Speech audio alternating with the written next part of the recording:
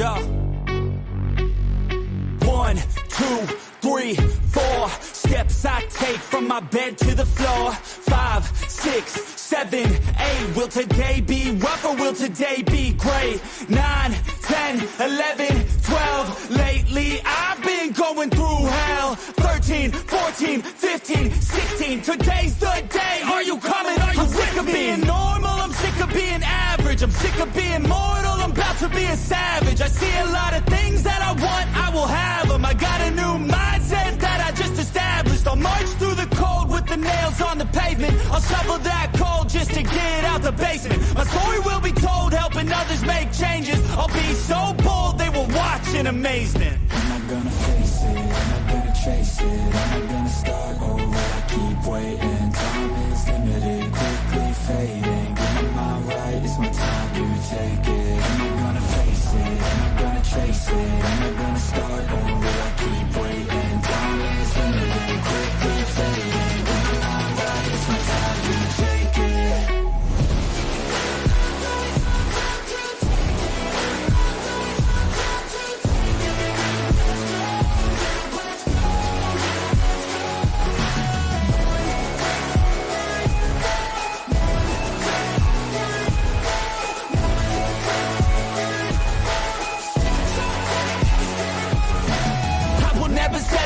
Foot up on the pedal, pushing hard to the metal. Make a deal with the devil. Channel rage through my vessel into something that is special. Energy of a rebel, going up a level. I just wanna be greatness. I could feel changes, turn a new page and tie up my laces. I will be the bravest, break out of my cages. I will not be nameless, I will not be aimless. Am I gonna chase it? Am I gonna start over? I keep waiting. Time is limited, quickly fading. It's my time to take it. Am I gonna face it? Am I gonna chase it? Am I gonna start over? I keep waiting. Time is limited, quickly fading. Get my mind right, it's my time to take it.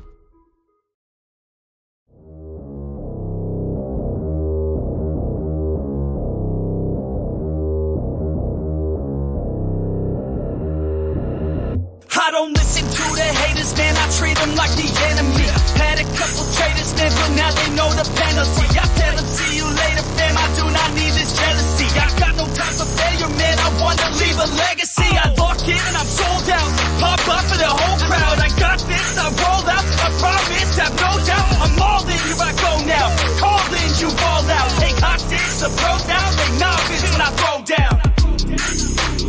We gon' make it all the way. We don't care what they all will say.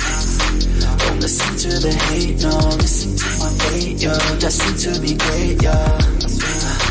And we gon' make it all the way. We don't care what they all will say. Don't listen to the hate, no. Listen to my fate, yo. Yeah, we like to go. Put me on the SPA, yeah. Put me on top of the tank, yeah. Pilots again and again, yeah. No, I ain't here to make friends, yeah. Taking it straight to the bank, yeah. I'm like a shark in a tank, yeah. And if your girl misbehave, yeah, I'll give your girl like a steak, yeah. Making me out of my head, yeah. I don't belong in my bed, yeah. I should be famous instead, yeah. I will not stop till I'm dead, yeah. Never let them hate, tell them I'll be great. It's gotta be my fate, you can take it to the bank. I just wanna get it while I can, and when I get it, I'll be damned if I'ma let it get away without a fight. I got a plan, yeah. We gon' make it all the way. We don't care what they all will say. Don't listen to the hate, no. Listen to my fate, yo. Destined to be great, yo. And we gon' make it all the way. We don't care what they all will say. Don't listen to the hate, no. Listen to my fate, yo. Yeah, we like to go hard.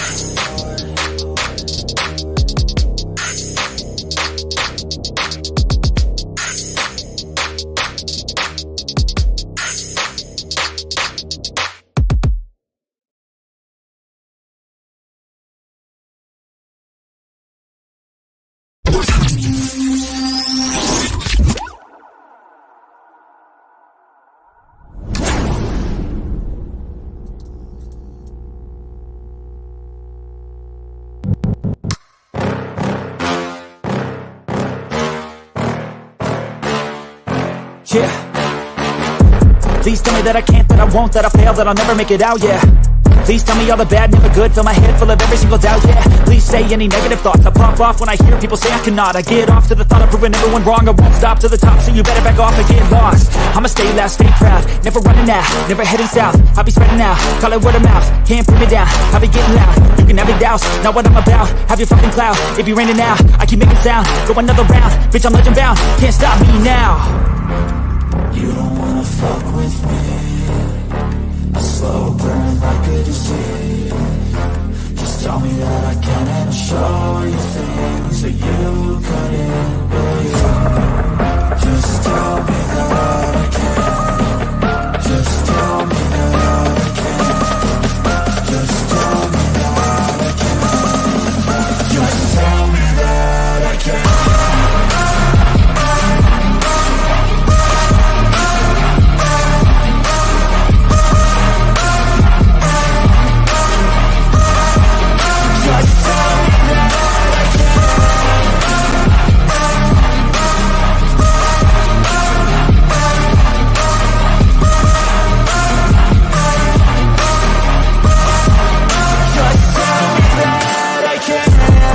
Anything negative, cause I just wanna hear it out your mouth, yeah. Give me fuel, it's a tool that I use to go ahead and run my fucking mouth, yeah. I take shots, I take loss, I make shots, I miss lots. That's how you get big box, you get yachts, you swing lots and pop off a big shot. I ain't done chasing, got big dreams, bigger things, impatient. Who's at the top think they need replacement? Who's at the top think I'm gonna erase it? Face it, I don't give up quick, I don't give up shit, I won't give up this. Cause I know that I want it, know that I'm on it, I'll make it, I promise. You don't wanna fuck with me, a slow burn like a disease. Just tell me that I can and I'll show you things that you couldn't believe. Just tell me that I can. Just tell me that I can. Just tell me that I can. Just tell me that I can.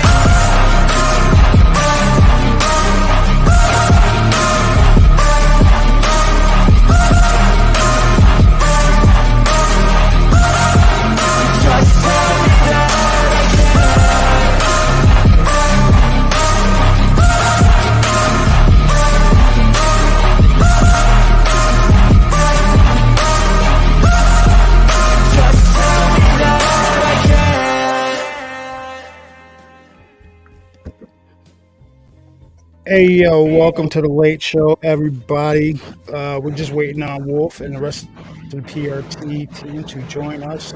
Bask, what the hell do you have going on in your background? Thank you.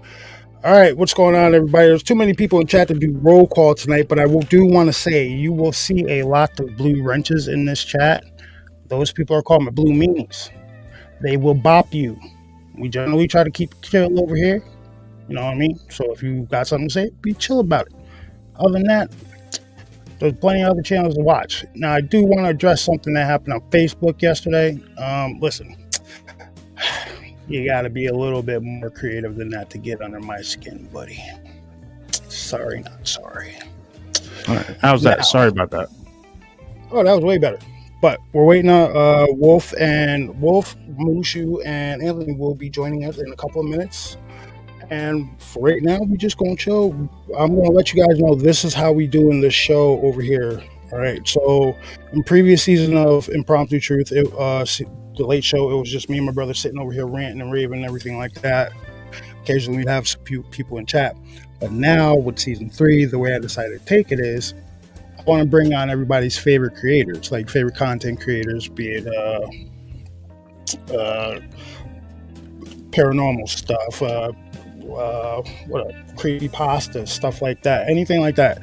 Favorite content creators, people I listen to, I want to bring them on, you know what I mean, and leave the paranormal at the door. You know what I mean? I'm gonna get to know these guys, get to know more stuff about them, what they grew up like in the watch, movies, what they're into, what kind of foods they like, all that kind of stuff. And let you know, we do curse over here. All right. So I don't know what you. I'm just fair warning you. We're two dudes from New York who curse a lot. All right. So in the throes of the conversation, if a F-bomb gets dropped or a shiitake gets thrown out there, hey, listen, it's 10 o'clock at night, right? So, but what's going on, everybody? So,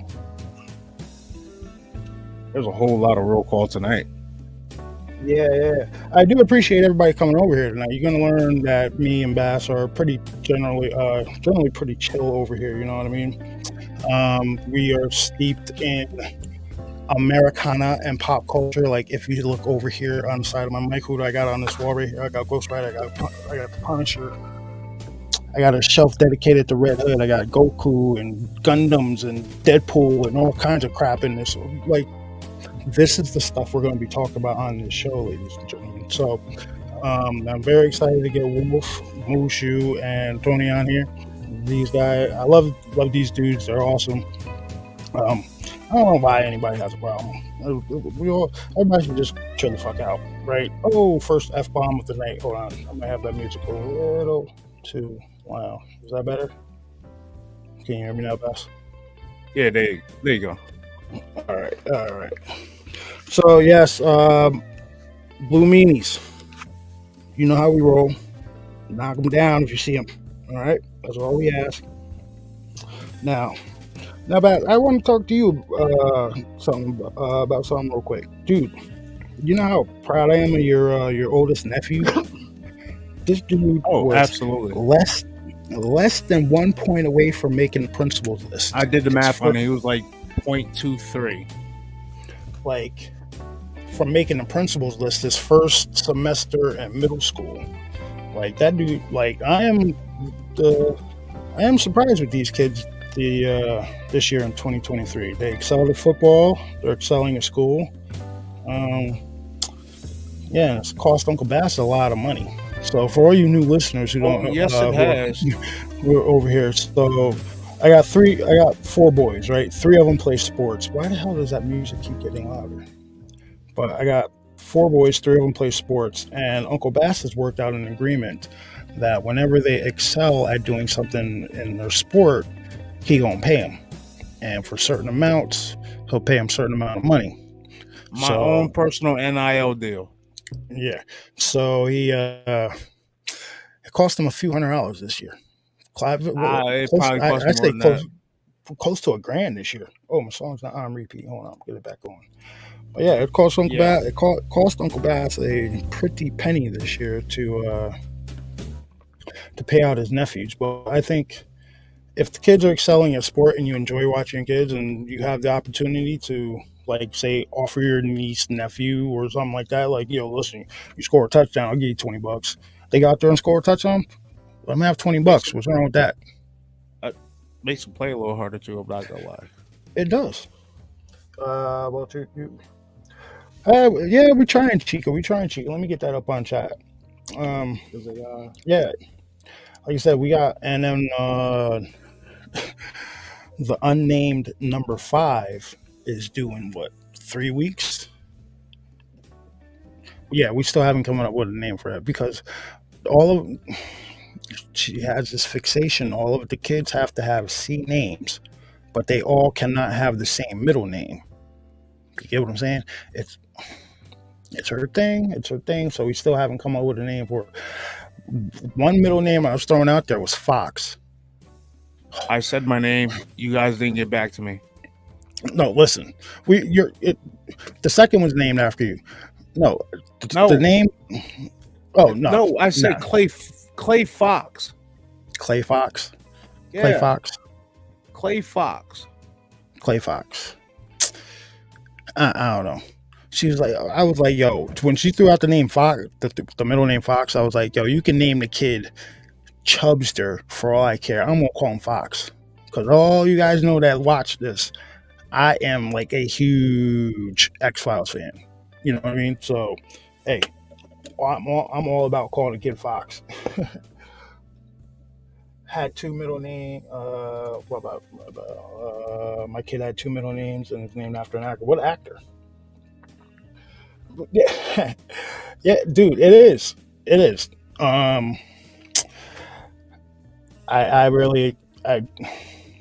I can say it's Vito a couple of times. That's what it boils down to. None of the names can sound alike, right? None of the names can have the same middle name. It's real specific and very specific about certain names. It's weird, but whatever. What's up, Two Shadows? How you doing, dude?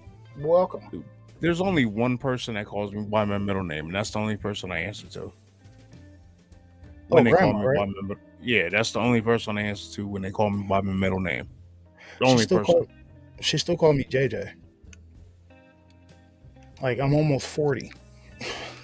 Still calling me JJ. Yep. Like I said, a couple more minutes, we'll have Wolf and him hop on in here with us. But, I hope everybody had a good Thanksgiving. Oh yeah, definitely. Hoping everybody didn't go into the turkey coma. Bass is giving me shit because like 2 years ago, I messed up, folks. I put the pineapple on the ham and cooked it with the ham at the same time instead of putting it on after, and it turned ham into mush. Yeah, the dogs wouldn't touch it. He's giving me shit. They've been giving me shit for like 2 years about that. So this year I actually did it correctly, and yeah, no, it was perfectly fine. How was it? Did you tried it, right? How was it? Nah, it was good. I love a good spiral ham. Nice.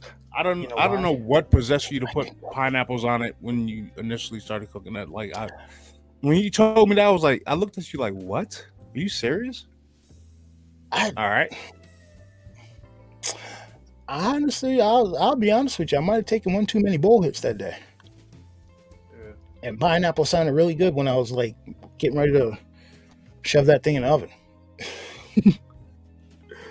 I'll do anything. You take some. Okay, Brandon Lee. When do anything, you take some pineapple juice in a spray bottle and you just spritz it. Cole, I know that now, dude. Like it when I tell you, it was mush. Dude, it was mush. Like. Almost it was like it was mashed potatoes. I put it to you like that. It was like baby food consistency. It was mashed potatoes potatoes had more consistency than this ham.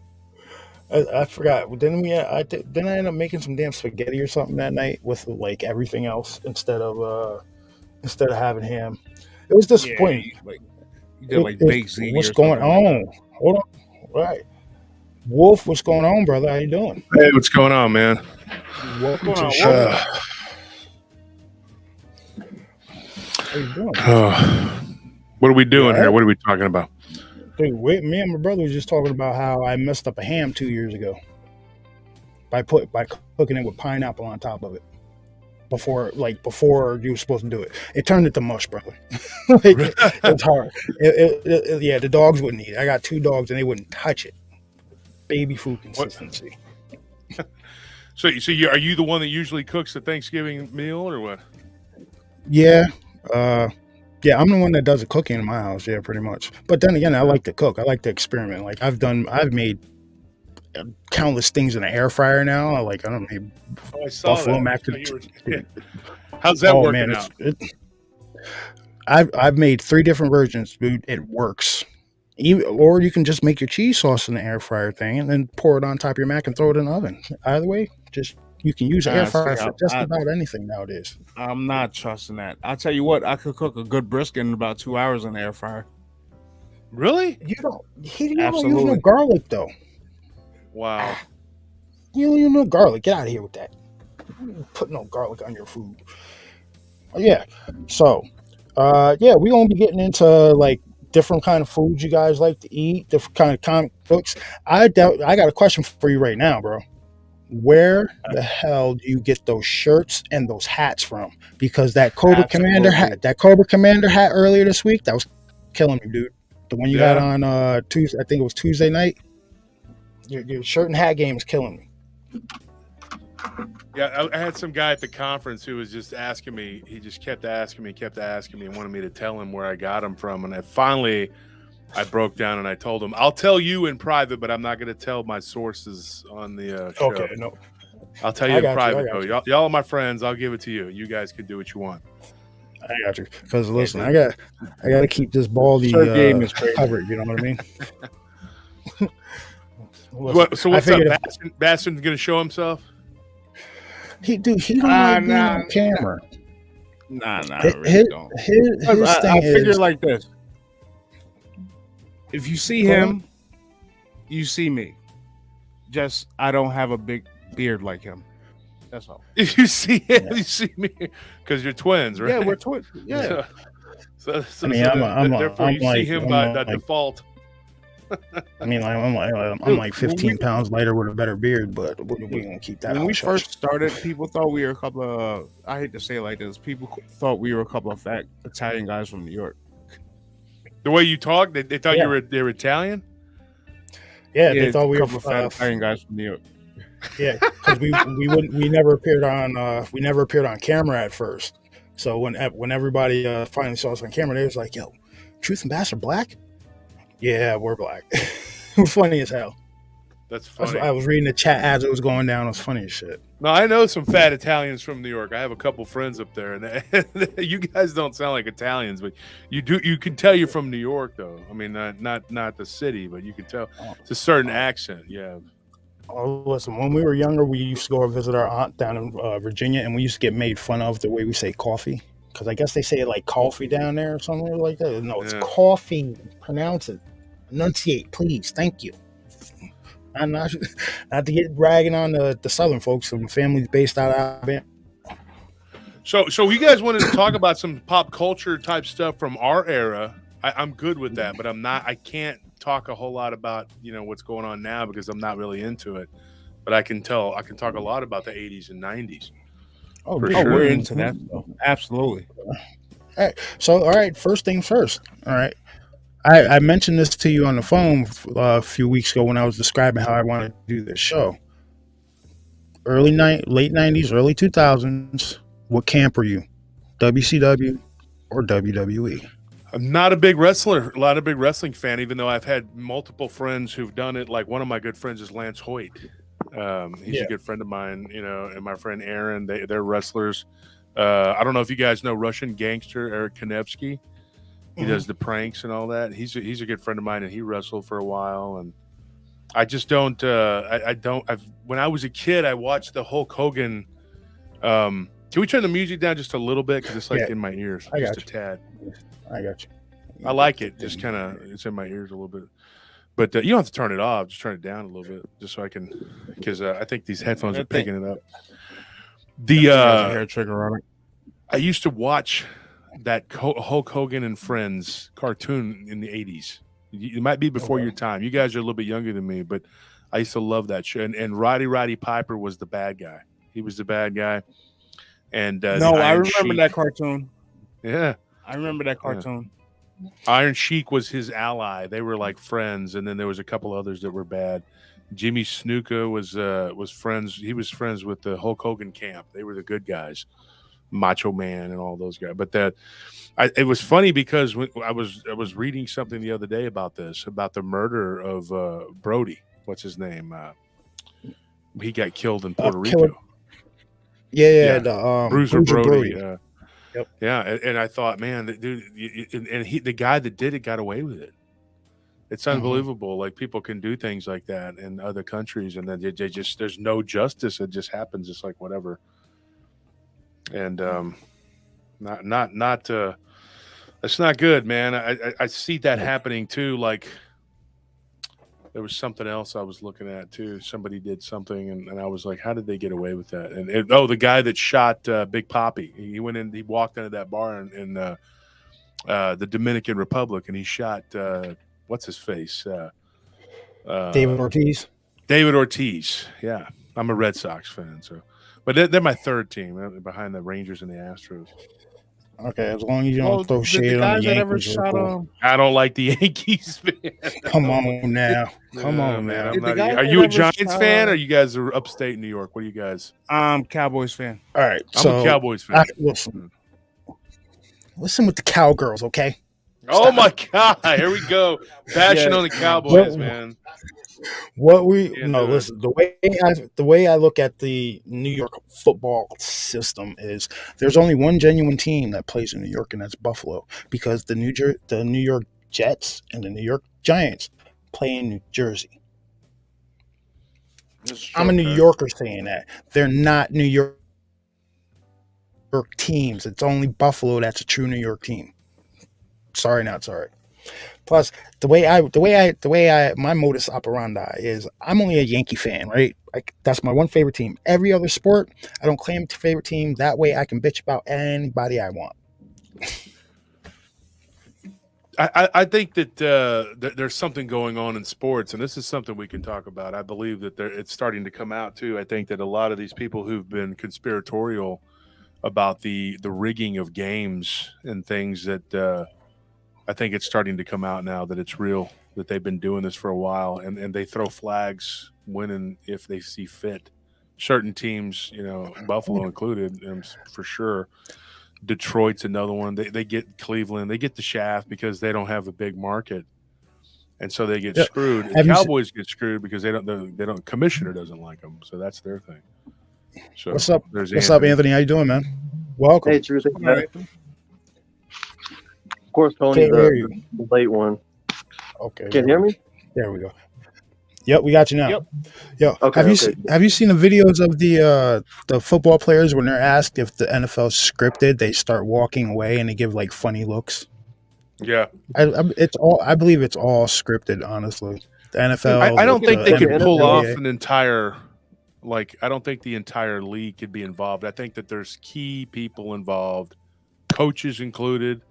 The coaches included. I was watching a conspiracy about I guess it was Super Bowl 38. The Buccaneers, was it 37 or 38, whichever one. My Bucks were there, and the Coach Callahan, who changed their game plan on the Friday before the game. 2 weeks, he's like, "We're going to run the ball. We're going to run the ball," because the Bucks were ball hawks. You had all those guys like Barber and Quarles, and you just didn't, Lynch. You didn't want to throw the ball. And so they were going to run the ball, but you had big guys. That day was kind of weird because you had Sapp and McFarland in the middle too. I mean, those are big dudes. They were run stoppers too. So that defense was just cold blooded. But for 2 weeks, he's like, "I'm going to run the ball. I'm going to run the ball." And then Friday, he changes the script and says, "We're just going to throw the ball 50 times." And then nobody could get a hold of this guy after the Mike. What's his name? Al Davis. Nobody could get a hold of him. And then all of a sudden, they're so worried about this script. Jerry Rice was like, he commented on it. He said it seemed odd. But he's one to talk considering how many times the Niners have been gifted games. Oh, my gosh. There's so many times that them and the Packers have been handed games by the league. I've seen it. But then most recently, I've seen them both get screwed. I saw the 49ers get screwed in Cleveland, and then I saw the Packers get screwed a couple weeks ago. So I think everybody's getting a healthy dose of what the league wants, this parity. And I think that a lot of these people who don't say anything when their team is up against the wall and they're gifted by the football gods, the refs gives them what they want, then they're like, "Oh, it's all good. I'm happy now." And it's almost like WWE. It's so ridiculous. You see it and you're like, "What?" And then they just throw flag after flag after flag. And what I see with really good teams now, when the refs want to suppress them, they have to come out and they have to just really, really, really go to work and just keep scoring, because then the refs they get ahead of the other team and the refs can't keep up. So you see that because it looks too obvious if they start calling back touchdown after touchdown. It's like, okay, look, we can help you, but only to a certain point. You have to beat these guys. I think that's kind of how it is. And I see that. You see a team where they just keep throwing flags, but it's obvious, it's so lopsided that one team is so much better, and then that team will just keep scoring. And to me, that's what the Cowboys are going to have to do if they're going to win the Super Bowl. There's no way that this league, because 31 teams voted to give Goodell a raise. Guess which one didn't? The Cowboys.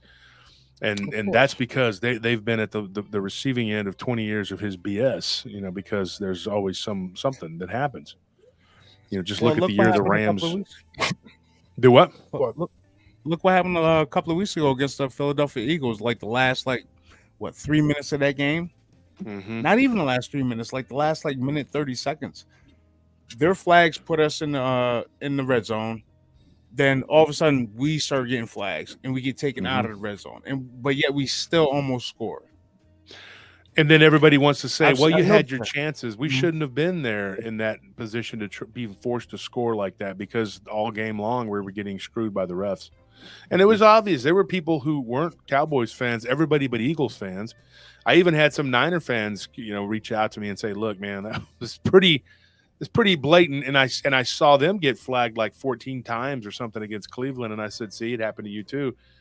It's going to happen to a lot of people, and they're going to eventually have to wake up, because if it's okay for you to sit there and watch it happen to the team that you don't like, or it's your team that's getting the benefit, don't complain when you get the shaft, because the league is doing what they're doing, and it's happening in baseball. And then, of course, basketball. Oh, man, I don't know the guy's name. He came out like a few years ago. He got popped throwing games, and they said he was doing it for gambling, but he claimed that he did it for the league, and the league denied it. They were like, no, the NBA would never do that. But there have been some very blatant, like, I'm a Spurs fan, I'm a Rockets, Mavericks, I've been watching them for years. I go to the games sometimes. I've been going to the Spurs for years. Well, think about the ref that got caught like cheating with mob ties. Like what was that? Like the early 2000s or something like that. Absolutely, the NBA is rigged. And I read up that in the fine print in the NFL's description, they pretty much label themselves the same as WWE, which That's WWE is sports entertainment, and they're allowed to script the outcome. Like if the outcome doesn't happen, it doesn't happen, but they're allowed to script it. And I think that's what's going on. People are catching on to that now, and they're trying to change it up to like, all right, we got to stop shitting on these teams, and we got to start like doing this over here a little bit. Well, think about it. The Kansas City Chiefs were getting that earlier in the season. And when the Chiefs played the Eagles, they had to make a decision who they're going to give it to. Is it going to be the Eagles, or is it going to be the Chiefs? Yeah. Yeah, and it looks like they've chosen their – what's so blatantly obvious. So, and Anthony, maybe you can look this up for me. What year was it the Rams won the Super Bowl last? Was that in 20? That was 2 years ago, 2021. I think it was 2020 or 2021. Yeah, it wasn't a coincidence that like as soon as they moved to LA, then it's like, okay, let's start giving them everything. Oh, and then the Saints game Wolf, you can copy that link and send it whoever you wanted to, dude. That's no problem. Yeah, because I was going to say Matt Imsh is a guy. He's a football guy. We could get him in here and let him. Oh yeah. Hey, listen, the more the merrier, dude. Sorry for interrupting. I don't know where Tony's at. Tony's ignoring us, I guess, with no big loss. He has the link. I don't know what he's doing. I sent it to him. He don't want to go. He don't have to. He's on post, not doing anything anyway. I don't know what he's. Yes, it was the 2021 season. The 2021 season. There you go. And so what happens? This guy, Goodell, he had them move out to L.A., and of course the first thing that happened was all year long you could see them maneuvering the Rams into position. And Anthony, you remember I picked all of the playoff teams how they were going to go down. The league did not want right from the start. Right from the start, I picked every single winner of the NFC. I didn't mess with the AFC, but the NFC, I was 100% on every game. When they ended up playing the Saints in the playoffs, which is the matchup that they wanted because they matched up better with the Saints, they really wanted them to play the Eagles because the Eagles were weak, but they went out there and got blasted, so they weren't good enough to. But they rooked Dallas, and when they went out there to play them, the Bears got rooked by the Eagles because the Bears had destroyed that Rams team like 2 weeks before the season ended, like in week 16, 17, whatever. That defense, the Rams were not prepared for that defense. And so they didn't want to have to face that front. So what they did was they made sure that the Bears at the end of that game in the wild card, they kicked a field goal. They called it back. They made them re-kick it. They missed it. And the Eagles went on. And that's what they wanted. They wanted to get rid of the Bears. And then the Cowboys beat the Seahawks, and they ended up going out to L.A. And I've never seen this before in my entire life. And Bass, if you're a Cowboys fan, you probably remember this. Dak Prescott got sacked standing up. And he squirted loose, and he took off for a first down.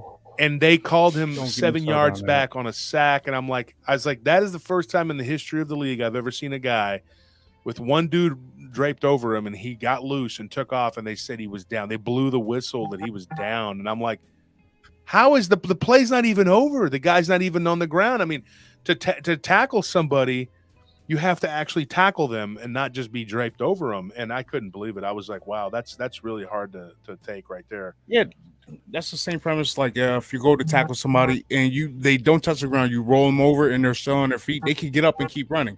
That same play happened a couple of last week? I forgot what game it was. It happens all the time. Where they thought he got tackled and they rolled him over. He got up and he ran to the end zone, touchdown. Mm-hmm.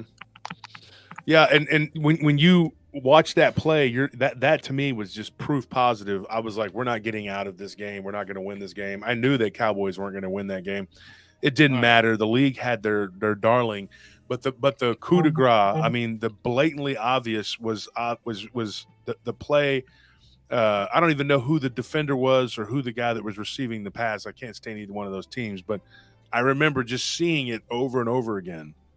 And it was like the guy runs up, blatantly pass interference. He just hits him. He knocks the Saints receiver into another realm, and the guy goes flying into the sidelines, and the ball just sails over his head. And of course, that's the play where so ridiculous. Payton jumped like 6 feet in the air. What's going on, Matt? Sounds like you're being abducted. Hey guys, how are you? Hey, how's it going? Welcome, Matt. How you doing? I think that when you look at that play, hi everybody, how are you? When you look, we're talking about football for a minute here, Matt. I know that's your area of expertise. When you look at that play, to me, the Saints got completely railroaded in that game, but they wanted the Rams in there. They wanted that West Coast team. Sorry guys, I had to turn off my YouTube for a second. It was echoing. It's gone now. So okay. And so I was saying, Matt, we're talking about football, about the NFL, and the possible rigging of it. But when you see that play, it was obvious to me. What's disappointing to me though is guys like Drew Brees who don't speak up. Like that play was bull crap, and I was really disappointed in the Super Bowl. Another one you can look up, the Seahawks and the Steelers. To me, that was the most rigged Super Bowl I've ever seen in my entire life. I mean, it was the worst, absolute worst. It was 2006 season. I don't know which Super Bowl that was, but it was the worst. It was just. And Holmgren said he made some little statement about, I don't know, I didn't know we were going to have to play the refs too or something. And I was like, yeah, I mean, but he should have. I was disappointed in him that he didn't say. Mike didn't say more. Mike should have said something. He should have been like, look, man. Good gosh, dude! I mean, like we're in the Super Bowl for goodness sakes, and on a drive where we could, tie the game up. They're just going to throw flag after flag after flag, and then when they got more behind, they did the same thing. They just kept throwing flags, and they kept. I mean, they got a first down. They called it back. I mean, it was pretty obvious to me, And I think that season with the Rams was that 2018. I'm trying to remember what year that was. But that was a bad one. I mean, that was horrible. But I think that the rigging goes all the way back to the New York Jets in Super Bowl III. I think Earl Morrall was involved. I think the quarterback for the Colts. That team, Bubba Smith said something about that. He died years ago. He played Hightower in the Police Academy movies. And to the day he died, he said Earl Morrall and the owner of the Colts were in on it. He said they were in on it. That owner of the Colts, he was in debt. He was $55,000 in gambling debts. And that's a true story. And, of course, to get out of it, I think he threw that. And the league wanted him to throw it because they were going to lose parity. They were going to lose what they wanted was to attach the AFL to the NFL. And after 2 blowouts, the first Super Bowl being the Packers just beating the crap out of the Raiders, or the Chiefs, sorry. Second one, them beating the crap out of the Raiders. There was obvious that they were not on the same level. So the AFL was dumping a lot of money into getting these really high-profile players, and they were paying them very well. Joe Namath at that point had the biggest contract in all of sports, and so it was a coup for them to get him. So they needed the AFL to actually win that game so that the NFL could merge. And the NFL knew that was in their best interest to merge with the AFL because if they kept being enemies, the AFL was going to keep snaking players and they were going to lose revenue. And they had just gotten a really big contract with NBC or CBS, one of them. The AFL did, because it was the NFL and the AFL. And so that game, a lot of people say it was rigged because Earl Morrall gets in there and he throws all these picks and he does, and he did not follow the game plan. Like they had a game plan and he just went in there and blew it up. And so I think that from the beginning since the merger, right after that, the merger happened. And of course the Chiefs won the next year against the Vikings, which established the AFL as a dominant force to be reckoned with. And I think that the NFL knew that their number was up. They were the AFL was going to get better and they were going to be more competitive. But I think they sped it along, and I think that they helped the Jets win that game. And I think that Morrall was culpable, and I think that their owner was involved. Now, that there's a lot of that goes on, too, in basketball, because that guy, he comes out and says, hey, man, they say it was a gambling thing, but really he blamed the league. And he said that there were others involved that were doing it, too, and they were actually getting paid by the league. But of course, they can't pin it on them because, these organizations are huge and they have a lot of money. Watch baseball. I watch baseball, and I watched several of the playoff games this year. When you looked at some of those playoff games, you were looking at, to me, it was just obvious. Certain teams had a strike zone this big, and then the other team goes to bat, and it's like this, and you're like, come on, man. They were doing something. They were trying to get a certain matchup because the Rangers and the Diamondbacks, that is not the matchup that they wanted. They did not want that matchup because it was one of the lowest rated World Series in 20 years.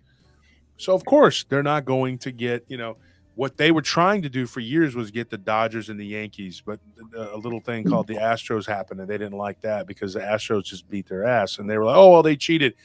Then you had the Cleveland Indians pitcher saying, has no dog in the fight. And he goes, everybody does it. He goes, they're all sign stealing. He said the Red Sox were sign stealing, which they got caught doing it too, but nobody talked about them. But then the Red Sox pointed out that the Dodgers did it in the World Series against them in 2009. No, not 19. What year was it? The Dodgers and the Red Sox. I think it was 2018. So the Red Sox filed a formal complaint with Major League Baseball. And they actually, in that complaint, named the sealed records of the Yankees because the Yankees got caught cheating too. And funny how Brian Cashman said up there, we did everything we could to stop the Astros. We just couldn't stop them. And I'm like, you got caught cheating the year before, douche. What are you crying about? Why are you crying? Your records were sealed by the league because you're the darling, just like the Lakers are in basketball, and nobody wants to say anything to you. So then he's over there crying. But then the Red Sox got punished. The Astros got really punished.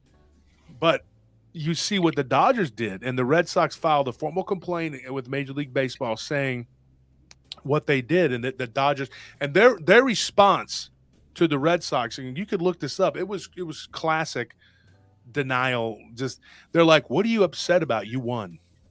I don't give a crap if I won a fight or not. If a boxer put a brick in his glove and he breaks my jaw, I'm going to be pissed. And they were like, yes, we won, but we have proof that they cheated. They were sign stealing, and they did not care. And there again, the Dodgers were one of the big crybabies about the Astros. Oh, they were cheating. They were cheating. Oh, my gosh.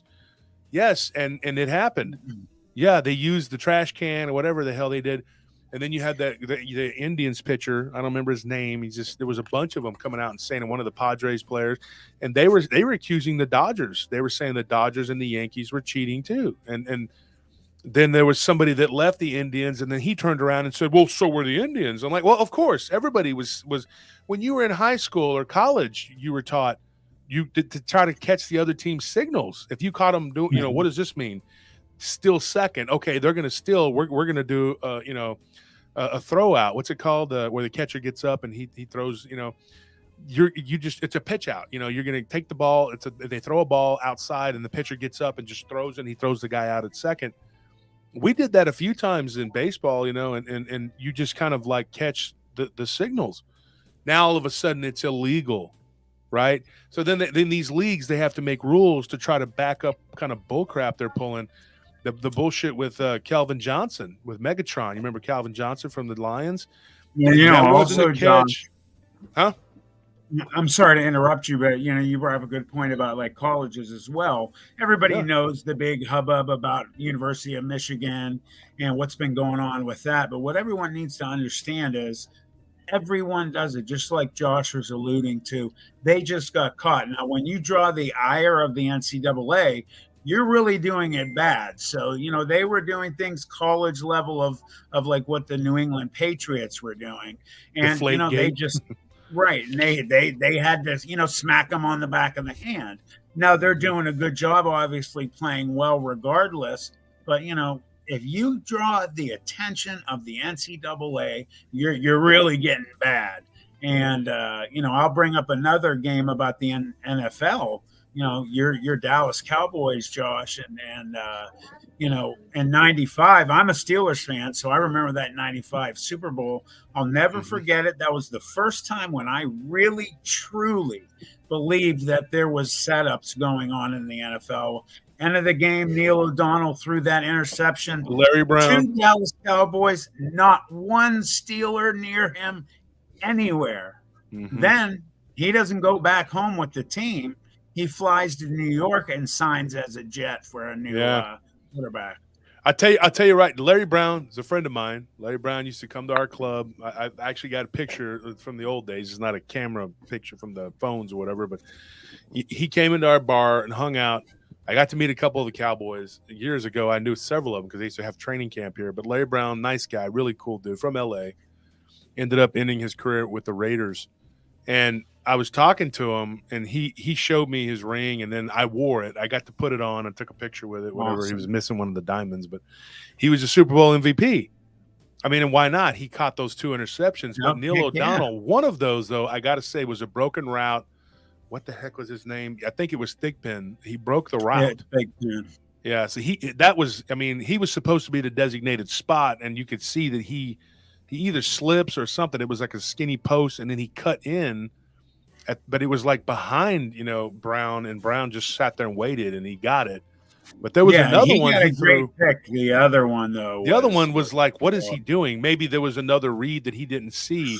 But O'Donnell, though, he really just blew that. But I thought O'Donnell was playing out of his head anyway. I don't think he should have even been there. The year before, though, I mean, when you look at the 94 championship, 2 things happened in those AFC championships. And I'll tell you what, the Cowboys got just completely screwed. I mean, we here in Texas, here at the mall, we had posters that were made of Deion Sanders holding Michael Irvin's arms behind his back and the ball falling right in front of him. And then, of course, Deion, he was on one of those shows, the pregame with Michael Irvin, and he was on with Marshall Faulk. And he was over there. There wasn't no laundry. Yeah, of course, there's no laundry prime time. So you win. But nobody knows that the AFC, the Colts, they rooked the Steelers in that AFC championship game. Not the Colts, the Chargers. Yeah. The Chargers should not. They were the worst hairball that the AFC had coughed up since the 85 Patriots got smashed by the Bears. It was like a game of Rampage where you pick up and eat the person. That's what happened. The gorilla ate the Patriots. It was so horrible. You had Refrigerator Perry walking in the end zone, and I don't think he killed somebody. I'm not for sure, but it was horrible. And I'm like, as a kid, and I'm watching. This is football. I like the Bears that year because everybody was on the Super Bowl shuffle and all that. Yeah. And it was Transformers, G.I. Joe, and Chicago Bears, right? So they destroyed them, and it was like that was the worst. What team could you have gotten worse? But you know what? There was a lot of cries that year. Because the Bears they didn't want anybody to even challenge the Bears, right? No. But if you look at that Dolphins game that year in '85, now go back and there's a lot of people that are Bears fans. My mom's family lives in Chicago, a bunch of family up there, big Bears fans, and they were like, we got screwed in that game against the Dolphins, and they did. There was a couple key plays where they should have won. The Bears in '85 should have been the only undefeated team ever, right? But then they didn't, and guess who beat them? The Dolphins, right? Because Don Shula, he's like a god in the football world, and he's crying. Strange, Look, right? I don't want anybody. Huh? Strange, right? Yeah, strange how that happened. Yeah, because they wanted very the only undefeated odd. season. They always pop the champagne or whatever. And then the Patriots did it, and then what happens? The Giants, the scrubs that just kind of fumbled themselves into the Super Bowl. But then they ended up beating the Patriots, who were undefeated at that point. They were 18-0. I think that was a But real. they beat them twice, that though. one right there. Twice. Twice. That one when they beat them undefeated. That was a behind the woodshed beating. I think that was a real one, but at the second one, I don't think it was. I don't think the second one was legit. I think Tom they Brady's had still to make pissed it off legit. about that. Yeah, Because a lot of people thought that they cheated against the Cowboys and then the Packers. So you had all this weird, whatever. And I know the folks here listen, they're probably not all big football fans or baseball fans, whatever. But this just goes along with what I say about how our world is not what we think it is. So and we do. I got one for you. The Dallas Cowboys in Green Bay. Did Dez Bryant catch that ball? Oh my gosh, no, that's a tearing the band off on the wound right there. They made a whole rule about it, and then what happens? Even Odell Beckham said he did. Oh my gosh! Even Beckham said he did. Yeah. There was a lot of people that came out and said Tom Brady was quoted as saying, like, if that's not a catch, I don't know what's a catch. And they're like, well, you're an offensive guy, so you're going to. I thought it was a catch too. I mean, come on, but the Packers, they always screw everybody with the Packers. The Packers get away with a lot of stuff. They're the NFL's welfare team. They get the welfare. The collective bargaining, which basically is a form of communism. Listen, I hate to admit it as a Cowboys fan, but Aaron Rodgers had the Cowboys numbers for a few years, man. He did. Well, when the refs help you, you're going to win every year. It didn't matter if we were in Green Bay or he came to Jerry's World. He had our number. What about in Dallas, though, in 2016, 2 years after the Dez debacle? We had them. We were down 30-0, and we came back and scored. We tied it up, and what should have been defensive holding at best and a 5-yard flag, they called pass interference, and they marched them down the field, and then of course they scored. So how is that Rodgers? Rodgers didn't do that. The league did that. They gave it to him, and they're like I said, they're the darlings. They get cheap. Even when it came down to the Steelers and the Packers in the Super Bowl. I told you, Anthony, what I said. I said I'm just so anxious to see which team the league roots for because they love both of those teams, but I think they love the Packers more. So I told Anthony, you know this. I said they're going to cheat and the Steelers are going to lose and the Packers are going to win this game. You watch, and they did. I didn't agree with some of the stuff that went on. I hate the Steelers, but I mean, I was watching it and I thought, here we go. It's the clown world. It's going to happen. And the Super Bowl. I'm going to tell you something else. Super Bowl is not what you think it is. A lot of people don't realize those halftime are satanic ceremonies. Yes, they are. You know what? You know what, Josh? You're not wrong. He is. I've seen some people put together some very, very good videos here on YouTube that really point out one after another of signs and all kinds of proof. And I agree with you. So those Super Bowls are what that's for. That is what that's for.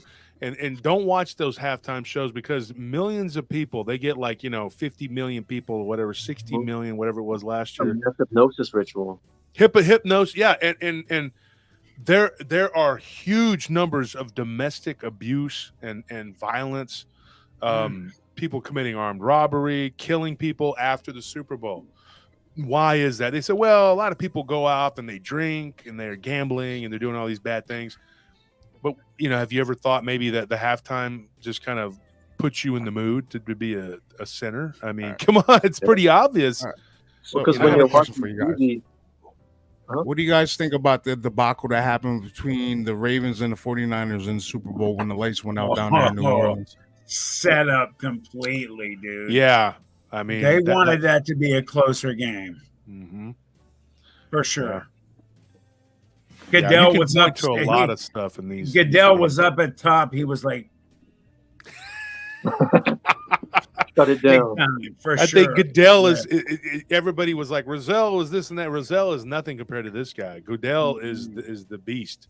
He's Nero. He's sweep the floor. He is one of the worst people. And then I put it on my Facebook, him with Kendra Lust, the porn star, and everybody's like, oh, well, he didn't know. People make excuses. Bullshit. Like, this guy doesn't know that I've seen that photo. Porn star. Yeah. Bullshit.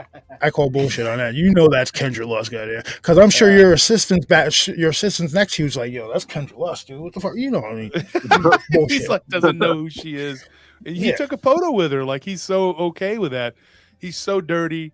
I mean, to me, he's like got to be one of the worst people in sports. I mean, I agree. Maybe since what's his name? Whose head looks like he was on fire? What's his name? Mike Tyson's promoter. I'm sick and tired of people. He's King. Don King. Don King. Yeah. Don King. He looks like he I got think it was struck one of the by Wayans lightning brothers. and everything went blonde. Everything went gray. Yeah, he was the crook of crooks. He was horrible. When you there was a Wayans brothers movie, and they're like, this should be a good fight. Both fighters fight for Don King, and they go out and they miss each other and both fall down. It's a funny scene, and it's like, of course. I mean, the Wayans brothers always, it's slapstick comedy, but that's the truth. I mean, you're kind of tongue in cheek, and you're saying this is how it really is. And of course, Mike Tyson and Julio Cesar Chavez both just got ripped off by the guy. Oh, the fine print. And these fighters up there, they're just like, okay, and they sign whatever. They made that manager in Rocky V exactly like Don King. Yep. That was took over. That's the one with Tommy Gunn, right? Yeah, Tommy Gunn. Yeah, that was on purpose. That was for sure. Because I think he's a Mason. Was he a Prince Hall Mason? Is that what he is? Yeah, I think so. Yeah, the Prince Hall Masons, and we've dealt with a few of them. We know one that chokes people up there in Oklahoma. He likes to do that. Didn't he kill 2 people? Who? Don King. Oh, Don, I thought you were talking about the other guy. That's alleged. Supposedly when he was younger, supposedly Don King did kill a couple of people. He did, and he got off. Yeah. Well, the guy that was getting into conspiracies, Martin Luther King, his right-hand guy, Jesse, and a lot of people claim that he set him up because he wanted to be the man. Yeah. Just like the thing with Malcolm X, a lot of people believe that Farrakhan set him up because Malcolm X wasn't the hate monger that Farrakhan was. He was starting to soften his stance a little bit, and he was starting to become more of a true Islamist. He went to Mecca. And he sat next to a German guy, and he had a guy from India there, and he had all these different people, and he's looking around, and he's like, there's every color of the rainbow here.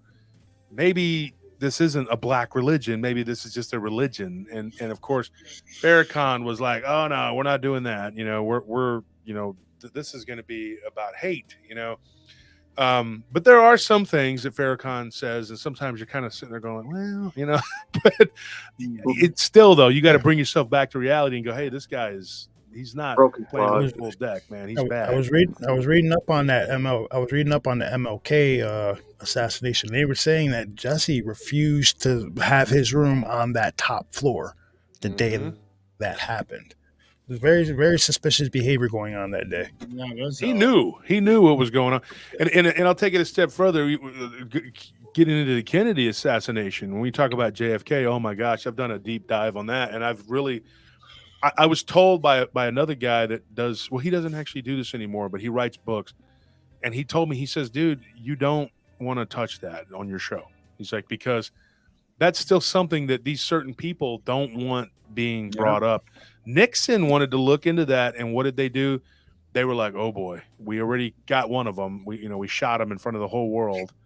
And now Nixon's up here a couple presidencies later saying, "Hey, we need to audit the feds. There's no gold in Fort Knox." He's saying all this crazy stuff in front of the camera, behind the camera. And so he was given advice to bug the Watergate Hotel, which should never have happened because the Democrats were not going to win, okay? They were not going to win that election. There was no reason for it. And so bugging that hotel would have been so stupid, and he did it. But, Henry Kissinger, he was a big part of all that. And the guy that he recommended that was his handler, Nixon, and he always suspicious of Kissinger. And one of the things that Nixon said, too, was how can a guy who's literally, from Israel be the guy that negotiates the Israeli-Palestinian, whatever. Yeah. And so he asked a lot of questions, that they didn't want to answer. And Israel wanted nukes, and JFK told them no. That was one thing that went down. And then JFK says, the Federal Reserve is your private piggy bank too. We need to start looking at that. And next thing you know, his head's getting blown off. And so, when you start looking into these things and you start going, man, this is wild, then you got Nixon up there asking questions, he wanted to visit Fort Knox and they told him no. Well, he was also talking about how disgusted he was in Bohemian Grove. The Bohemian Grove thing. Yeah, he ratted him out on that. He was like, what is this? I'm not going to say the words he used, but he used an expletive. He used some homophobic slurs, let's just say that, to describe he said the it was that were going on at Bohemian Grove. Well, didn't the president of the currently defunct corporation United States reclassify the JI documentation like in the past 6 months or something like that? I'm sorry, what happened? What's his name? Our current sitting president of the defunct United States corporation, didn't he reclassify those JFK documents again? Yeah. I don't know. I mean, that would make sense. I mean, they're probably the problem, though, is that they were saying that the Soviet Union was involved. There was all this other talk and chatter. I don't believe that, and I don't believe it was the mob. And I think Ruby was in on because he owed money, but he was also, a lot of people believe that it was the Mossad involved. But Ruby was Jewish too, and he had family and ties to Israel. And so a lot of people believe that he took the fall and like he had cancer. So it didn't matter. He was going to die anyway. So he shot Oswald, but Oswald didn't act alone. I know he didn't act alone. And I think that it was an operation, because right after that, of course, with Kennedy gone, LBJ gave him the nukes and said, okay, go ahead. And then got us into Vietnam. Which is what they wanted. I mean, he went full tilt into Vietnam, like, whereas Kennedy was kind of reserved about it. He's like, no, we're going to go, we're going to do this, we're going to do that. And he did everything that he was supposed to do. Here's what's really weird to me, and I'm going to say something. I don't know how controversial this is. Bass and Truth, you're African-American, but I'm going to say this.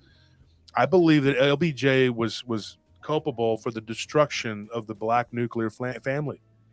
I'm just going to say that because I don't care. I mean, he's over there talking about, and I'm going to tell you a little something about him. He's over there talking about the Great Society and how he's going to help Black people. Well, if you really wanted to help Black people, you would have helped them help themselves. And what he would have done for the Black community would have been to, instead of getting them on welfare and telling them you can't have the dad in the family, you're not going to get any assistance. That literally led to, people being born out of wedlock with no dad in the household, because they weren't going to get any assistance or help, And so you got a guy who's supposedly championing the Black cause. But there was a tree. When I was a kid, we went to the LBJ Ranch, and I'm going to tell you this. I've never said this on the air. I always say something that's different from anything I've ever said on any show. And here it is right here. I was 11 years old. We went on a field trip to the LBJ Ranch, and the director at that time, of course, this is like, what year was this? 1988 or 87, 86, 1986. This is like I was a little kid, right?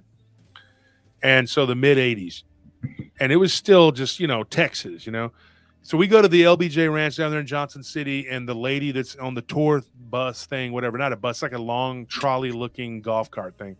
And she's like, and if you look to the left, that's what they call the hanging tree. And I'm like, what is the hanging tree? I'm a kid. Oh, man. So we get back to this little cabin thing where they show us people that lived back in the old days, the 1800s. and I asked one of the teachers what the hanging tree was, and she didn't want to talk about it. Well, one of the people that was there was a Black female, and she came up and she goes, oh, that's where they hung Black people. Like point blank told us that. And I was like, oh, well, that's where this guy grew up, right? This guy grew up, turns out his grandfather was a big old Klansman. Of course, it's hush hush. You're not supposed to talk about it, but I mean, it's the truth. How did he turn the Great Society, right? How did that work? This guy was a card-carrying bigot, and all of a sudden now he cares about Black people. No, what he did was he kept Black people down for decades for what he did. And it was the Democrat Party. He was involved, whatever. Kennedy was actually trying to help them bring Black people up. And he didn't make the rule about, oh, you can't have a dad living in the family. He did. They did it all by design. It was all by design. And it was like, we're helping you. We're helping you. No, you're destroying them. And that's what they did. And I still believe that he was very, very much involved in killing Kennedy. And I've said this before, a lot of people don't like to hear it. It sounds like very, rough talk, whatever. But it's the truth. I really think it's the truth. And then I think that Kissinger was heavily involved in framing Nixon and getting him out of there, because Nixon started asking a lot of uncomfortable questions, like, hey, man, why is there no gold in Fort Knox? I'm not allowed to see it. If there's gold, then let me see it. And wanting to audit the feds, which was the problem that Kennedy, and then, of course, the nukes. Israel wanted the nukes. Just giving another power, another person, another country nukes, not a good idea. But, I mean, we are where we're at now because we have made a series of bad mistakes, and the people who are in charge continue to do it, and nobody holds them responsible. Nobody says anything. Mm-hmm. We just let it go, and we just pretend like it's another day at the office. And we, as the people of America, are so used to getting screwed that we don't even complain anymore. I mean, it doesn't do any good.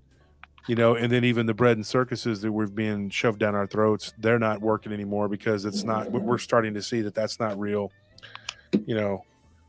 It's all built on money and power, but really and truly power. Money, they don't care about money anymore. If you look at the mainstream media and you look at what they're doing with the movies, right, the woke culture and all that stuff, the anti-gun, anti-everything they're doing, it's really, really geared towards, they don't care. They've already made enough money for the control. Time. It's control. Well, they print the money out of nothing, so the money doesn't matter. They don't care about money anymore, and they have a lot of gold. They don't give a crap. It's over. It's a done deal. The Rothschilds, at one time, when Eli Rothschild died, he was 51% of the world's wealth was tied up in their corporations. Can you imagine that? Everything that you were seeing in the stock market, the Nikkei Dow, everything, all that was 49%. Everything else was theirs. So when you own over half of the world's wealth, I mean, and there's 6 families that really were control of that wealth. I mean, my gosh, the world is yours. I mean, and they're all related. The Krupps, they were the war machine. It was a family that funded both sides of World War II.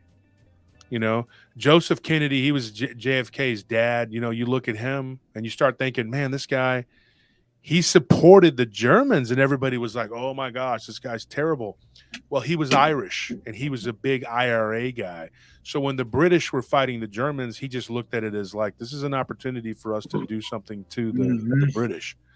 And they killed a couple hundred British people, and so with their terrorism, as they call it. But one man's terrorist is another man's freedom fighter, right? So anyway, Joe Kennedy is a very powerful family. He made a lot of money in the stock market when everybody else was losing their ass during the Depression. He was making money. Go watch Boardwalk Empire. You'll see, Joe Kennedy's on there. He's on there talking like this. He's got the glasses and he's talking. And he's. But then you got John F. Kennedy. Yeah, he's talking and he's got that accent, that Boston accent. That But his son, his sons were groomed to take over. And then once they were killed, they were murdered, of course. Both of them. Yeah. They were killed, wiped out. And then Ted just became a limp, whatever. He just went along with anything they said. Oh, yeah, we're just going to do whatever. And just, of course he had a long career. So did John McCain. His son John in the plane as well. Don't tell me that plane crash with his son wasn't set up either. That's right. Now I'm going to actually I want to ask this panel a question about this whole JFK Jr. joint. I've talked about this on me and Bass's Rumble show. Do you guys think that that was really faked and he's still alive? Because they've been pointing out there's a video. They've been pointing out this certain individual that's been hanging around Trump a lot in the past few years, and they're saying it's him. I don't know. I personally think he died in that plane crash. I think they got rid of another Kennedy. I'm starting to think that there's a lot of funky stuff going on behind in the I'd say deep state, right? And a lot of it, if you're really paying attention to it, you'll see that a lot of this shit is just. It's almost legit. It's almost like we're watching a movie. It really is. Well, they talk so much about in movies in this day and age, how much truth that there really is throughout the years, that it's the government and other forms of whatever trying to desensitize us to things that are going to be coming to happen, opening our eyes so much slowly to like UFOs and things like that. And you hear more and more about that in this day and age, and it's kind of lining up. Everyone talks about mythology not being real, but then you're hearing more and more of there's a lot more truth in mythology than there used to be. And then you get into the whole ball of wax where, we're all kind of really into supernatural and paranormal and cryptids and things. And when you start seeing those types of things fall into place, then we're questioning everything else and to see, what really is happening. And they're hiding a shitload of stuff from us. Oh, listen, I believe they're hiding shit from us. They're creating a lot of that shit and releasing it out into the public. Like, all right, so know what? We'll talk about it. I'm gonna say this, and it might get some ruffle some feathers, but I think a lot of these creatures that are roaming around our forests are genetically modified organisms, and they're being released into the woods. And they're being tracked, and they're tracking their patterns and everything else like that. That's why a lot of people are. Yeah, that's why a lot of people. Sometimes a lot of people have heard like metal clanging, metal doors and shit like that opening in the woods. I think they're being released out of these underground facilities, which a lot of them are are underneath national parks, and a lot of them are based on ley lines. So I think there's a correlation in that. I agree with you with a lot of what you said. I'm a firm believer in there's different forms of these cryptids out there. I had an experience with one that 100% I will take to my grave was supernatural. But I believe that some of these are more natural now. Be it the government got their hands on some of these and they used DNA and created them. They definitely have some of their assets out there that they're utilizing that the government definitely releases, and they can track them, and they get extremely upset if something happens to them. But I you have that fine line that these things are separated from, and sometimes you get these supernatural ones that will bleed into our reality, and they are nothing like the ones that, for instance, the one gentleman who was in the semi, I forget his name. He was at the conference, Anthony. He shot it, and he had them tell him. Talking about Joe Barja? Yeah. So you have different kinds out there, and I agree with you 100% on the ley lines as well. And then we get into even deeper kind of discussion about how everything has frequencies, and if frequencies are matching, you get people to see things or they see us. And I mean, it's just a huge ball of wax that you can go so deep into. So yeah, I agree. Like Martin Groves actually heard he heard the same thing before he saw what he saw in the LBL. He reported hearing like a giant metal door slam before he saw that thing. Yeah, and you hear, I'm sorry, I don't mean to interrupt you, but you look at the missing 411, the hunted, specifically at the end of it, I forget the older man that disappeared, the hunter. You talk about that group that went hunting. The younger group of hunters were pushing the deers towards the two older gentlemen that were stationed so much so apart. And then when they asked the one friend of the gentleman who disappeared later, did you hear anything? Did you see anything? He mentioned, Anthony, like kind of what you were mentioning. He said, I did hear something, and I heard something that really had no place in the woods.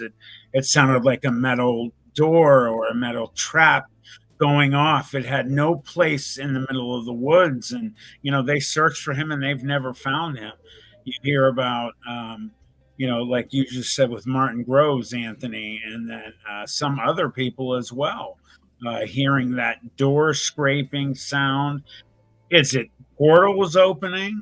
Is it a noise that, with Martin Groves, you had Sasquatch that seemed to be controlling these dogmen? Are they utilizing some type of sound? Or again, is that the sound of a portal? Something's up with that noise. Well, there Definitely. There is one video where this gentleman, he was walking down a path, and I guess he was doing kind of what Scott Carpenter did. It might have been Scott Carpenter, where he caught what looks like a portal opening up behind him on the path, like maybe 10 to 12 yards right behind him. Like you can see the distortion and light and everything like that. It looked like everyone's seen the movie Predator, how it cloaks, like the ripples. That's now what is like that? right I've never behind him on seen the that. What are you GoPro. talking about? The cat Is that one with Is that what Sylvester you mean? Stallone? I'm sorry. I'm yanking your chain, Bass. that one. I'm messing with you, dude. I'm messing with you. Everybody's seen Predator, yeah. I was actually going to wear a Predator shirt today, but No, man. Some people, man, you'd be surprised. I asked somebody a couple of days ago if they ever seen Ghostbusters. They said no. Really? I shit You you guys not. like my there's people, yeah. Dude, I looked at them dead serious. Oh, X-Men. All right. Said, I "Are didn't you know what serious?" that was. I didn't know And what that was. I walked X-Men, away baby. and went to the back. Yeah, I got the Beastman shirt on today. Beastman. That's He-Man. awesome, man. I love that. like Some of the that one. greatest toys ever. I'm going to let Wolf you with guys the in on the secret after the show. I'll tell you where I get my shirts, and you're going to be blown away.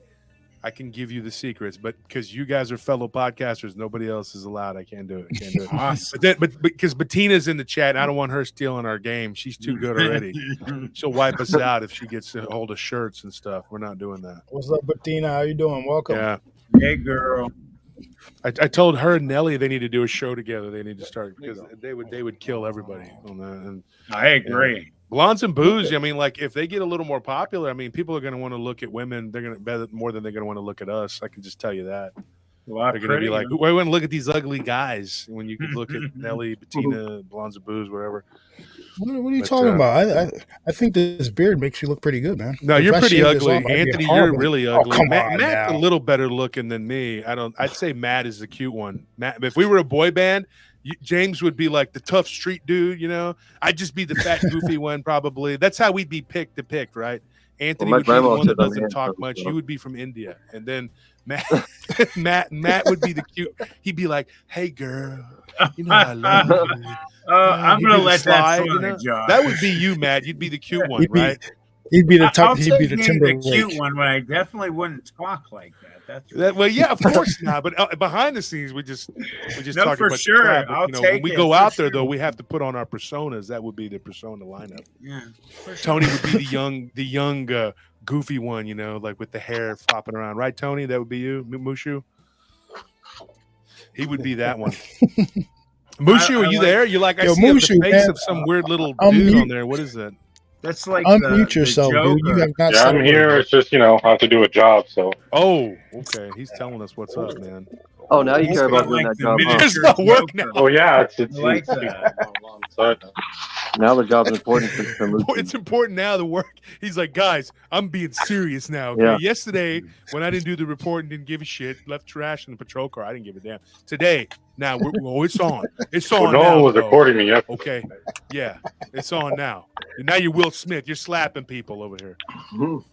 Poor Chris Rock over there. He gets out the car. Oh, you better keep my dog's name out your mouth. Don't say banjo again. Say it again. Look, man, I'm just a man that slaps the guy. He's like, I had a Will Smith moment. I'm sorry, I just lost it. Mhm. I needed to eat a Snickers.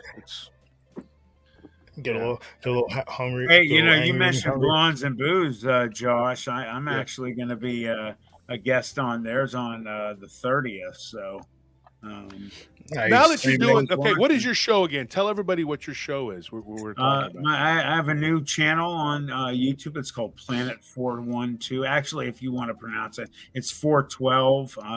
The third episode's coming out. It's going to explain what the meaning of that is. If you go to YouTube, it's and you spell it out, Planet 412. So if you spell that out, it'll bring you right to my channel. I've got 2 videos out. It's been open for just a little under 2 weeks. 2 videos, 3 shorts. The new one's about to come out. Like I said, it's going to be the meaning of the channel, why it's called Planet 412, 412. And I'll have a couple shorts coming out soon too. And I'd appreciate anybody to head on over and subscribe and like. And I can't believe I'm saying that because I'm like so new at this. I'm like, I never thought I'd say that, but I appreciate everybody. It's Planet 412, all one word, all spelled out. Yes, sir. Yeah. All right, give me 1 second. I just subscribed. You're almost at 1,000 subscribers already, right, Matt? The last I checked, hold on, I'll actually give you a number. It says 1.1. Yeah, because you came out the gate like real strong. That your very first video was just like, it just blew me away. Like for an inaugural video, Matt put in some work though. Blow up. Josh, thank you for saying that. Well, I have 1,134 as of right now. Well, there you go.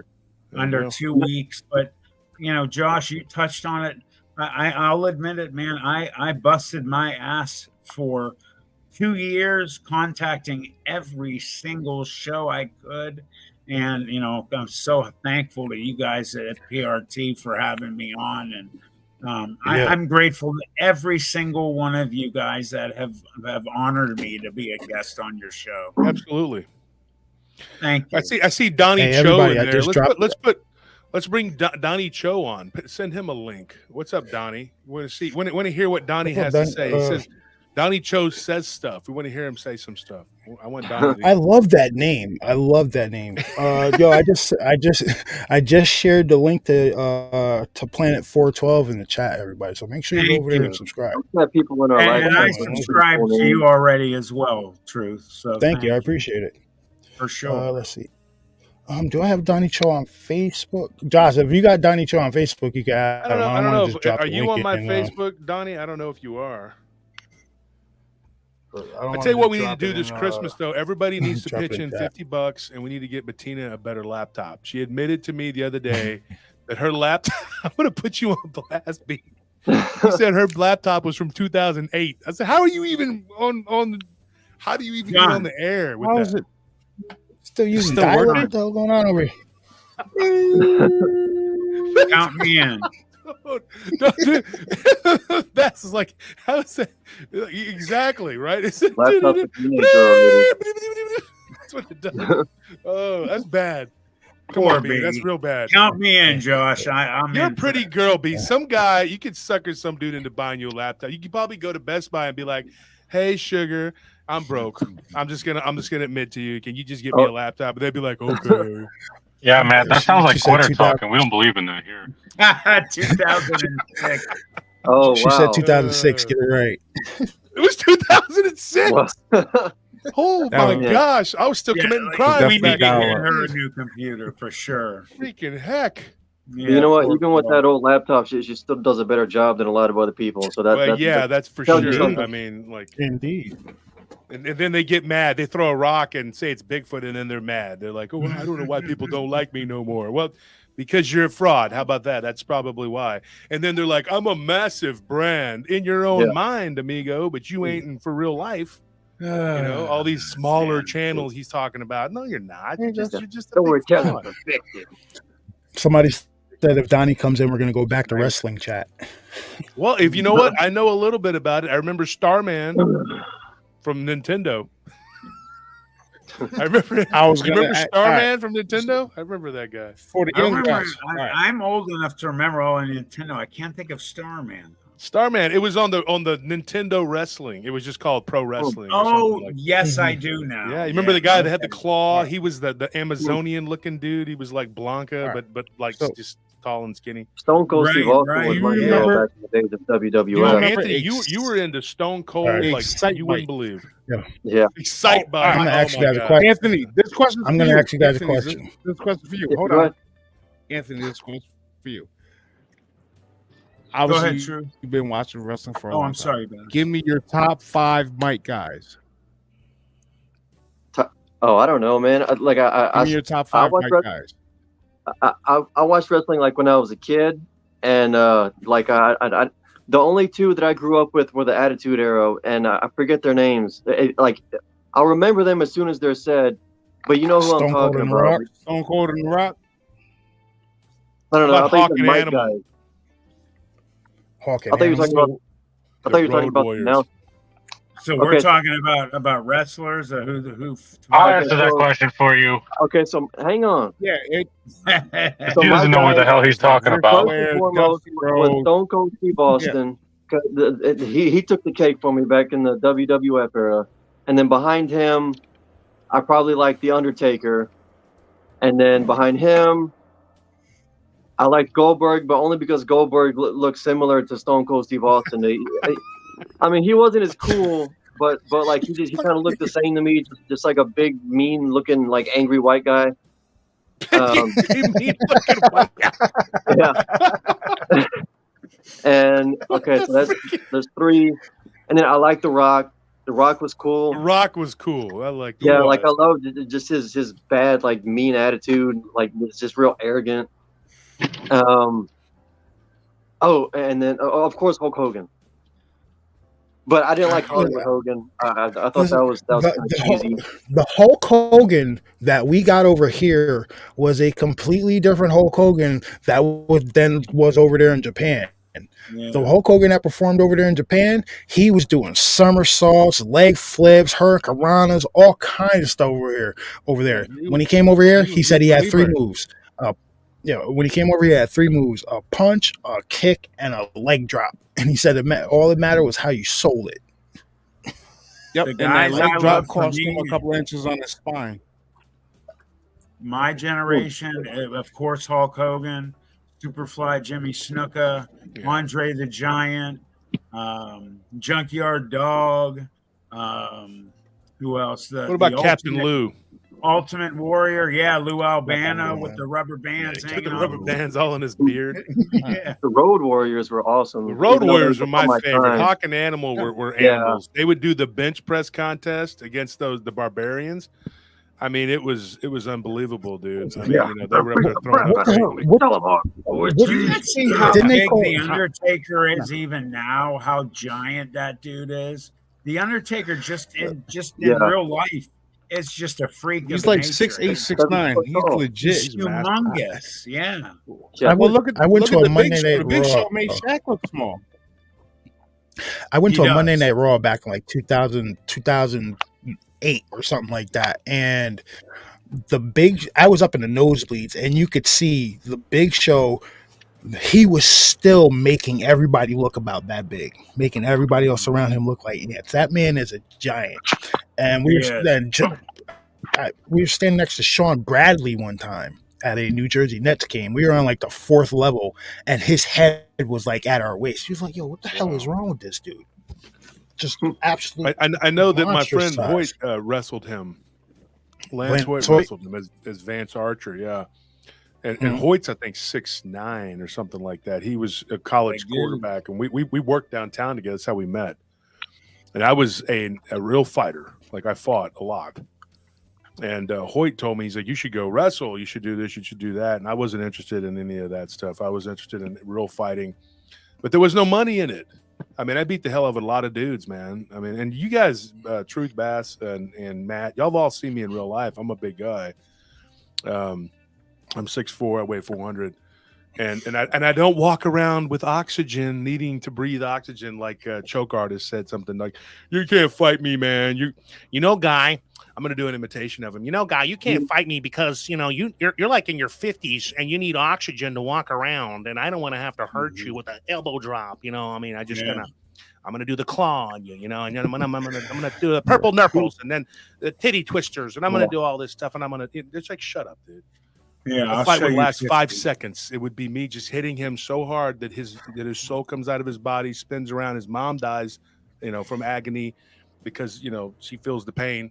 No offense to his mother, but then she comes back to life, and then he comes back to life, and then we're all good. That's what would happen right there. Yeah, that's more believable than some of the things that came out of his mouth. I think that would really happen because the guy's so full of crap. I don't want to hurt his. I don't want to hurt his. Older, they're gonna get you, man. You don't realize. 50, first of all, ain't old. Second of all, the stuff that we've learned by the time we get to 50, you're in a lot of trouble.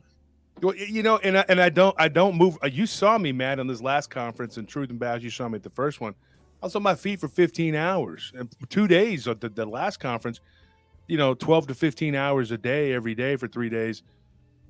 I wasn't winded. I wasn't walking around needing oxygen. I didn't need to sit down, and I'm afraid that, if something happens, and he comes to Texas, and he's going to find that my fists are quite operational when he arrives.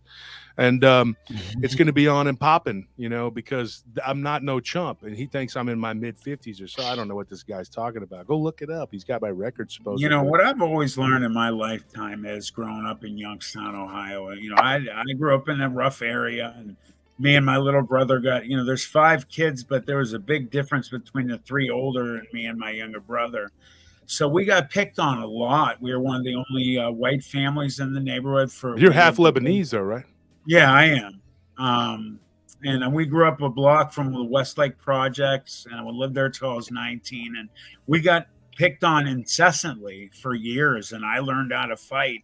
And the one thing that happened that I've noticed throughout my entire lifetime, even playing ball through college, is when you have a bully or somebody that has a big mouth, when you bust their ass, they're done being that big mouth bully. So sometimes that's what has to happen to people like that. Yeah. Hey, social media and the internet. What Mike Tyson said is social media and the internet has made people too comfortable not getting popped in the face. That's right. Yeah, they need it once in a while, man.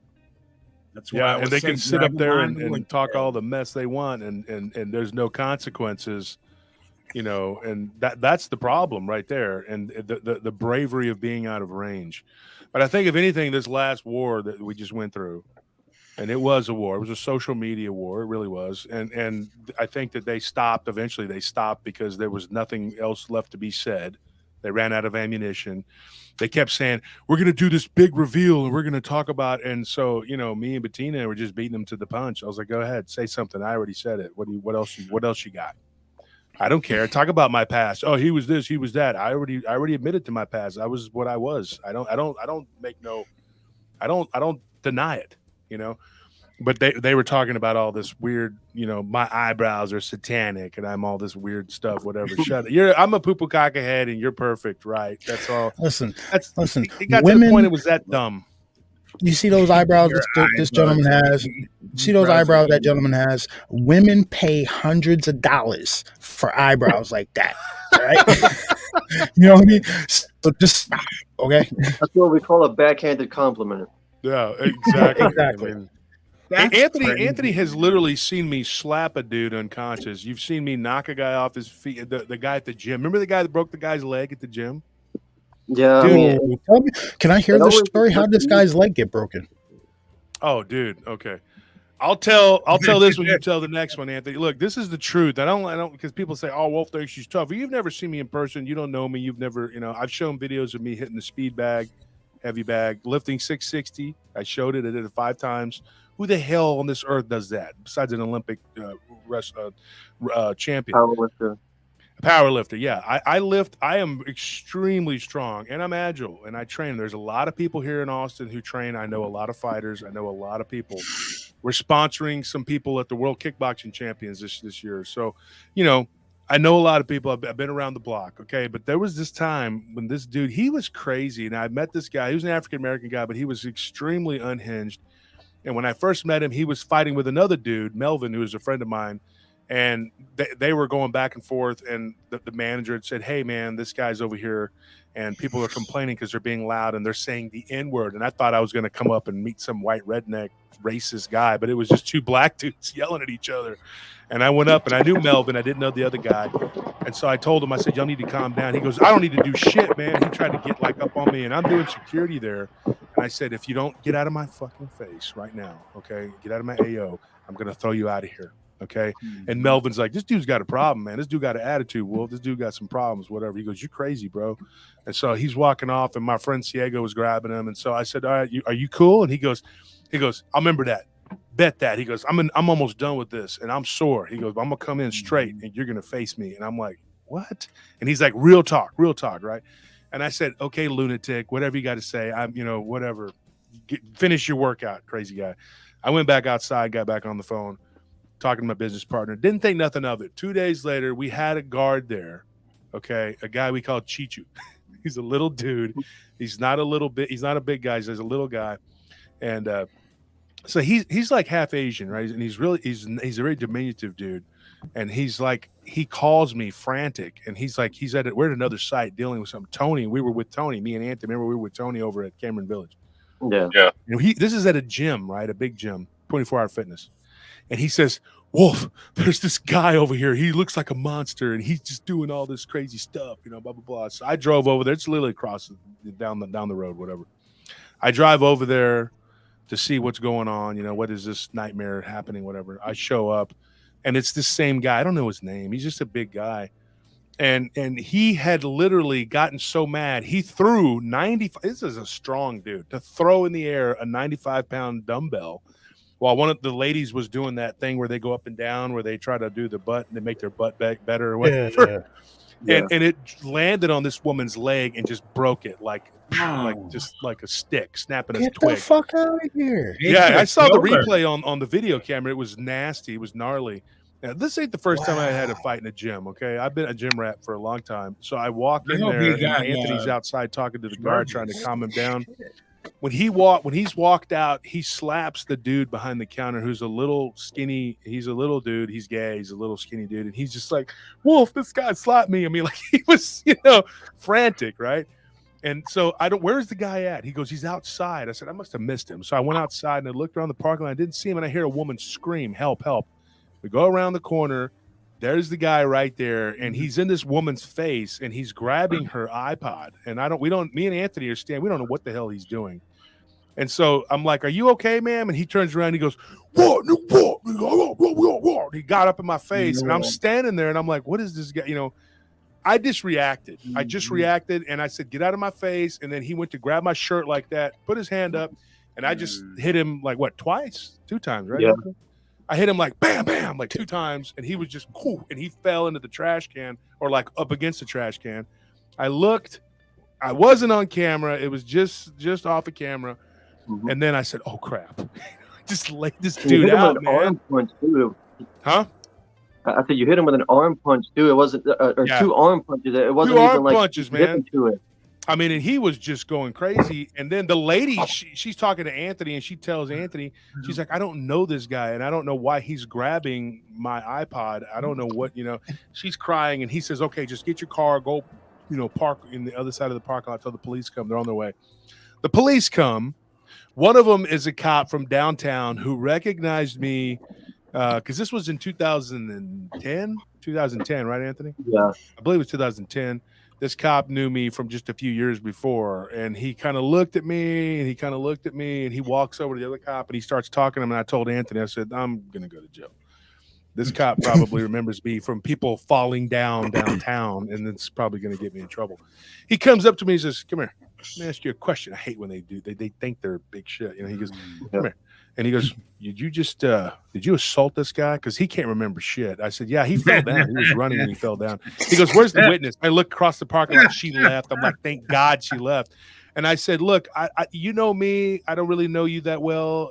But I said, I think you remember me," because he kept saying, "You're from 6th Street." And I kept saying, "I don't think you know me. I wasn't on 6th Street." He's like, "Cut the shit. They call you Wolf. Your name's not Turner. Your name is Wolf. I know you." He's like, "And people were always falling down, having accidents." He goes, "I was there the night you got stabbed." Okay. And I said, "Okay, all right, I get it. The gig is up. I get it. Okay, I'm sorry." I said, "Yes, you're right. I didn't hurt this guy." And I said, "Sir, what happened?" He goes, "I don't know, man." I said, "See, he doesn't even know what happened. He fell. The guy fell down." And then the cop, they have a little meeting like the referees, they're trying to decide to throw a flag or not. And they're over there talking, and I told Anthony, I gave him my stuff, and I said, "Here's my stuff. I'm going to go to jail. They're going to take me in." And it didn't happen. The guy didn't press charges. He didn't know what planet he was on. And when they went inside and they talked to my other guard, they went inside and they talked to the people inside. Lady got her leg broke. Guy got smacked upside his head, and they were like, "Okay, we've seen enough. That's it." And all they saw on camera was this guy go flying backwards into the trash can. They didn't see the punch, thank God. And so that was it. They let me go. And that was very close to getting in trouble situation. And then there was another time, Anthony, we were, I think it was Christmas Eve or something like that. And you were with me. Tell Truth and Bass and Donnie and Matt. The cigarette story? Tell them that. Well, yeah, you call it that, but tell them what happened. Yeah. So we were downtown at this at the nightclub that Wolf used to be head of security at for a long time, and we were just sitting at a table, and just talking and hanging out, having a few beers, and like behind the table that we're sitting, there's like this pillar, like the stone column pillar, and the bouncers there, they all wore like all black, It was like their uniform. They had like the shirt with the whatever on it, and so like there's this guy behind us, and he's kind of just leaning on that pillar, just he's got his arms crossed. He's kind of looking around. He's wearing all black, and right next to him is a trash can. And so Wolf finishes his beer, and he kind of turns behind them, and he hands his beer to that guy, and he asks him, "Hey, can you toss that in the trash can for me? Because the trash can's right there." It's on the other side of him, though. Yeah, it's on the other side of him. And so the guy, like, Wolf kind of turned around again and started talking, continuing the conversation after he handed the guy that beer.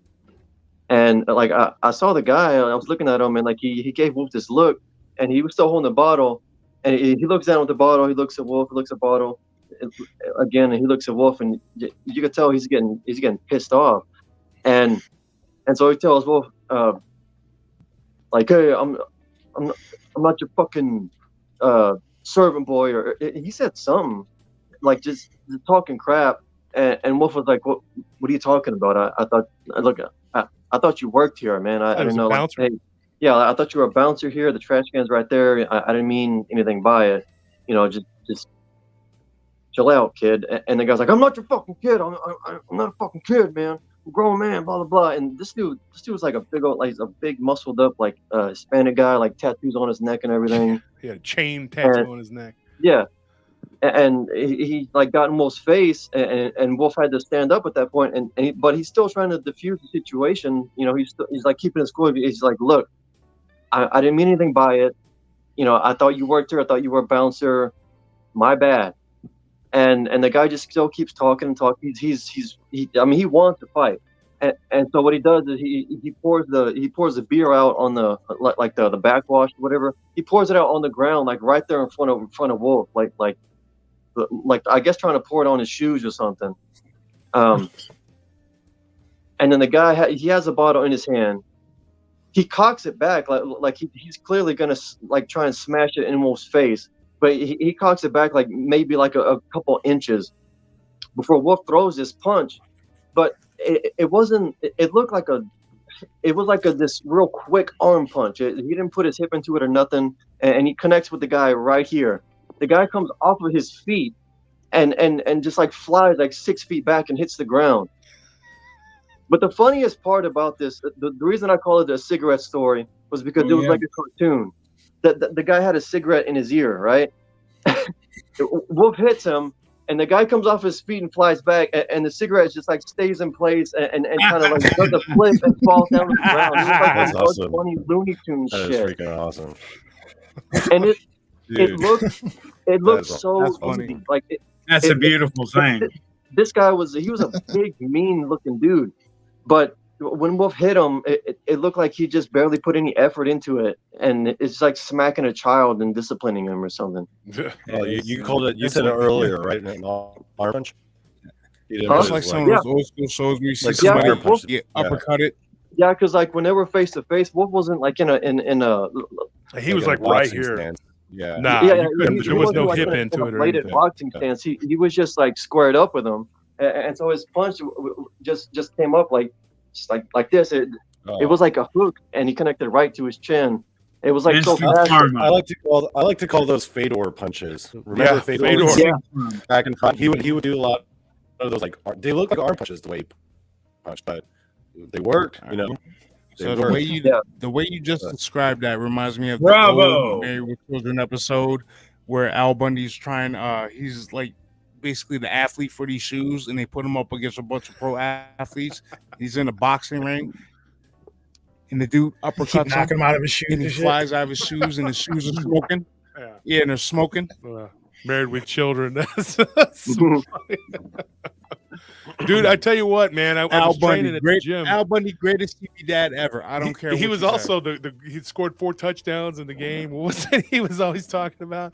You know, he played for the Pittsburgh Steelers. He did. Yeah, he did. And You know, he there's a actually guy, went to my high school that I graduated from in Youngstown. He went to Youngstown Ursuline High School, a Catholic school. So he graduated from my high school. I'm sorry. Didn't he go to Youngstown State also? Yeah, he went to Youngstown State where I played college football, and then he played for the Steelers. You know what's funny? You know who's a pretty good fighter too is Kevin James. Like I've talked to guys. Yeah, you'd be surprised. I've heard that too. Yeah, he's actually pretty tough. Boz Rutan. Don't get it twisted. Ed O'Neill's a black belt also.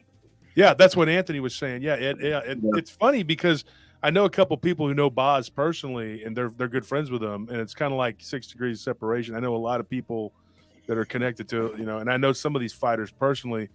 I don't know Boz. I've just messaged but never spoke to him. But he talked very highly of Kevin James, and in that movie, what's it called? Here Comes the Boom. Like he was already a wrestler. Oh yeah, and I think Kevin James was somebody famous that he wrestled with. That was a fun movie, by the way. I like that movie. Who was it? That was a good movie. I'm trying to remember who it was. Mick Foley, the wrestler, the pro wrestler, Mick Foley. He was on the same wrestling team with Kevin James. So Kevin James is no punk. I heard a story one time that he got into it with a guy. You can go back and find those photos on them in high school. Yeah. Yeah, somebody was telling me, it was a friend of Rob Schneider's that I bodyguarded, and he was telling me that he actually, Kevin James, choked a guy out. He was nice about it, but he grabbed the dude at the bar in New York, and he told him, he's like, calm down, chill. And they were out there having some Christmas drinks or something, and Kevin James was there, and he was with a few of the people he hangs out with, and this guy was like, oh, you think you're tough? You think you're tough? And then he's a New Yorker, and he's like, and Kevin grabs him and just like puts him in a Nelson, then ends up choking him to get him to calm down. And he had told the bartender, whatever. And so, yeah, it's crazy. Joe Rogan talks about him all the time. Joe Rogan talks about him. Joe Rogan used to be like a bouncer. But Joe Rogan's tough. Yes, he is. We have a lot of friends that Kevin Smith used to be. Yeah, Joe Rogan said that Kevin Smith used to be a bouncer somewhere also, and he was a badass. Kevin Smith or Kevin James? Kevin James, I mean. Kevin James, yeah. Kevin James. So let me ask you a question, Donnie. You're in here. Let me ask you, what is your show about? What are you talking about? It says Donnie Cho speaks or says stuff. What are you saying? So my show is basically where I talk shit about the paranormal, because it's the paranormal and encrypted scene. It's a comedy gold mine. Oh, okay. And I want to milk it for the comedy gold mine that it is. So, like, for one of my episodes, I literally started a religion on the Church of Dogman, where we worship and pray to our Lord and Savior Dogman. Oh my! I wrote the 9 Commandments, and I actually registered it as a religion. Do you have a 501c for that? Are you going to get a tax break? File it. You'll have some black, you're gonna have some black suits knocking on your door. Mm-hmm. So what do you think about the paranormal, the scene? Because I mean, like with all this stuff that came out recently, and Social Blade and all the other, what is your opinion on all this? It's like any other scene, man. It's like any other scene. I mean, you've seen the K-pop scene. They got some toxic shit too. Believe me. I mean, there's toxicity in the pro wrestling scene. I mean, video game nerds will be actually swatting each other. Oh, yeah. I know. You know what? Tony was talking about that. Mushu was talking about that. Mushu, you and Anunnaki Bro. I think Anunnaki Bro's in the chat. Anunnaki Bro had come down and he ate dinner with us. And it was during my book signing, and I couldn't do the book signing because we were getting death threats. Yeah. And so we were like, I told Ricardo, the guy that runs Dragon's Lair, that was going to have the book signing there. And me and David Wedley both just said, okay, we're not going to do it because it was, it was kind of hairy. And there was some weird people driving around, looking weird. I don't know. When we found some people in our neighborhood, and Anthony, Tony, this is true. They had Oklahoma license plates because they didn't realize that I had guards around my property. And so I guess they thought they were going to drive around and scare me or something, but the guards saw them and went out to confront them and approach them. And so I guess they thought maybe they didn't want the smoke after all, so they decided to bail. So we decided to not do it. So Anunnaki Bro came down, and we went and ate dinner with him, and there was somebody else. Who else? There was somebody else who came down. We ate dinner with him. Chris Clough, wasn't it? Was Clough there? He was there, wasn't he? Yeah, Chris was there. Yeah, Chris Clough and his wife. So we took them to go eat dinner because we felt bad because some of the fans had come down from different parts of Texas to come, and so we went to Reali's, there's an Italian place, and Anunnaki Bro and Tony started talking about swatting. So Donnie, tell the audience here what that is, because that was shocking to me. Yeah, kids in the video game scene, hardcore gamers would get very angry to the point where they'll actually call in like a bomb threat or a mass shooter threat at this person's address, and then the SWAT team actually shows up at that person's address when it's just some kid just phoning in a phony threat to the proper authorities, or the wrong authorities in this case. Like they get your IP address and then your home address from your IP address, and then call your local authorities and be like, "Yo, this person has a automatic weapon in the house," and then next 5 minutes later, this kid's on a live stream getting a damn SWAT officer bursting down his door. Yeah, live. Crazy. And they have guns pointed at them kids and everything, man. They're not playing around. Yeah, that's some dirty stuff. They changed the law. Now you can get in a lot of trouble for doing that shit. Oh, they should have been instantly. It should have been a roll red. I agree, Wolf. Yeah. So Donnie, why didn't you? I'm sorry, Bass. Go ahead. Do you remember what happened with us when we were watching the basketball game and we were yelling and we accidentally called 911? Yeah, so there was like 8 of us at our friend's house one night, and we were all watching the basketball game, and I guess we knocked the phone off the hook and dialed 911 somehow, and they could all hear us like ranting and raving. So we start like 10 minutes later, we hear knocks on the door, right, on both doors. So we're like, yo, what the hell's going on? So we all get baseball bats and shit, and we'll start walking towards the door. We open it up, and the cops got their guns drawn. What the hell's going on here? I was like, oh shit, we dropped everything. It was like, yo, we were just watching a basketball game. They came and searched the whole house and everything. It was like they ended up being fine, but there's like, you guys need to relax. It was like the old system where if the phone's off the hook long enough, like it automatically like goes to 911, so somebody shows up. Wow. Yeah. Donnie, okay, so your show, you're talking about the paranormal, and it's a comedy. And I do some comedy on my stuff too, but it's like just to kind of bring some levity to the situation. But typically, I don't do it just for the comedy aspect. I just throw it in there. But your show is basically comedy based. It's comedy based. Yeah. So basically, I want to do the exact opposite what our mutual friends and our friends do in this scene, which is put on a serious show where you put your best self forward. I'm going to put on a goofy show and make myself look like a complete jackass. Oh my gosh. Okay, so and how many shows have you put on so far? About 30. 30. And do you get like how many people do you get? Pretty good crowd, or I got how's it going? 200 subscribers, and that's it. 200. I mean, but you got to start somewhere. So let me ask you this: so what gave you the idea to do that? Honestly, I see it as more of a social experiment because I have been involved in so many of these shows and my other friends' shows, and I was just kind of thinking, what if I did a show where I just did the complete opposite, where I just cuss like crazy, drop F-bombs left and right, talk about my first 2 episodes I did were about a big penis. I did a 2-part series. Your audio is getting bad. Oh.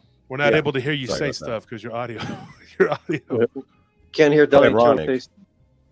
Yeah. So, is your computer old like Bettina's? She's got a 2006. It's about that old. She's got a Commodore 64, I think.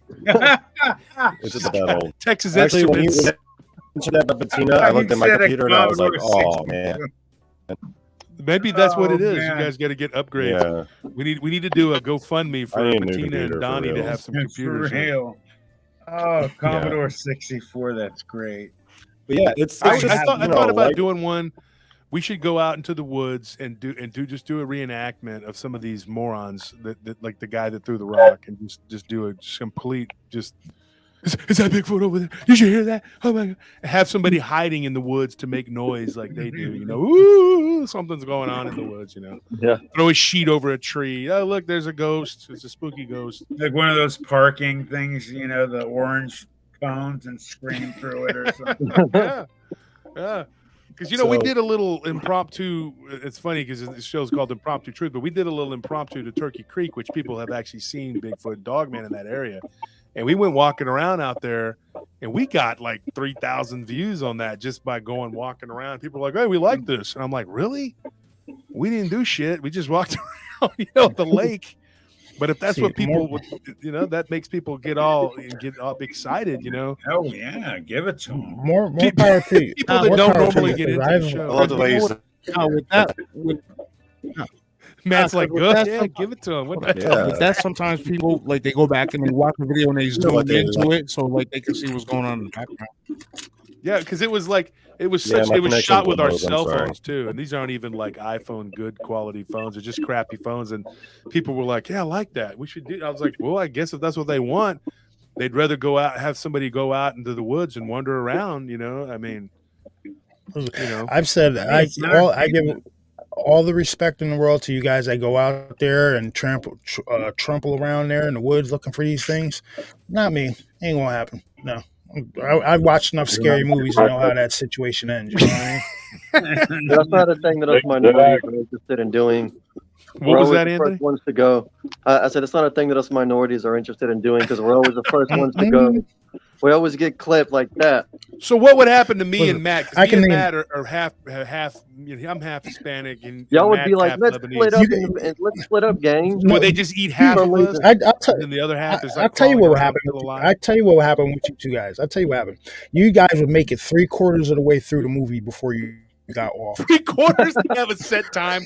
They're like, these guys got to go. They're not full.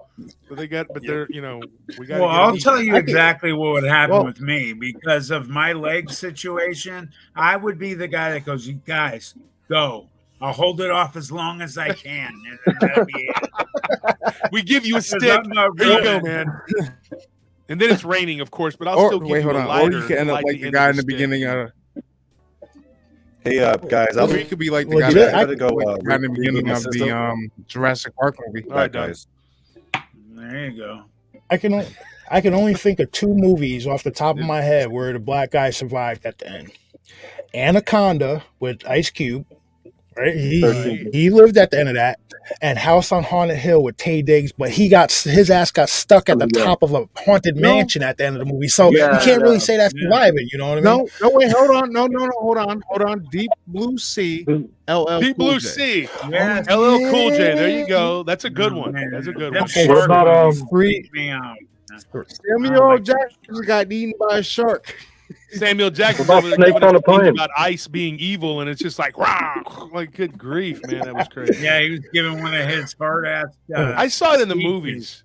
Yeah, he was giving a hard ass speech, like, I'm tired of these damn sharks and this motherfucking, and then cool. I'm like, wow, I was in shock. When Dave Chappelle parodied almost as bad as Snakes on a Plane. When Dave Chappelle parodied Sam Jackson. When Dave Chappelle parodied Sam Jackson on the Chappelle Show, and he's like, "A fucking shark ate me!" Oh, that shit was hilarious. Bitch. Bitch. Do you remember? I was thinking about that show the other day. Ashy Larry. He's like, he's over there throwing dice. He's like, my wife's gonna kill me, man. I stole this shit from the purse. My favorite is put some lotion on. Fuck your couch. Ass in there. Put some Fuck lotion your on. couch. Yeah. Oh yeah. Oh, and, What was the guy Charlie that Chappelle did when he had the cigarette? He goes, "You gonna have to shoot me." Charlie Murphy's like, "Okay." It just shoots his ass. Charlie. Oh, the dice game championship. The dice game championship. Oh, man. What was that guy? The comedian, Bill Burr. He was there. They had their shirts off. They took him to like taking the ring off and shit. That was a race draft. No, player haters ball. Oh my gosh. Pop Copy was so relatable. We're not happy unless you're not happy. I gotta take a shit. Yeah. What is this shit? I took a shower. how good Prince whipped their ass and made them. Oh, pancakes. that's a real story. Yeah, that's a true story. Like that Yeah. really happened. Eddie Murphy said that, and Charlie Murphy tells it, but that's a true story. Charlie and Yeah. Eddie Murphy have both confirmed that they got their ass whooped in some pickup up in Minnesota, Lake, Tittawonka, whatever it was, where Prince and his friends come out dressed like vampires. Yeah. and then he made them They whooped pancakes. their ass in basketball Yeah. and served them pancakes after. Pancakes. Oh my God. That you can't make Then that up. he looks in the That's so camera wrong, like, man. yeah, he's looking. Who's gonna make that shit up, man? You serving us pancakes. Yeah. The best though was Dave Chappelle's stand-up when he's talking about Michael Jackson and those kids. He's like, we thought you were gonna, molest us, whatever. Ooh, get away, you faggot ass kids. Yeah. Michael Jackson. He's like, Michael's all confused. Like, what the? He's like, ooh, get away. Yeah. I suck your dick. I'm trying to show you a better life. I'm trying to show you a good time. What the hell? Look at Dave Charlie Chappelle. Murphy was the greatest, man. Charlie Murphy. Slap. Yep. He's like, this dude's leg was like some fettuccine noodles or something. You know what I'm saying? Like, it's like What would I do about my I'd be kicking legs? him in the Charlie balls Murphy? and this. Charlie Murphy, look at my legs. I love it. That's the greatest, single greatest, funniest thing ever I've ever. Well, when they interviewed, what's his name? The real dude. Oh my God, Rick James. Rick Rick James. James. They interviewed Rick James. Rick James like, how you gonna see me just come on somebody's couch, just put my feet up and down on their couch like that? How you gonna see me? And then he's like, yeah, I put my feet on his couch. Like, Yeah, I remember he did it straight up. Like he just said, yeah, I put my feet on Cocaine's a hell of a drug. Cocaine's a hell of a drug. And Chappelle had the big old platforms. He's like bouncing up and down the couch. Yeah. The Why'd you greatest put your feet on the ever. couch? Because you can afford another one. I don't think I've ever laughed harder at anything than that. I don't know. Eddie Murphy Raw. I went when I was a yeah. kid with my sister and her boyfriend. And my mom was one of those Mexican moms, but she was like, hey, where's this movie? Where do you go? Eddie Murphy, he talking a lot. He says a lot of bad things. My sister's like, no, it's all good. Dude, everything was like, and then when he got to the part where he's talking about Richard Pryor was like, next time the motherfucker called, tell my sister to suck my dick. And he's talking about Stop, he said these things. He said, damn shit. He's like, I didn't say all that. They act like I came out and said, damn fuck, this is not right. Goodbye. And that's it. I was like laughing my ass off. It's not bad. Don't worry Oh about my it. God, it was horrible. He's talking about you in the desert, you starving, and somebody throws you a crack, you be like, oh God, what was that? Was that a Ritz? Oh my God, I just laugh because I made that joke about these doofuses that are up here doing all this craziness. And I said, dude, these people, it's like they're feeding their audience these saltine crackers. And so if they come to one of our shows and then they're like, oh my God, these people talk about some cool stuff. They're not throwing rocks and saying it's Bigfoot, like good, because if you're walking through the desert, like he said, and you ain't got no water and you ain't got no food, somebody brings you a can of tuna, they're like, you're an angel. Oh my God, it's the greatest tuna ever because hunger's the best sauce, And I've been hungry as a kid. I know now you'll be like, no way. But I was at one time. I was hungry. But these people, they watch this garbage. They watch essentially AI generated fake stories. And they watch these people wander around in the woods going, oh, we're going to see some Bigfoot now. With the trees. And then they come to our show and they're like, talking about real shit, not just running around in the woods looking for spooky ghosts and goblins or whatever they're doing. I mean, I just made that analogy because Eddie Murphy's hit it on the nail on the head with that one. Well, you touched on something, Josh. I got extremely serious when you mentioned that because, as you guys were talking on Bettina's show a little bit ago, it really is the AI causing so much problems for, people like us. Yeah. Because some of it looks amazing. It really does. And it's only going to get better. And it's just going to muddy the waters and cause problems for anybody that's had real experiences or seeing anything that's real are not going to be able to bring that stuff forward. And everyone's going to say, well, it's fake, it's AI. And it really is causing problems. I'm not happy about it at all. No. And we touched on that on Bettina's show. I was on there for a few minutes with Daniel Benoit. And he's a nice guy. He's an aper. I mean, that's fine. but I don't agree 100% with what he says, but everybody has a voice, and that's okay. But Daniel had a point, like he agreed with my point. The AI is disrupting everything, and it is going to change everything, and it is changing everything. You can't depend on pictures anymore. Everybody's all like, why didn't you get a picture? It does the last few years. What does it matter whether you got pictures? Anthony and Tony can tell you. We have 1,000 pictures. It don't mean nothing. I can't put those in the group because it'll instantly start a fight. And then I'm the guy who's promoting fake whatever. Right. And then we've gone through some of them, and you can tell they're AI too. And then I don't know about the people that gave them to us, because I'm going like, did you know this? And so now it's gotten to where somebody says, I want to show you a picture. I'm like, that's fine. Like we did we covered an encounter we did on the show. We recorded. We recorded last night, right? It was one that's going to come out in about 2 or 3 weeks down the road on a Tuesday episode. But it was about this carving that these people got down in Argentina at a market. That's apparently don't go to markets. This guy's like, hey, I got a story about a market, because he listened to the episode about the Turkish lamp. That story that we talked about where the guy brought it back and there was a bunch in. So this guy says, hey, I got a story. My wife will tell you about it, whatever. So we talked, and his wife speaks really good English. And in fact, she teaches English. And so we started talking, and she's from Mexico City, but they went down there on vacation, and they ended up getting this little marble wolf head thing. And I'm not going to give away the story or whatever, but she's like, I'll send you a picture of it. And I mean, that's fine. But I told her, I was like, pictures don't even matter. I mean, you can't do nothing with them, because they have ruined it. And you got, people making AI generated stories. And of course they're making a new Dogman story every day. I mean, it takes 5-10 minutes. I don't know how long it takes, but I'm sure it doesn't take long. They don't have to actually talk to a real person or go back and forth on an email, track people down. And a lot of these people, they're not in this community that have these stories. It's somebody that knows them that gets you in touch with it. And thank God we have a really good audience, and they will go and tell me, hey, I know somebody who's got a good story. I'll hook you up with them. And that's how a lot of it happens. Like somebody hooked you up with me, man. I can't remember who it was now. Those stories are just so boring, though, aren't they? I'm just like, really? People just sit there all day and listen to these stories all day? They're just so boring. Yeah. So some of them are really bad. I mean, there's nothing you can do. I call them cringeworthy. Cringeworthy. Honestly, yeah. There's a lot of creepy. There's a lot of creepy pastas out there that are way better than some of these narrated stories that are coming out on some of these channels. Shit, and like there's a lot of creepy pasta out there that's better than everything they're putting out in Hollywood. I think that what a lot of what should happen, like, okay, let's go back to the Social Blade thing for a second. When I said that, dude, there were people popping up out of the woodwork that were mad at me, very angry. And one of them had this little conniption fit and was like, why are you doing this? Like, I'm personally attacking this fat fuck.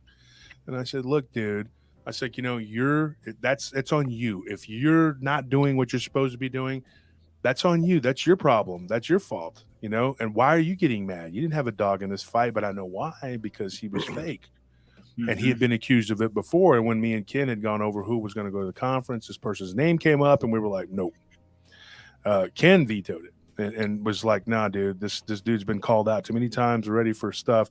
So yeah, he's going to pop up and say something. He's mad, he's mad. And he's like, well, what you're doing is hurting everybody. How is it hurting everybody?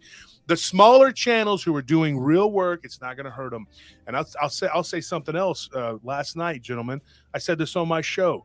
Now, who's going to do this? Who's going to be this honest and try to be this honest? Because I'm trying to do above board everything. I went to sleep with 29,200 and some, whatever numbers of subscribers. I wake up and I got 29,450. How did that happen? Overnight. So somebody, I don't know exactly how, we're trying to figure it out. Like if maybe my channel just got really popular or something, or did somebody stick that on me so they can try to show the algorithms are all screwed up. So then I wake up this morning and we had 29,600. Okay, get this. 4 hours later, I go back and I look on my channel, and I'll show you. Now we got 29,480. So how does that happen? How does it go right there. You can see it. 29,480. That's the number exactly. How does that happen? Day before yesterday, I had 29,200 and something. I don't remember exactly what, 20 or something. And then we jumped. So then from for 4 hours, we got up to 600, 29,600. Then we dropped 120. How does that happen? What is that? I want to know, because I don't know if somebody's able to do that to our channel or they're messing with it or something. I'm really concerned with that, because that means that now it's going to look weird on the algorithms, but we've been pointing out their bullshit, so they're probably going, well, we got to do something. Now I don't know what those abilities, and I am in no way, shape, or form, Josh, saying you were doing this. I know you're not, but you have those abilities to buy subscribers, like what's his face down in Oklahoma was doing, and the guy in Louisiana, the massive brand, and people just out of curiosity. Just out of curiosity, how much is it exactly to buy subscribers? Like, what's the I'm not real sure. You get like 1,000 for like 500 or something like that. So, or like you get 1,000 for like No, 1,000 for like $300 or some shit like that. That's some weird number. I thought it was cheaper than that. No, it might be. I thought it was cheaper than that. Yeah, I did too. But then again, I'm totally not interested in doing that. I was just kind of curious. Yeah, me neither. Well, what's true telling about those is you have the people that buy them. We know some people, Josh and Anthony and Mushu. Some of these people our friends went and watched some of their shows, live streams, and they said nobody was talking, nobody was saying a word.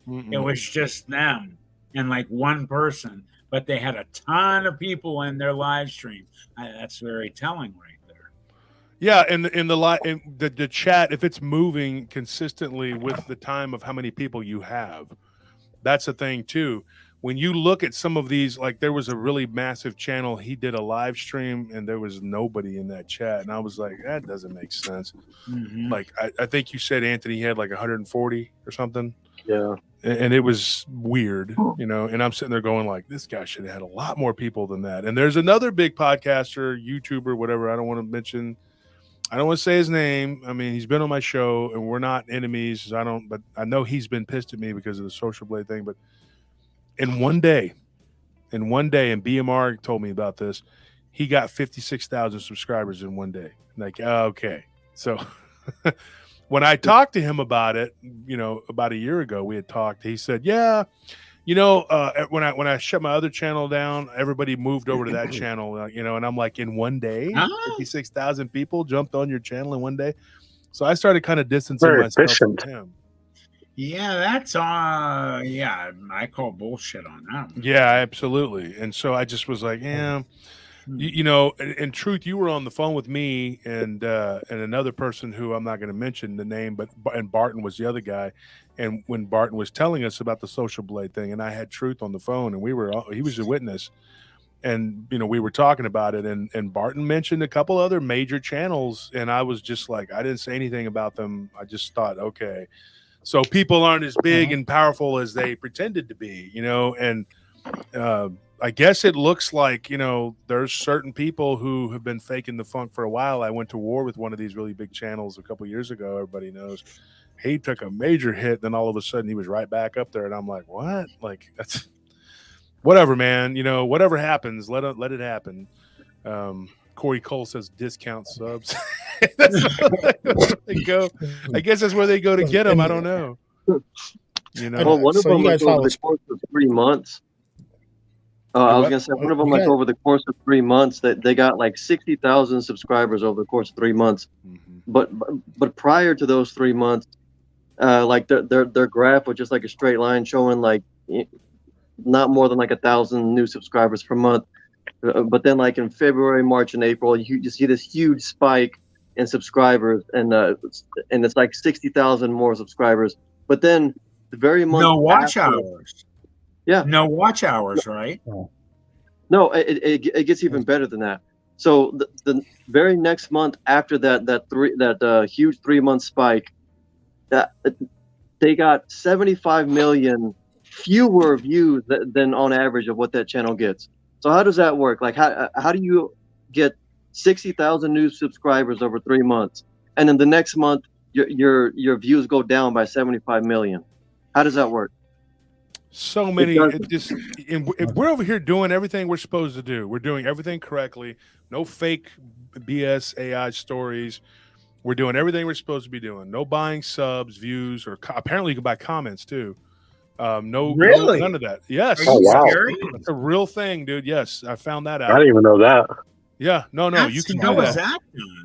And so, yeah, I the only thing I can think of is that they get people from like I'm assuming, I'm not real sure, but I think they get people like from India and places like that where they just spam them out. Ukraine, I think, was one of them where they were doing it. Yeah, they use these things called botnets. Oh yeah, that's the other major red flag about some like trickery in a channel or a YouTube show is if in the chat you see all these like random ass dudes from like India show up in the chat, and you're like, hey, how did you find out about this show? And you're like, oh, okay, red flag. Yeah, we have a guy that donates to our channel regularly from Canada named Jitesh, but I think he's probably the only Indian name person that we have. Yeah. No, I take that back. There's one other guy, but they're not from India. They live in Canada. But I mean, so how do they work the watch hours then if they're buying bots, because they can't make those things watch the hours? How do they? I don't think they get the watch hours. I think they get this. I think they can make the accounts subscribe and leave like these automated comments. But like I think that the watch hours, if there's a way to, I think you can look that up on Social Play too. But like that's the litmus test. Like if they get all these new subscribers and there's no watch hours. Yeah.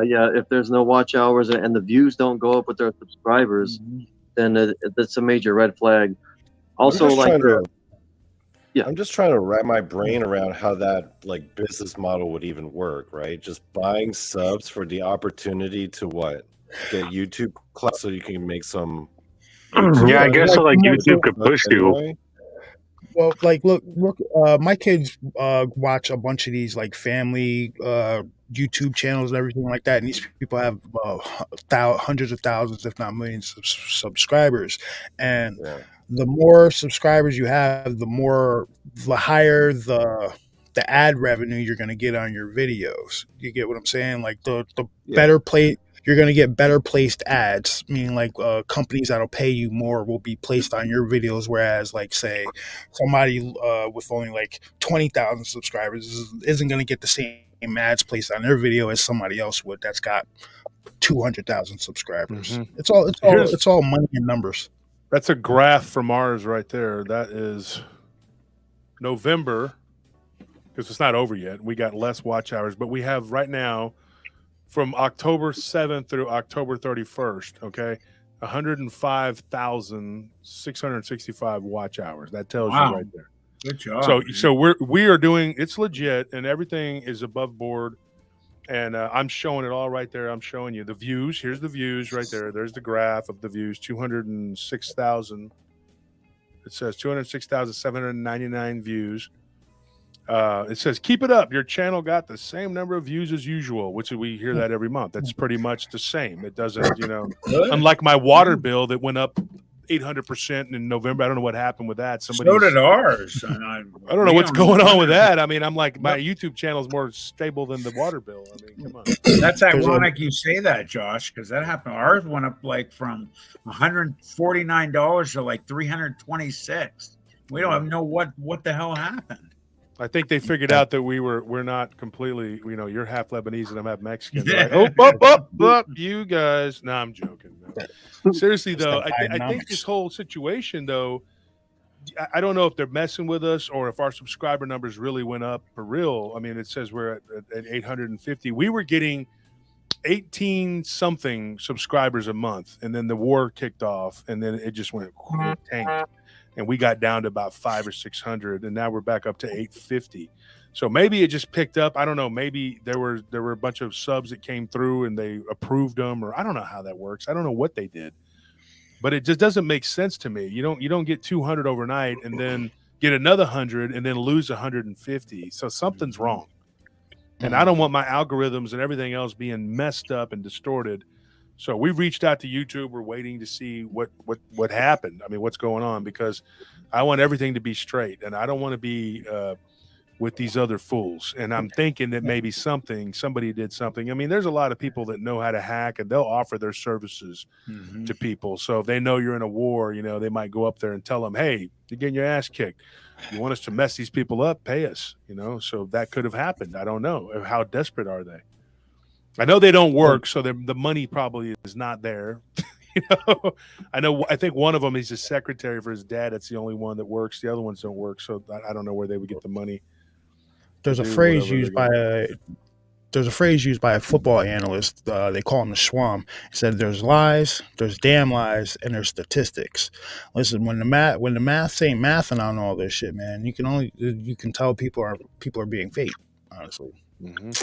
You know what I mean? Yeah, So- the stats don't lie. They don't bear out what these people are faking. They're you know, talking about their big channels, and the guy from AI, you know, my channel's as big as yours. No, it's not, dude. You have a bunch of fake subs, and then you have Mr. Massive Brand over there, Gangstalicious over there in the swamp. You know, he's anybody knows the boon. Yeah, man.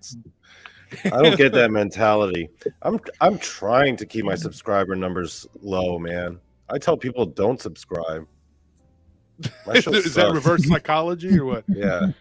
If you want the dumbest show, the dumbest paranormal cryptid show, yeah, okay. But otherwise, please don't even bother. Just go and It's look if you trash. want to laugh. It's Just go it's away. trash. Just go away.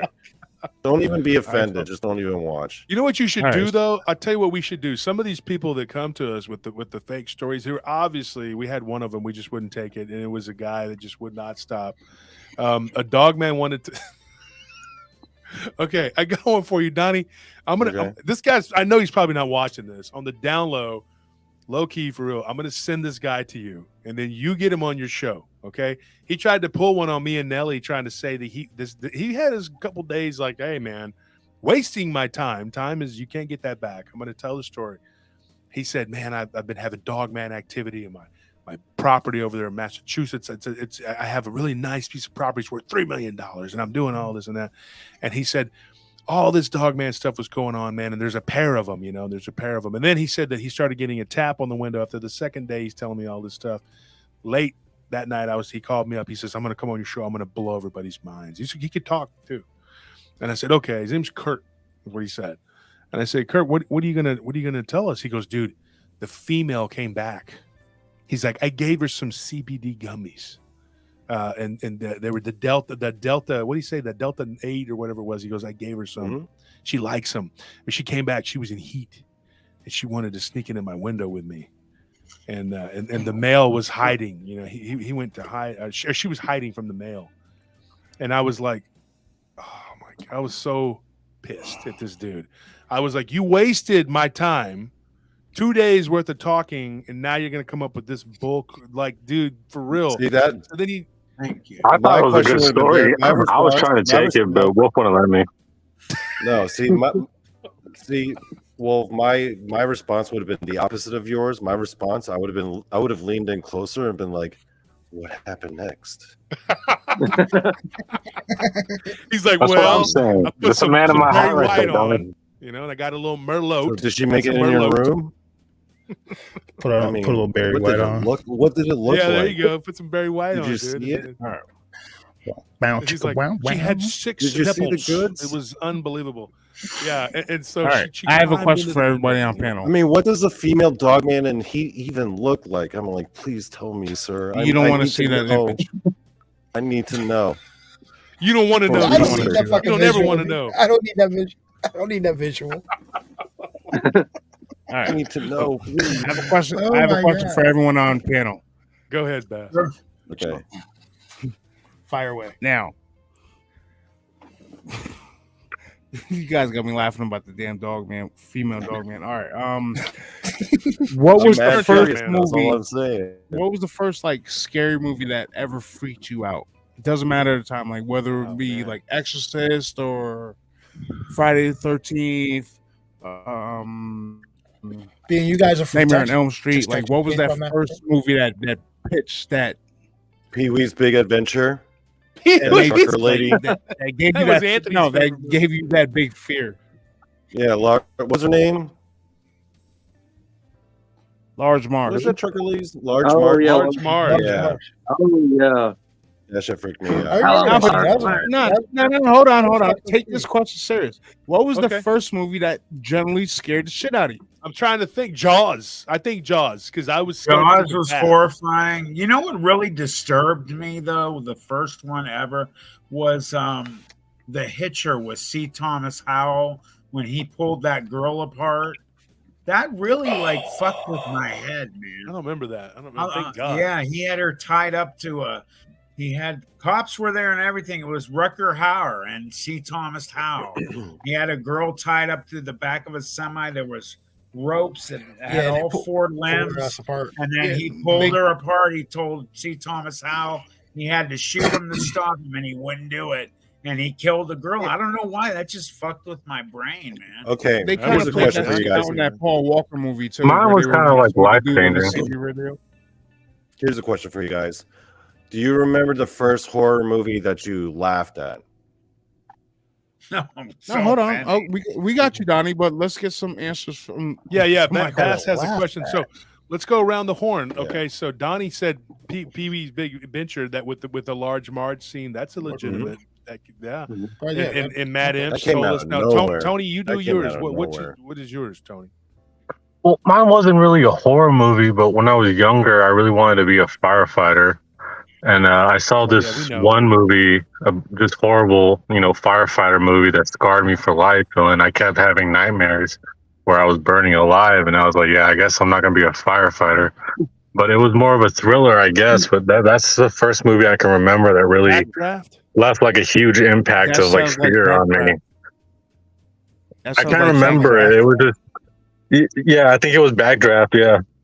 Yeah, but I just like it stuck with me, and I was like, "Well, I'm not gonna be a firefighter anymore." Okay, Anthony, what about you? What is the horror movie for you? I didn't really get freaked out from a horror movie until I was like 13 or, but whatever year it was that the Grudge came out. And Yeah, I think it's she just crawled because out of like I that- can't even watch that trailer.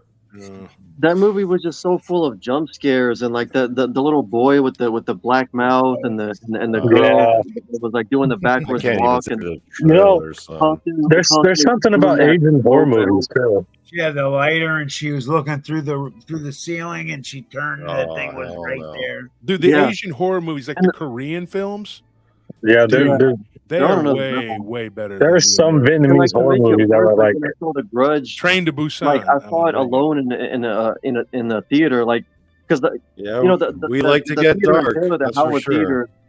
There's like What'd no you one. say, Anthony? Huh? What did you just say?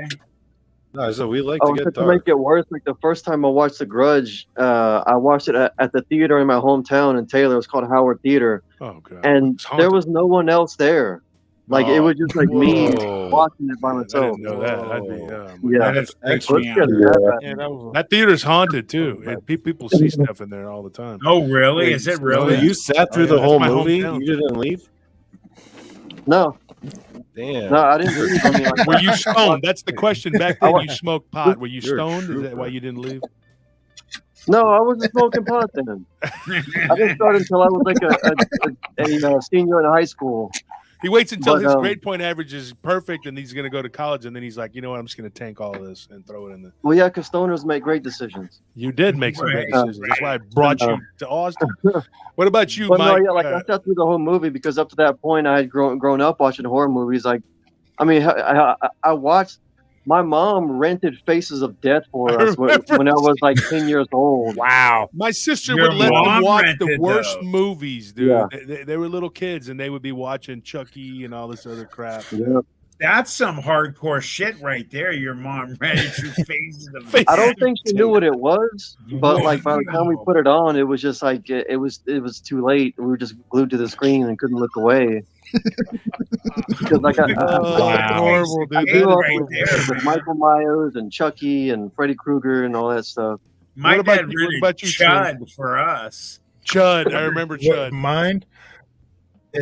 Mine would be the original Candyman. the original Oh, yeah. Candyman. Oh yeah, that was movie was Yeah, that rip. was freaking messed up. I still can't watch that movie. Yeah. The B scenes on that are a bit intense. yeah. He Yeah. got Oh, that No, movie- that's he got all paid real. like, Yeah, I know. That's he what got made paid it like like that. I was like, ooh. $5,000. He got paid like $5,000 for every bee sting he got during that scene. Did 'cause he really? did that Wow. shit. Yes, he got paid a he got lot paid of a money lot of per money bee for that. sting. Yeah, you'd have to pay me a lot of money Yeah, to do it's- that. Yeah, I mean, yeah, it makes sense. I still I'll can't, make about- sure I that still was in the can't contract. watch that shit. Okay. So Donnie, you had a question. You I said, think mine was the first Nightmare on Elm Street. "Oh, that's right. You're next, Bass. Go ahead. The first Mine was Nightmare the on Elm first Street." Nightmare on Elm Street.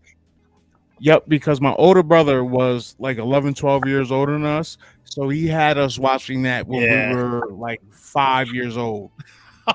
Yeah, he's a little bit of a dick. Yeah. Well, I had an older brother too, and that's the kind of things that they do to you. The sisters too. My sisters were the worst. They were terrible. They would watch. Hey, you guys want to watch a crap. movie? You want to watch You're a like, movie? I are got you a movie scared? for My you. mom would tell me to go to my room while you could hear the movie playing. Like, I'd rather be in there because I'm in there being scared because I can hear, Oh yeah, I remember. whatever. Yeah, my mom would do the same thing, and then you'd just be in a dark room, just hearing horror noises on the other side, and you're like, "Oh yeah, this is much better, Mom. Thanks." Away from your comfort, I'll just be here, cold. Your mom was mean Asian mom. You go your room. You're gonna be scared. And then Yeah, put on the sometimes most she was a bigger horrible horror. stuff ever. So Bass, you had a question. You said, what was the? Oh no, Donnie, you said the movie that made you laugh, a horror movie that made you. The laugh. first horror movie I watched that actually made you laugh. Well, you start. You go ahead. Okay, I'll tell you mine. In my opinion, is probably the happiest early horror movie that I saw. It was the happiest, and it was Friday the 13th. Jason Takes Manhattan. Oh, Remember that Oh, one? Jason man. Takes Manhattan? Oh man, In earlier Friday when the he 13th punches movies- that boxer's head off. Oh my god. Yeah, in earlier Friday the 13th Those movies, hands with Jason. you know, His he's those hands killing, with Jason. He stood in for a little bit. yeah. He could have been He's, somebody. Like, killing like he you guys. could have been a contender. Yeah, there you go. Yeah, so So, you're okay. like, yeah, you get Jason, you get him. You're cheering him on. I'm so every time Jason killed a dude, I was like, yes, for America. Some of those you can't root for the bad guys. I mean, like, Real you know, American hero. Jason's Remember when he walking down just the punched that sidewalk. dude's head off, and but the get guy was kicked, such a boombox. douchebag. You're like, yes, you do it, Jason. Remember one scene where Jason just like kicked that boombox? He's just walking along the street, and there are those dudes with the boombox. Jason just kicks it, and he just continues walking. He's like, I'm not even going to bother killing you guys. I'm just going to kick your boombox. I love that. So, that okay. movie. That was like the happiest. People over Let's in go the around the NYC horn subway. then here. Yeah. Let's go around the horn. Anthony, you go next. You tell us a horror movie that made you laugh. The first one that made me laugh was, I think it was Child's Play 1 or 2. It was Oh yeah. one of the Chucky movies. Like, there's this scene where like he's in the car with like this girl, and he's telling her to drive, to just go somewhere, and of course she's freaked out and having a breakdown, and he's like, just drive, or I'll kick your fucking teeth in. But like the way he said that, and like the mental image of like a little dog kicking someone's teeth in. The little good guy doll teeth. Yeah, like just karate, like just front kicking, somebody's teeth in, like he's the badass. But like it's funny, like whenever he would jump on someone, like his little legs would like flail and kick around. I swear they knew exactly how funny that looked whenever they did that. They must have had fun with that. I'll And, tell like, you mine. Dee I Snider, remember laughing saying, at like, he's a doll, step on him. Yeah, you just Ah, yeah. I'll tell you mine. I remember the Tales from the Crypt, and I laughed because the woman was such a bitch. She was so horrible, and she's like, yeah, and she's like drunk, and I don't remember the actor's name. He's been in a lot of stuff, and he gets rid of her by taking her over there to where the crate was Under the stairs. Yes, And that the Tasmanian Devil episode, right? yeah, whatever. Yeah, it was yeah. like it was like Tell a. us It to said it was call a you Billy. Yeti. They said it was a Yeti, but I it killed her. remember, And that I one was- laughed. I Yeah, was like, yeah, that's I remember it like bit her down the face and all yeah, that. it took her out. Yeah. That was my no, favorite. that was That was Creep my- Show. That was Creep Show. Creep That Show. wasn't They're not talking about Creep. Sorry, Creep Yeah. Show. because they had Creep the Show. episode where they were all out in the lake and there was like that little like raft out in the lake and like this big black mass The of oil goons mass and all comes that out. and whatnot. Yeah. Dude, and then there was the other one with the Thanks for the Ted ride, Danson. lady. Thanks for the ride, lady. Yeah. And Tales then from the Dark Ted Side. Danson, and he's like and Leslie Nielsen. He says, "Oh, if you can hold your breath, they come back. They're like zombies." Yeah. Yeah, That was a he good buried one, him in the And sand. the one guy Yeah. that got engulfed by grass. Oh yeah, Stephen. Yeah, Stephen King. That was Stephen King. Yeah, it was Yeah, him. that was Yeah. Stephen King. Yeah, that looked horrible, like a horrible death, man. Okay, Matt, your turn. You give us the horror story that made you laugh. The horror movie. You have to understand real quick, man. My friends, we grew up, we did it every Friday. We would have a sleepover at one of them. We would laugh hysterically at any movie ever. But the one that is the most legendary to date is Return of the Living Dead. There's a part in that where the guy from the crematory goes out to the ambulance and he closes the door and there's a little midget zombie and he jumps up and in real life he's chasing the guy and he slips in the mud and falls and it's for real. It really and we laughed to this day. I had a post I did not long ago with that scene on it. So that for me is the funniest ever. Oh my god. That's like the little good guy doll. Zombie midget. Whip. Hey, you can't say midget anymore. Apparently, that's All right, little right out. person, Little yeah. little. It was a people- vertically challenged zombie. vertically challenged, Yes. whatever it is. Vertically All right. deficient. Okay, so Tony, you go ahead, and then we'll go up Truth, and then Bass will be last. This is a bit cheating, I guess, but like these movies kind of hold a special place in my heart. It's those kind of horror spoof movies, like Scary Movie and stuff like that. I remember having to watch those with my family, and I would So funny. die laughing at some of the stupidest parts, and it just kind of made me like that. Those particular movies, horror spoof movies, made me like love just spoof movies in general, and like it led me down the trail of like Kung Pao and Kung Fu Hustle and stuff like that, and just getting all into that. So The best part I would about have to say Kung those Pao- are my favorite. The best part about Kung Pao was whenever the outtakes where the little old man and he's like hiding behind the pillar, and he goes back, and then he does the tattoo, and he goes, "People are gonna want to know where your tongue is." And he's like, So, have you guys ever heard of the movie? Have you guys ever heard of the movie The Legend of the Five Golden Vampires? No. It was like a Shaw Brothers, like that old school kung fu 1970s Shaw Brothers house, right? And then they did a crossover with Hammer House. They did those 1970s Dracula Oh, the movies. Hammer films. Yeah. Oh, yeah. Yeah. So they basically did a movie where it was kung fu dudes versus vampires. Wow. Peter Cushing the old was Peter Dracula, Cushing. Oh my but then God. they Was have like the Christopher Shaw Lee Brothers and all kung fu dudes, and they're fighting like. Dude, you guys have to watch this movie. that? I'm gonna check it out. I'm gonna You check guys it have out. That sounds like it belongs on Mystery Science Mystery Theater. Science 2000. Theater. Hey, that's a great one. Hey, It's a sight to James, behold. James and Bass, you guys probably know if you know Mystery Science Theater. I dude, Mitchell. Oh my god! Oh my god. Mitchell, great job. Mitchell. Egot was another one. Mitchell, when they're flying over the helicopter and they're doing they're looking down over the like the industry or whatever, and they're like, God, what was it called? 3M, innovation, technology. It's so funny, man. And Yeah. then every time it was Don Lee Baker. What's his name? Don Baker. What was his name? I think so. Don Joe I Baker. think so, yeah. Oh my gosh, dude! And I then think so. Merlin Olsen was in it from the Rams. He was a football player, and it was called Mitchell, and it was supposed to be like he's this big tough guy beating everybody. It was so stupid, but Mystery Science Theater, I watched it like 3 times. Of course, back then I would do other things when I watched movies, but The only and I reason I just watched that laughed is because so my dad hard, watched dude. that. God, The Hand of Fate, Manos, The Hand of Fate. That's another. Oh man, They did that one, and then they did Ega, the guy the big tall guy with the eyes that go either way. That dude. They played Jaws. He played on the James Bond movies. He was in that movie Ega. He was like a caveman and went around killing people. Oh my gosh, Mystery Science Theater, dude. Those guys. They would just crack me. On Saturdays after cartoons, they would come on. I remember. Yep. I used to watch it. that was after. It was so funny. So James, what about you? What is the one that made you laugh? So the movie that made me laugh, you guys might all know this, Killer Clowns from Outer Space. That was just absolutely ridiculous. Dude. That was my other choice.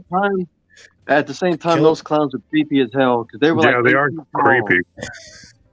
There's a guy that's got a channel, and he was talking about them being the Anunnaki. That's what they looked like. That they would paint their faces, and so there's like this innate fear. There may be something to that. He was saying there's an innate fear that we have. They want to reboot that movie. They want to reboot that movie. I hope they do. Like, well, if they do now, though, they're going to make it bad, though. That's the only issue. Yeah, it's going to be horrible. They're going to mess it all up. No, they're going to make I've often heard that. They're going to make it woke. I've often heard that people who have had. I've often heard that people who've had abduction experiences have an aversion towards clowns for some reason. Right. Yeah. What about you? Dude, I'll punch a clown in the mouth. I don't give a shit. So it didn't work for you guys. You're just like, it didn't work well. But I got a buddy we went to school with.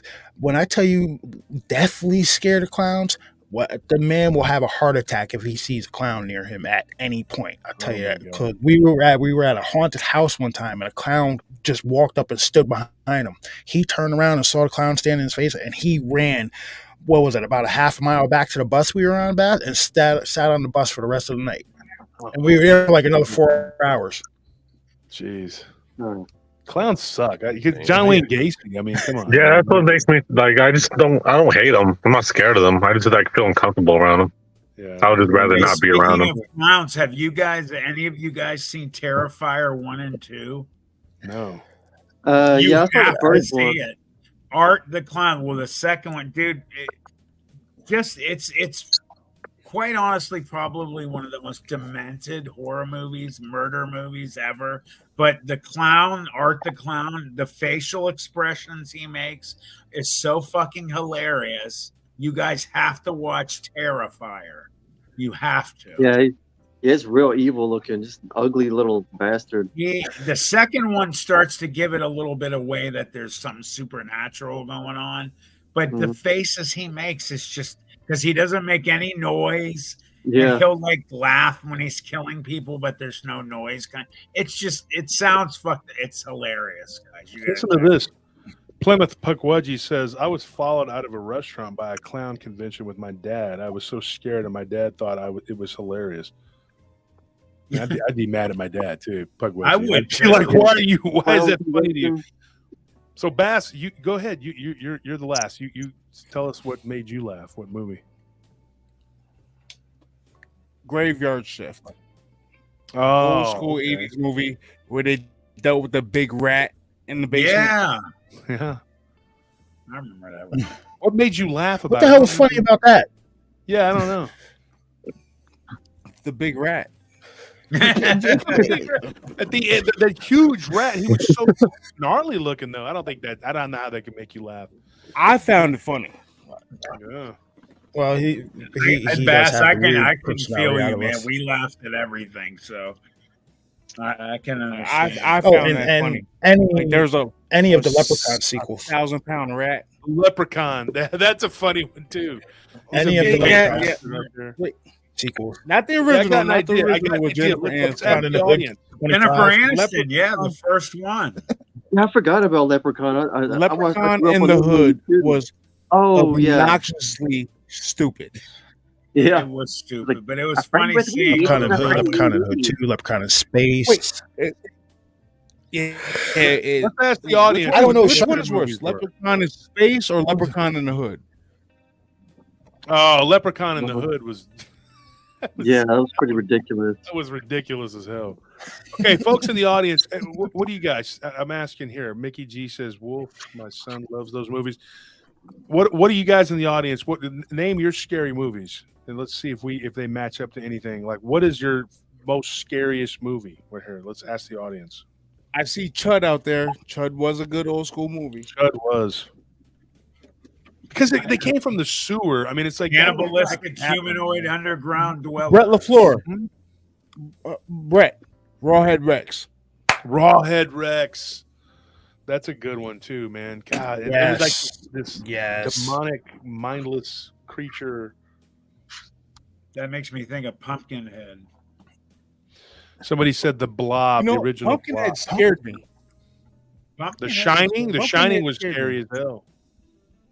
The Entity, Mickey G, the Entity, where the woman was being assaulted by that thing, dude. That was a true story. That was a real story, right? Yeah. Yeah. Anunnaki Bro says the fourth kind. Fourth kind, Crystal I can says see being Basket real Case. scary. Pumpkinhead by Gabrielle says Pumpkinhead. Jason Broussard says Exorcist Salem's Lot. Salem's Lot scared me really bad as a little kid. I was in grade school. I was like in second grade or something, and the little boy was floating in the window.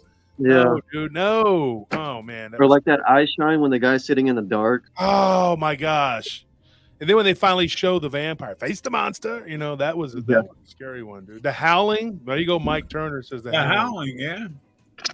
Oh, yeah. The Entity scared me, too. That was bad. That was a scary one. You know what? John Carpenter's It. The original John Jeepers Carpenter's. Creepers. John Carpenter's Alien was scary. Yeah, it was scary. There were some really scary ones here. Werewolf movie. Let's do best werewolf movie. AOS says it says Truth and Bass best werewolf movie. They want to know. I can't listen. The ones I'll give you my opinion, and you guys need to go watch this movie. It's called Howl. It came out in like 2015, 2016. That movie is great, and they do a completely different take on werewolves, and I think you guys would enjoy it. Go check out Howl. I agree. It's a British. It's a British movie. And Dogman Soldiers. Well, one of my favorite werewolf movies is Dog Soldiers. Dog Soldiers. And Matt, you too? That's what I meant. Yeah, Dog Soldiers. I would say Dog Soldiers too. I've seen several werewolf movies, but there was another one, I think. Silver Bullet was good. I think Silver Bullet was pretty good. Yep. Madeline says Hal was so good. Madeline, I'm going to send you a link. You're going to get on here. We're going to make you get on here. We need women to come on and talk. Her and Bettina. Truth. What was the name of that movie that's supposed to be coming out soon? Where it takes place back in World War II, where there's a group that encounters werewolves over in Germany or something like that. Yeah. I forgot. That movie's in development right now. I forgot the exact title of that movie. A ragtag group of soldiers fight against some World War II werewolves and shit. It's supposed to be in the same vein as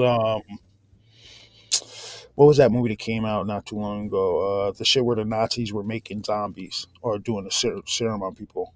With Queen Woodbine. I can't think of it. Kurt Russell's son starred in the shit. Can't think of the name of it. Did you guys see that one where they had the people on the boat and they woke up a vampire like Dracula or something? The last voyage of the Demeter. Oh yeah, great movie. That was a pretty good movie, man. Yeah, that was pretty good. Hold up. Their take on Dracula in that movie is amazing. Yeah, hold on. Freaky. I just saw something in chat I need to address, and this will not go down like this, Mr. Plymouth Puckwudgie. You do not say that in this chat, homie. You do not say you hated Jeepers Creepers. That does not go down. Jeepers, man. The last Jeepers. Unless you're talking about the new remake that they came out with. The last one was trash. The last one was trash. Do not talk about that first Jeepers Creepers movie like that. That's blasphemy over here. Good. Yeah, the last one was. Yeah, that was a good movie. They really screwed it. You know that movie Jin, where he does the wishes, Wishmaster. What's it called? The Wishmaster. Oh yeah, Wishmaster. Yeah. Oh my Wishmaster. God. Just that actor, the way he talks, so man. creepy. The Wishmaster, man. I'll tell you one movie that scared the crap out of me was guys. Event Horizon. Event Horizon. Great movie. Yeah. Great movie. Yeah. Another one. Puppet Master. Mickey G said Puppet Master. That, you know what? Those movies scared me as a kid. When I was like 4 or 5 years old watching them then. Yeah, those shits were scary. Was pretty good. Yeah, I thought it was pretty good.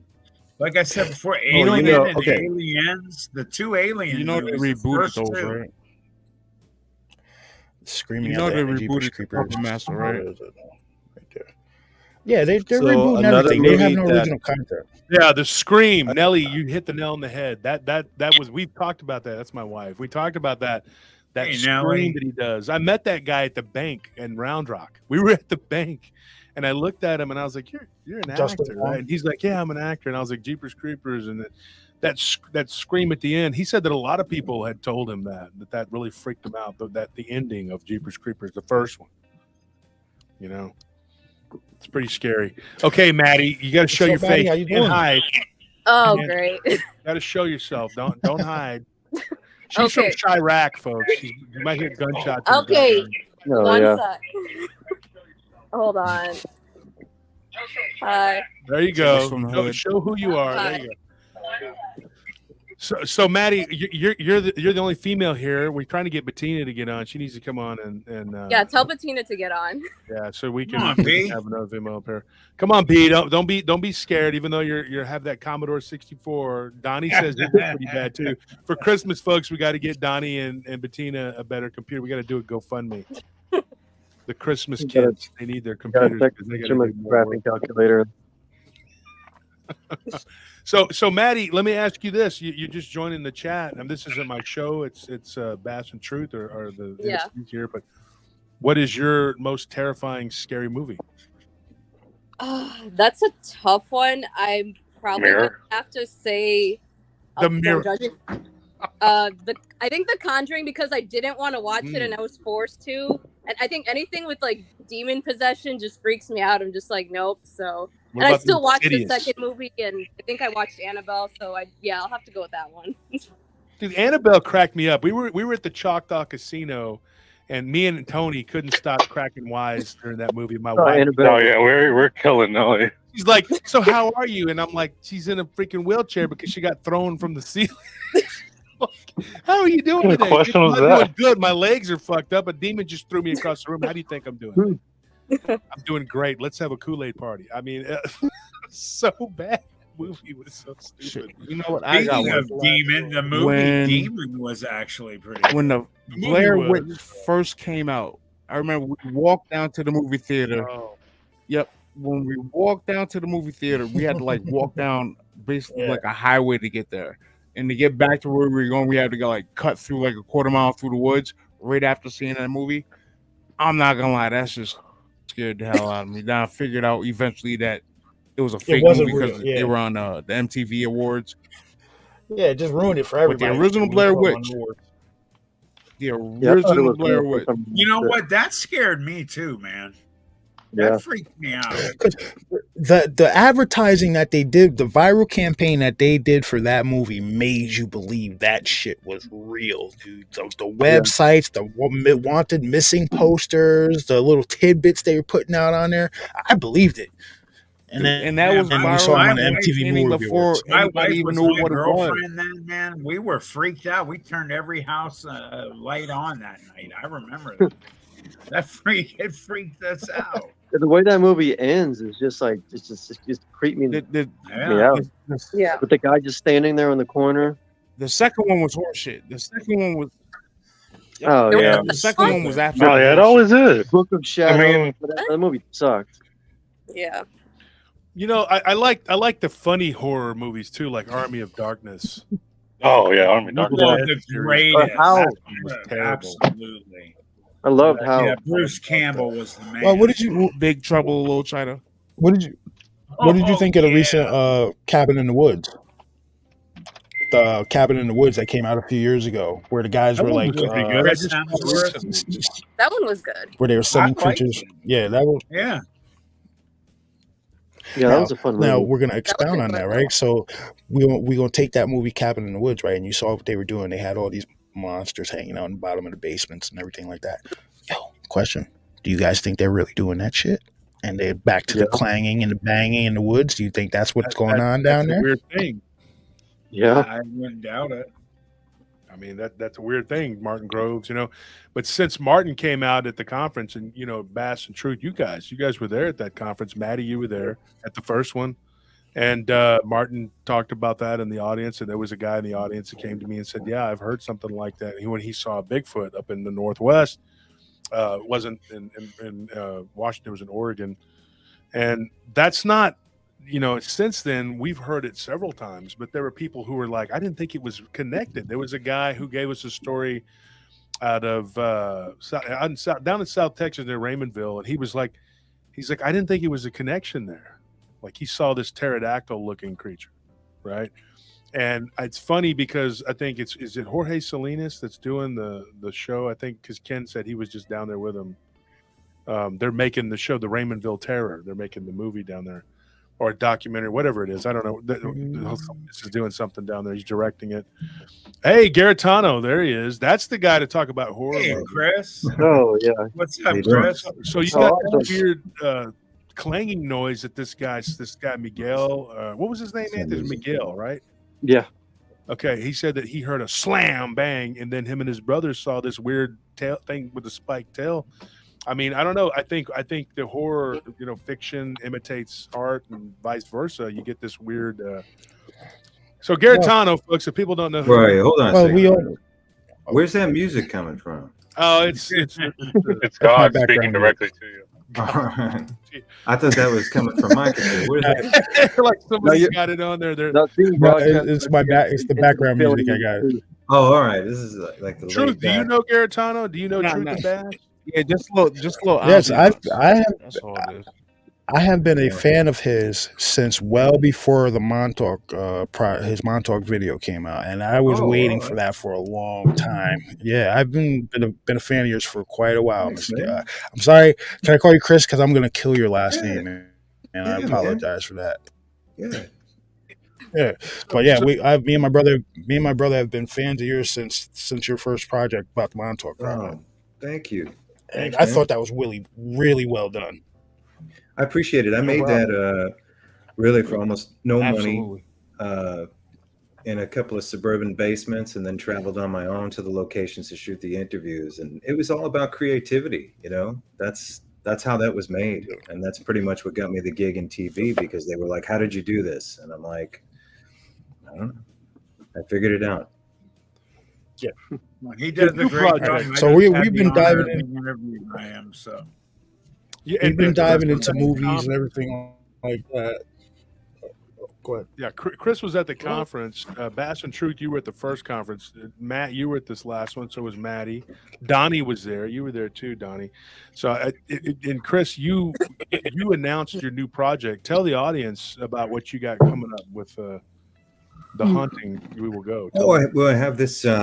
It's the first thing I've done since my TV show Strange World, and also the first independent docuseries since Montauk Chronicles. So I don't know, I kind of took everything I learned from TV and what to do, what not to do, and what I really wanted to do.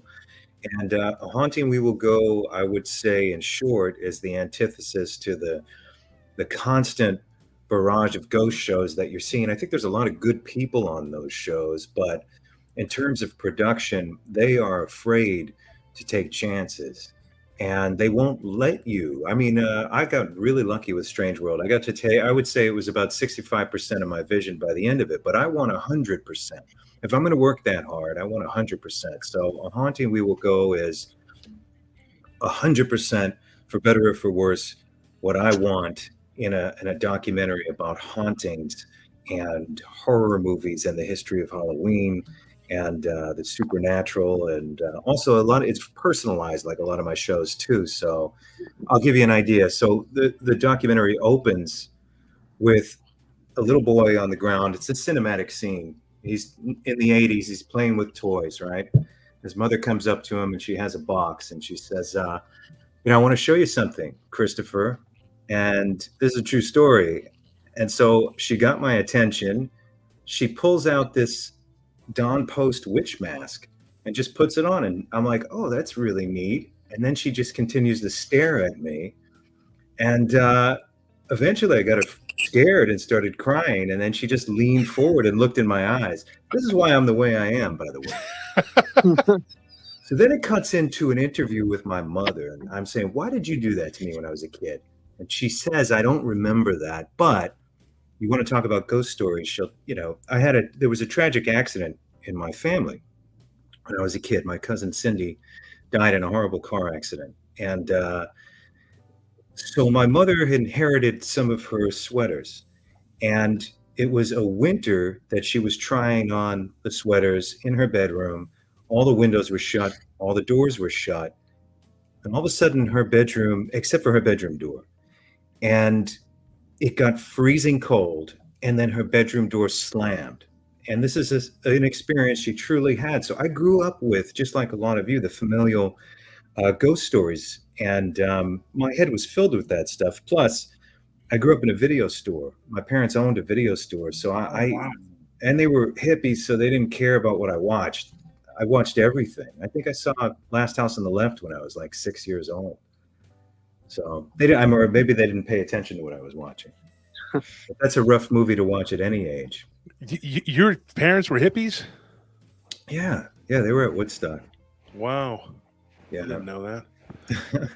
So this project, you're wrapping it up though. You're almost done with it, right? Yeah, I'm in post-production, and I also shot another one called Monsters Among Us about a completely different subject matter. I once again grew up with these creature features like alligator. You know, alligators eating people. In the urban legend, I grew up in New York, so the urban legend in New York City was that people bought these baby gators in Chinatown, and they would flush them down the toilet when they got too big. Right, and then they grew up, and now I know alligator. I don't think it takes place in New York, but the idea was that in the cities, in the urban environment, that the alligator could thrive within the sub levels of the city, the sewers, because they're warm and humid. Anyhow, there's truth to that story, but I grew up with an urban legend. I move out here to Florida, and all of a sudden, alligator in a way becomes a reality. I mean, there's a woman walking her dog just got eaten by an alligator, and this happens more than you think. So it kind of explores how dangerous these animals truly are, especially crocs. I actually get into some incidents that happen in Africa, and a conservationist named John Brugan, who was out there to come up with a solution because villagers and their children and families were actually being hunted by crocodiles. And he has a wood carving that goes way back to what has been interpreted that they may have been sacrificing people to the crocs to get them to stop eating their families. Weird stuff, but I get into a lot of interesting things across the whole spectrum of actually living with these prehistoric animals that can come out of the water and eat you. So each episode is very different. The third one is going to be the Phantom Killer, which is that unsolved crime that happened many years ago in the Texas-Arkansas border. Texarkana. Yeah, Texarkana. And he was never caught. And what I think, truly, he was if you want to talk about horror movies, he was the archetype that I truly believe inspired a lot of the slasher films, because he was this masked Lover's Lane killer. So, but that's what I'm working on with that right now. Well, that's like the Chainsaw Massacre. Oh, go ahead, Truth. Wasn't the movie The Town That Dreaded Sundown based on that guy? Yeah. Another movie I grew up watching. Lyle and me, when me and Lyle Blackburn were driving through there on the way to the conference, he told me all about that whole. I need to hook you up with him, and y'all can go on each other's shows, and y'all could have a rap session. He knows all about that, and he's really into that. I want to say something. I think that a lot of these, okay, I know that the Texas Chainsaw Massacre, and by the way, Chris has a book. It's a book, South Texas Blues, is about the Chainsaw Massacre thing. And there was a lot of weird synchronicities that I talked with Chris about. And then on my show with Eric Palacios, his aunt having lived in that house. I haven't played in that house when I was a kid. And Eric's aunt and them waking up outside. And then subsequently someone telling us, a guy named Peter, I think his name was, I shouldn't have said it probably, but his name's Peter, but he said that he saw a UFO and he had missing time right outside of where that house was. So that's a really weird thing. And then, Chris, you wrote that book about it. And you know a lot of the actors and you're really into that. But the archetype for that, was literally, what's his face? Ed Gein. Right, Wisconsin, Yeah, the Wisconsin. And he was like, the moon madness killer, whatever you want to call him. And he was, and then if Slayer made a song, and I think it's Arroyo, Tom. Is it Tom Arroyo or Chris Arroyo? Chris Arroyo, right? No, it's Tom Arroyo. Tom Arroyo. Yeah, I have his bass back there. That's the Tom Arroyo Slayer bass. Yeah, it's Slayer, and that's crazy. So Tom lives not far from here. So Tom Arroyo, and he sings that song "Dance with the Dead in My Dreams." Listen to their hollowed Skin screams. Mask is the name. And then you hear the woman screaming, "This isn't fun anymore, Mr. Geen, let me out!" And you're sitting there, and I was listening to it one day. I don't listen to Slayer much anymore because it's kind of negative energy music. But Well, Tom is very religious. it is weird. It's weird, Yeah. and they sing about a lot of rough stuff, like 213. That's about Jeffrey Dahmer. That whole song on that's a speed metal album, and then they did some a little bit like death metalish type stuff, and I used to be into all kinds of different music, man. It was really bad. It was either gangster rap or hardcore metal. That's what I listened to. So I'd listen to Eazy-E, and then I'd listen to Slayer. I wasn't like the most stable person. I'd get out at a stoplight and punch somebody. That's probably why. But Tom Arroyo, his voice, I remember going and when they played that song at the Garden here in San Antonio, I was there in the mosh pit. People were getting knocked out. And I still think it's crazy that energy that it carried. That Ed Gein song came on, Death Skin Mask. And of course, Tom comes out. He's like, "This is a song I wrote about somebody eating someone to death." He starts singing it, and everybody just goes nuts, like, ah. And then this mosh pit, and people were getting laid out, dude. Like, I got nailed in the side of the face. Oh, Slayer concerts are rough. Man, we were just going crazy in there. And then I was like, okay, I can't take another round of this. It was just so. But then, they also wrote about Jeffrey Dahmer. But if you look at these real life killers, these real life monsters, they inspire these creatures and things that people, and I think that the whole werewolf thing, I think a lot of that is just a primal, like what you're talking about with the gators, the crocodiles, whatever. It's something so primal inside of us. It terrifies us. That's why the idea that you could go camping with your family, like what happened in the LBL, you could just be camping and having a good time, whatever. There could be something ape-like, something wolf-like, or some sort of maniac could come out of the woods because you have feral people. That's something that people don't talk about, and I really think somebody should do a documentary about it. I got some people they were from Wales, and they went to visit some people that they knew in Australia, and they told us a really crazy story. I don't know if it's if it's all true, because when I talked to his sister, the story was a little bit different, but two different perspectives.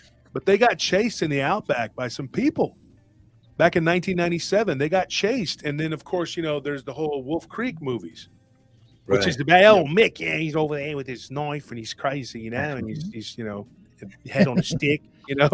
I mean, it's nuts. But when you look at these people, they're real life monsters, and there was a precedent for that character on Wolf Creek. There was a couple of brothers out in the outback who were murdering people, backpackers, and they would take them out and they would kill them. And so I think that these things are inspired by real events, but the idea that there could be a person that transforms into some sort of monster, like on Dog Soldiers, at one time when those movies came out, I would have thought, what I saw maybe was a werewolf, maybe not. But what if this is real? What if in the Highlands of Scotland?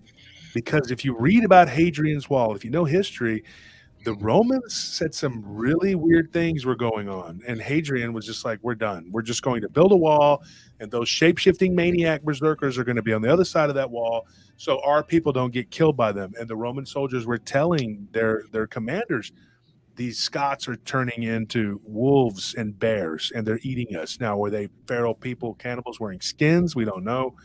We know that they were bigger and taller than the Romans, and it probably scared the hell out of them. But there was something primal that scared the living shit out of these people. And so they built a freaking massive wall that's still there to this day to keep separated from the maniacs. But if you go into the woods, something could happen to you. You don't know. It's no guarantee. It could happen to you going down the street. It could have some crazy people. There's a lot of people over here doing crazy things with the homeless people doing it. One of them tried to stab one of my guards a couple of days ago. And my guard's literal.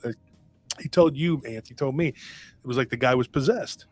Yeah. There was no reasoning with this man. The guy was insane. It was like he was on bath salts or whatever. And then so this ended up being a big fight. And this guy tried to stab our guard. He took the knife away, and the guy took off into the woods. And the police had to go in there and find him and nearly killed him. They tased him and pulled him out. And the guy was nuts. He was freaking crazy. He had been assaulting people. This is the real life world we live in. And what you do, Chris, is you talk about the line between fiction and reality. Sure. And you get this weird house, right? The Texas Chainsaw Massacre house. And then you have real stuff that happens, like Eric Palacios' aunt, which sounds like an abduction scenario. They woke up outside, a family woke up outside their house in the yard. Then a guy tells me, hey, you know, I saw a UFO over there once. You were talking about it. He goes, I broke down back in the late 70s and I think I was abducted. So here is this Chainsaw Massacre house and people are being abducted. Possibly, I don't know, you know, I played that house as a kid. Yeah. Well, I talk about, you know, I studied this on Strange World for the very tail end of the first episode, and I'm getting back into it again. And I do discuss this when I'm about to talk about on A Haunting We Will Go. But I just started this new web series that's going to premiere this week. A little short, you know, way under 20 minutes. And I had used this God helmet thing. Hold on one second, I'll show it to you. So this was designed by a scientist named Michael Persinger. Okay. And all of these pieces here affect the temporal lobe of the brain. And the idea was that, number one, there are a certain amount of us that are susceptible to geomagnetic and electromagnetic waves, especially affecting that part of the brain. Second, this is meant to put a light geomagnetic field towards the brain, okay? And what Persinger was trying to discover was, is it possible that if you're in a house that's haunted or a location that's haunted, does it have a strong geomagnetic charge? Or not just haunted, but if you're seeing apparitions, if you're seeing some kind of weird creature, if you're seeing even UFOs, because perhaps these things are around us all the time, kind of like in the movie From Beyond, right? Lovecraft was touching on that a little bit. And that's what was so fascinating to me. So the first episode that I designed for Strange World was called From Beyond. They were like, well, you have to lead in with your Montauk investigation because some people don't know who you are. I said, yeah, I understand that, but can we do a whole episode on Persinger? They said, well, we'll do the last quarter. So this episode of this new web series I'm releasing this week is called Between Fiction and Reality. And I further talk about my experiences using this thing, what it did to me, and the reason behind it, the history behind it, and what Persinger was trying to discover. Unfortunately, he died. I know his people continue his research, but isn't that so fascinating that this is a real scientist? He's not some dude in a shed behind his mother's house. He designed this thing because I think it's the most brilliant attempt to try and understand why we're seeing these things or how we're seeing these things, because you could already have an elevated perception. And then the geomagnetic waves or the electromagnetic field can enhance that and now open up that channel of sight. So we can see perhaps what's always around us anyway. You know, what are your thoughts on that? So I got a question for you, Chris. Sure. I got a question for you, Chris. Do you think that's what they were attempting to do at during the Montauk project with Right. the chair that they were using? One of the things, yeah. Preston had talked about using the geomagnetic field and electromagnetic waves and seeing how it affects a person. So Persinger, what I think to get the grant was like, oh, you know, maybe these geomagnetic fields are causing hallucinations. And I want to know why people throughout history have seen these things in their houses. They're experiencing hauntings. Perhaps they're just their brains are being affected. But what I think he truly felt was that an extreme charge might open up your perception to see what is always there. And I think that's the key, that I think maybe people should further research this type of thing to understand why or how we're seeing it physiologically, you know, how our brains are affected by these geomagnetic fields. And then in locations like Matt, the thing he saw when he was a kid, perhaps that area has a high geomagnetic charge. Perhaps he's sensitive to that. And that's why only some of us are affected by it. I had an experience when I was 14 where I woke up in a buddy's house and I started hearing this whispering. I don't believe anyone else heard it, but everybody else was asleep. And it only happened 2 nights and never happened before or after again. And I certainly wasn't on anything. And, I believe that area had a huge geomagnetic charge or an electromagnetic charge that affected me. Perhaps I'm a little more sensitive to these things, and that's why only some of us see these things. So, Um, you said you're from New York, so you might know where this area is, the Pine sure. Bush, New York area. That's You know upstate New York. Yeah. where Pine Bush is? Hmm. Uh, yeah. So me and my brother are like 20 minutes from that area, and Oh, I wow. think I think exactly what you're talking about. There, that area is a hotbed of energy because Yeah. just go ahead. Sorry. Oh, I was just agreeing with you. Yeah, I think it's that Yeah. geomagnetic field is heavy in certain places. Hmm. Yeah. Like there's just there's some fishy stuff that goes on in that area. Like in 2003, we had an experience with some missing time in that area, and like I believe that the Destination America did a show with that FBI agent. What's his name? The guy who became a paranormal UFO researcher. I can't think of his name. That their first episode was based in Pine Bush. Ben Hansen. Pretty. Is that his Yes, name? there it is. Yeah, I know him. Yep. And UFO Hunters was also here. Yes. Oh, interesting. I think you guys would benefit if you guys went on Chris's show too and talked about what yeah. you guys have had happen. I Oh, think yeah. you guys have a compelling. And when we do the UAP panel, it's going to be something like this. We're going to do it over here at PRT, but we can cross over, and we can all share, because it's going to involve Nick Redfern, Chris James, who's going to be a guest on my show on December 1st. He's a UFO investigator down here, but he's also done some cryptids and ghosts. And I had a really good talk with him at the Mall of the Americas down here in San Antonio. We had the UFO conference last year. Very interesting stuff that's going to be talked about pretty soon coming up. And I think that everybody should be ready, because I think that it's going to blow a lot of people away with some of the things. James Bartley, he's another one from Australia. He's a big, the cryptid UFO connection, and I don't think it's not lost on me that sometimes people will have a ghost encounter or, UFOs. Like I talked about it on the show, or no, wait, I think, oh my gosh, I don't think we recorded it last night for the show that's coming up. So that hasn't been released yet. But anyway, someone saw something that looked like aliens, and then they saw a ghost at the same time. And it was very odd. It was like the alien presence was observing the spirit, because this person was an abductee and they moved into a haunted house. Now, we've had somebody who lived in a haunted house and then started being abducted, but not where the abduction was first and then the haunted house. And just the weird dynamic that takes place. And we've talked about it before. We've had some people, and these people will come to you, and usually it's a listener will tell us, hey, I know somebody. It's not necessarily a listener, people that aren't really in our community.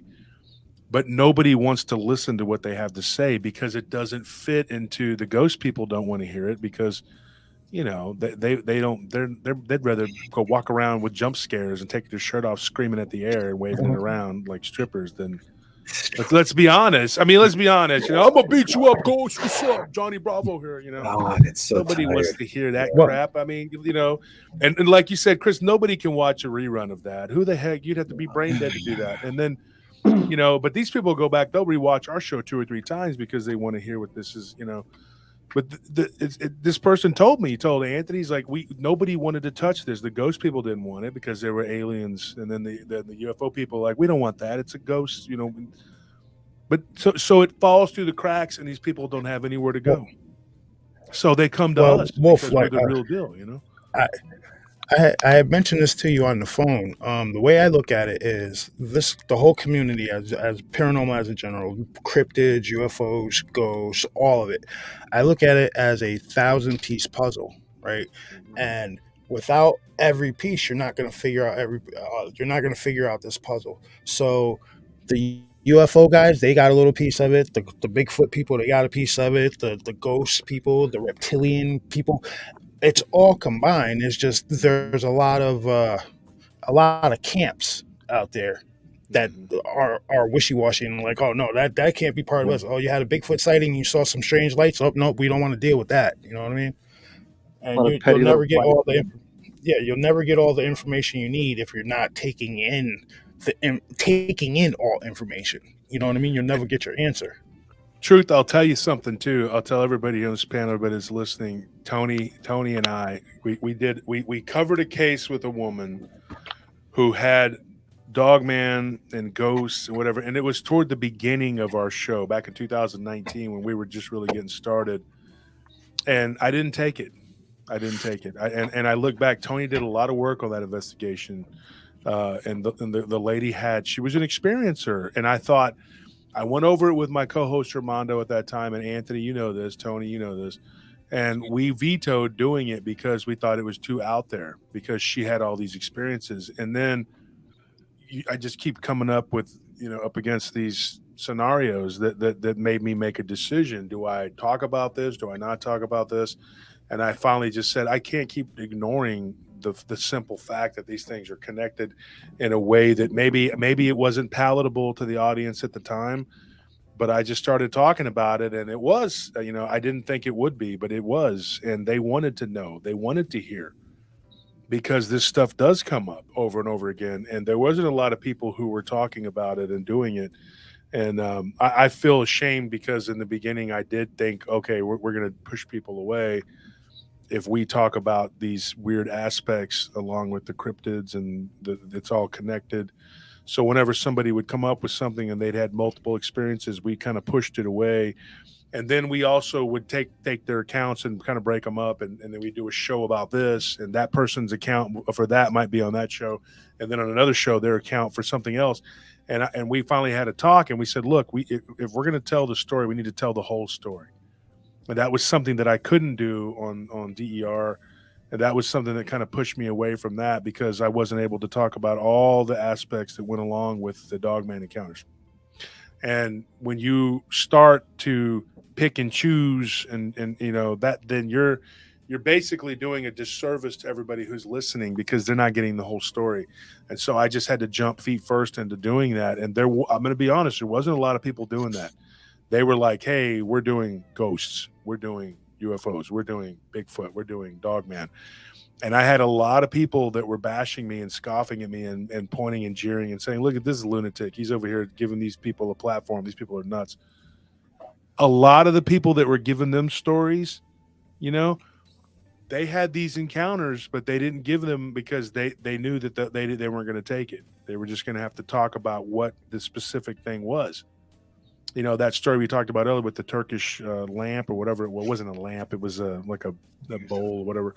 But that one would never have been if somebody had reached out to me about the Dogman aspect of it. And the Dogman aspect of it turned out to be a very small part of it. There was a whole haunting going on around this object. And the Dogman thing just ended up being like kind of just a part of it. But if you just take that one part of it, you're missing out on so much more, and you're not even putting it in context. And a lot of the people, when they get them on there to tell their story, they tell them, just talk about the Dogman stuff and blah, blah, blah. And they don't have any context in it just other than they saw a Dogman. That's it. And those stories just start to bleed together, and it just sounds like just a monotonous record. Mm-hmm. Until you go and you get into the whole meat and potatoes of when me and Barton were doing the Bigfoot project. 4 out of the first 5 people we interviewed, Jesus Payan was the 5th one, and I said, dude, what's going on here? These people have all been abducted. And Barton was like, dude, it's blowing my mind. We did not know this about, but two of them we didn't. The rest of them we didn't. So it was like 7th person, and we were like, what is this? Just people, they had all seen ghosts. They had all had abduction. We don't know what triggered it, but like you were saying, like it's like it's around you all the time. In the God helmet, Chris, you're talking about, it opens up your mind and you can see the real reality. Sure.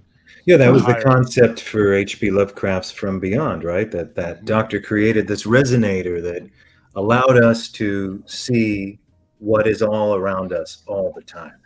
And I think Persinger's experiments are like that. He had something called the Haunt Box, which I really couldn't find any pictures of. I think they were keeping it very private. And it was like the God helmet, but to an extreme. So you would go inside, it'd be the size of a freight elevator, and the sides are actually plexiglass. So you'd be in there, I think, with a God helmet type apparatus, and then it would just charge you with all this energy. And the people that went inside the hot box claimed they heard voices, they heard car horns, they heard things that there's no way anybody could be hearing. Persinger really knew what he was doing with this stuff. And it was over the years, there were some networks that covered him, and and then he died. We were in touch with him. He died just before, while we were in pre-production for Strange World. He was ready to come on the show and talk with us, and we got a guy that worked with him called Todd Murphy, and that's how we ended up getting the God helmet through Todd Murphy. But I think there's only one way to really know if this stuff. I know it works because I used it, and I've had lasting effects to this moment.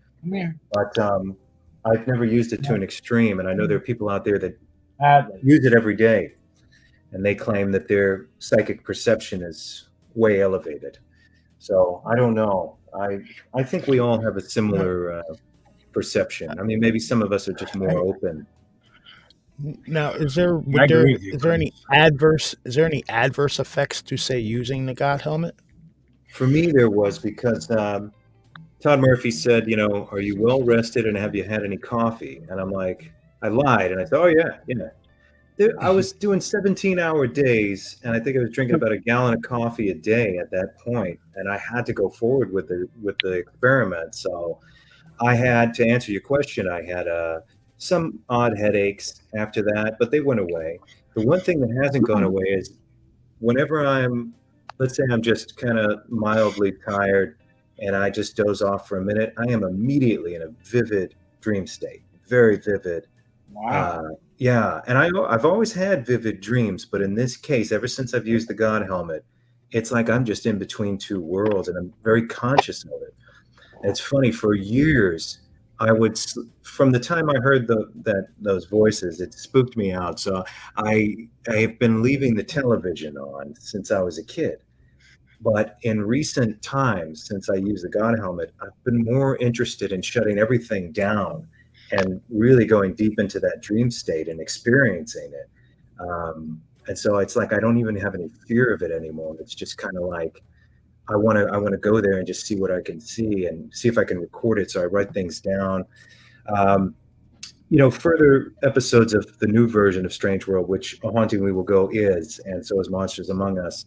I am interested in altered states, so I want to go in a deprivation tank. It was an episode that we were going to make in season 2 for Strange World for Discovery, and they were like, well, some of these things are a little too radical. And I'm like, well, then why would I want to make shows with you anymore? There was a show called Mad Ventures that came out years ago, and it was very controversial. These two guys, very intelligent guys, but they were crazy. And they would go around the world trying different things. I mean, I know one episode they did the ayahuasca, and they got so many complaints, I think it was Nat Geo shut them down. And it's like, well, now that we live in a glorious time. You can self-produce your show and do whatever you want to do and get it out to the world. And I embrace that time better. I turned down 2 network shows just to do what I'm doing on my own now. And if financially you can turn it into a business, I think better and do better for yourself than what they would do for you. I got a really decent salary from Strange World, but they made a lot more money off of me. And obviously it's not just about the money, but it takes so much time to make these things that you need to do it for a living. This is what I do for a living. I have to do it.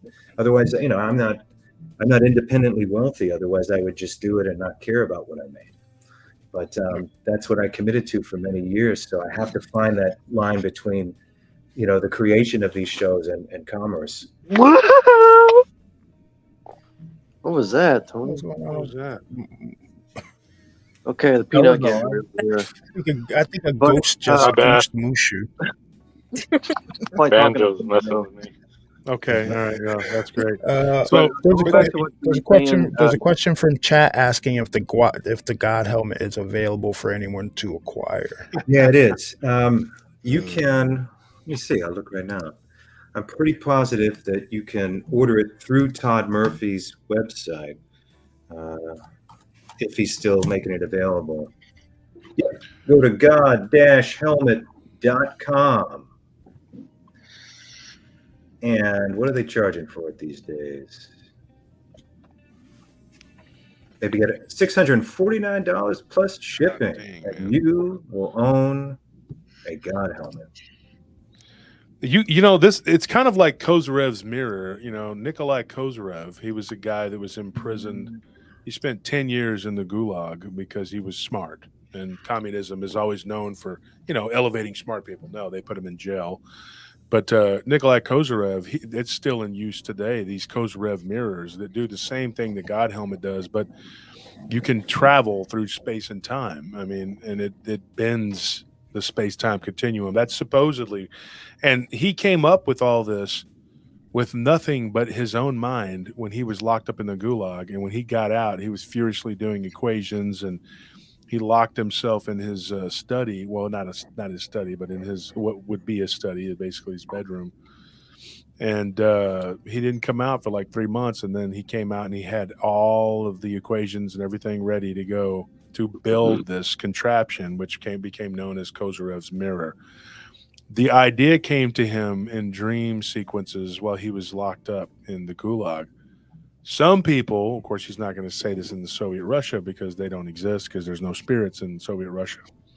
But they say that he was talked to by angelic beings that gave him this ability. I really think that there's something to this too, that he did discover something, and he did it. I think he did it. I think he achieved it. Just as I think the God helmet can really work. And I think that these things, but I think some people are predisposed to be able to do these things. And I think some people are predisposed to be abducted. There's certain things they're looking for. Twins. We interviewed some people who were twins. They were Americans, but they lived abroad, and they were in not in Bulgaria. What country was it? Dang it. I'm trying to remember what country it was. Anyways, they were living on a military base, and their dad was a European, and their mother was an American, but they're twins, and they were black, just like you guys, Bass and Truth. And I thought it was weird because they're around your age too, and they were abducted. But we also know a set of twins from Australia that were abducted too.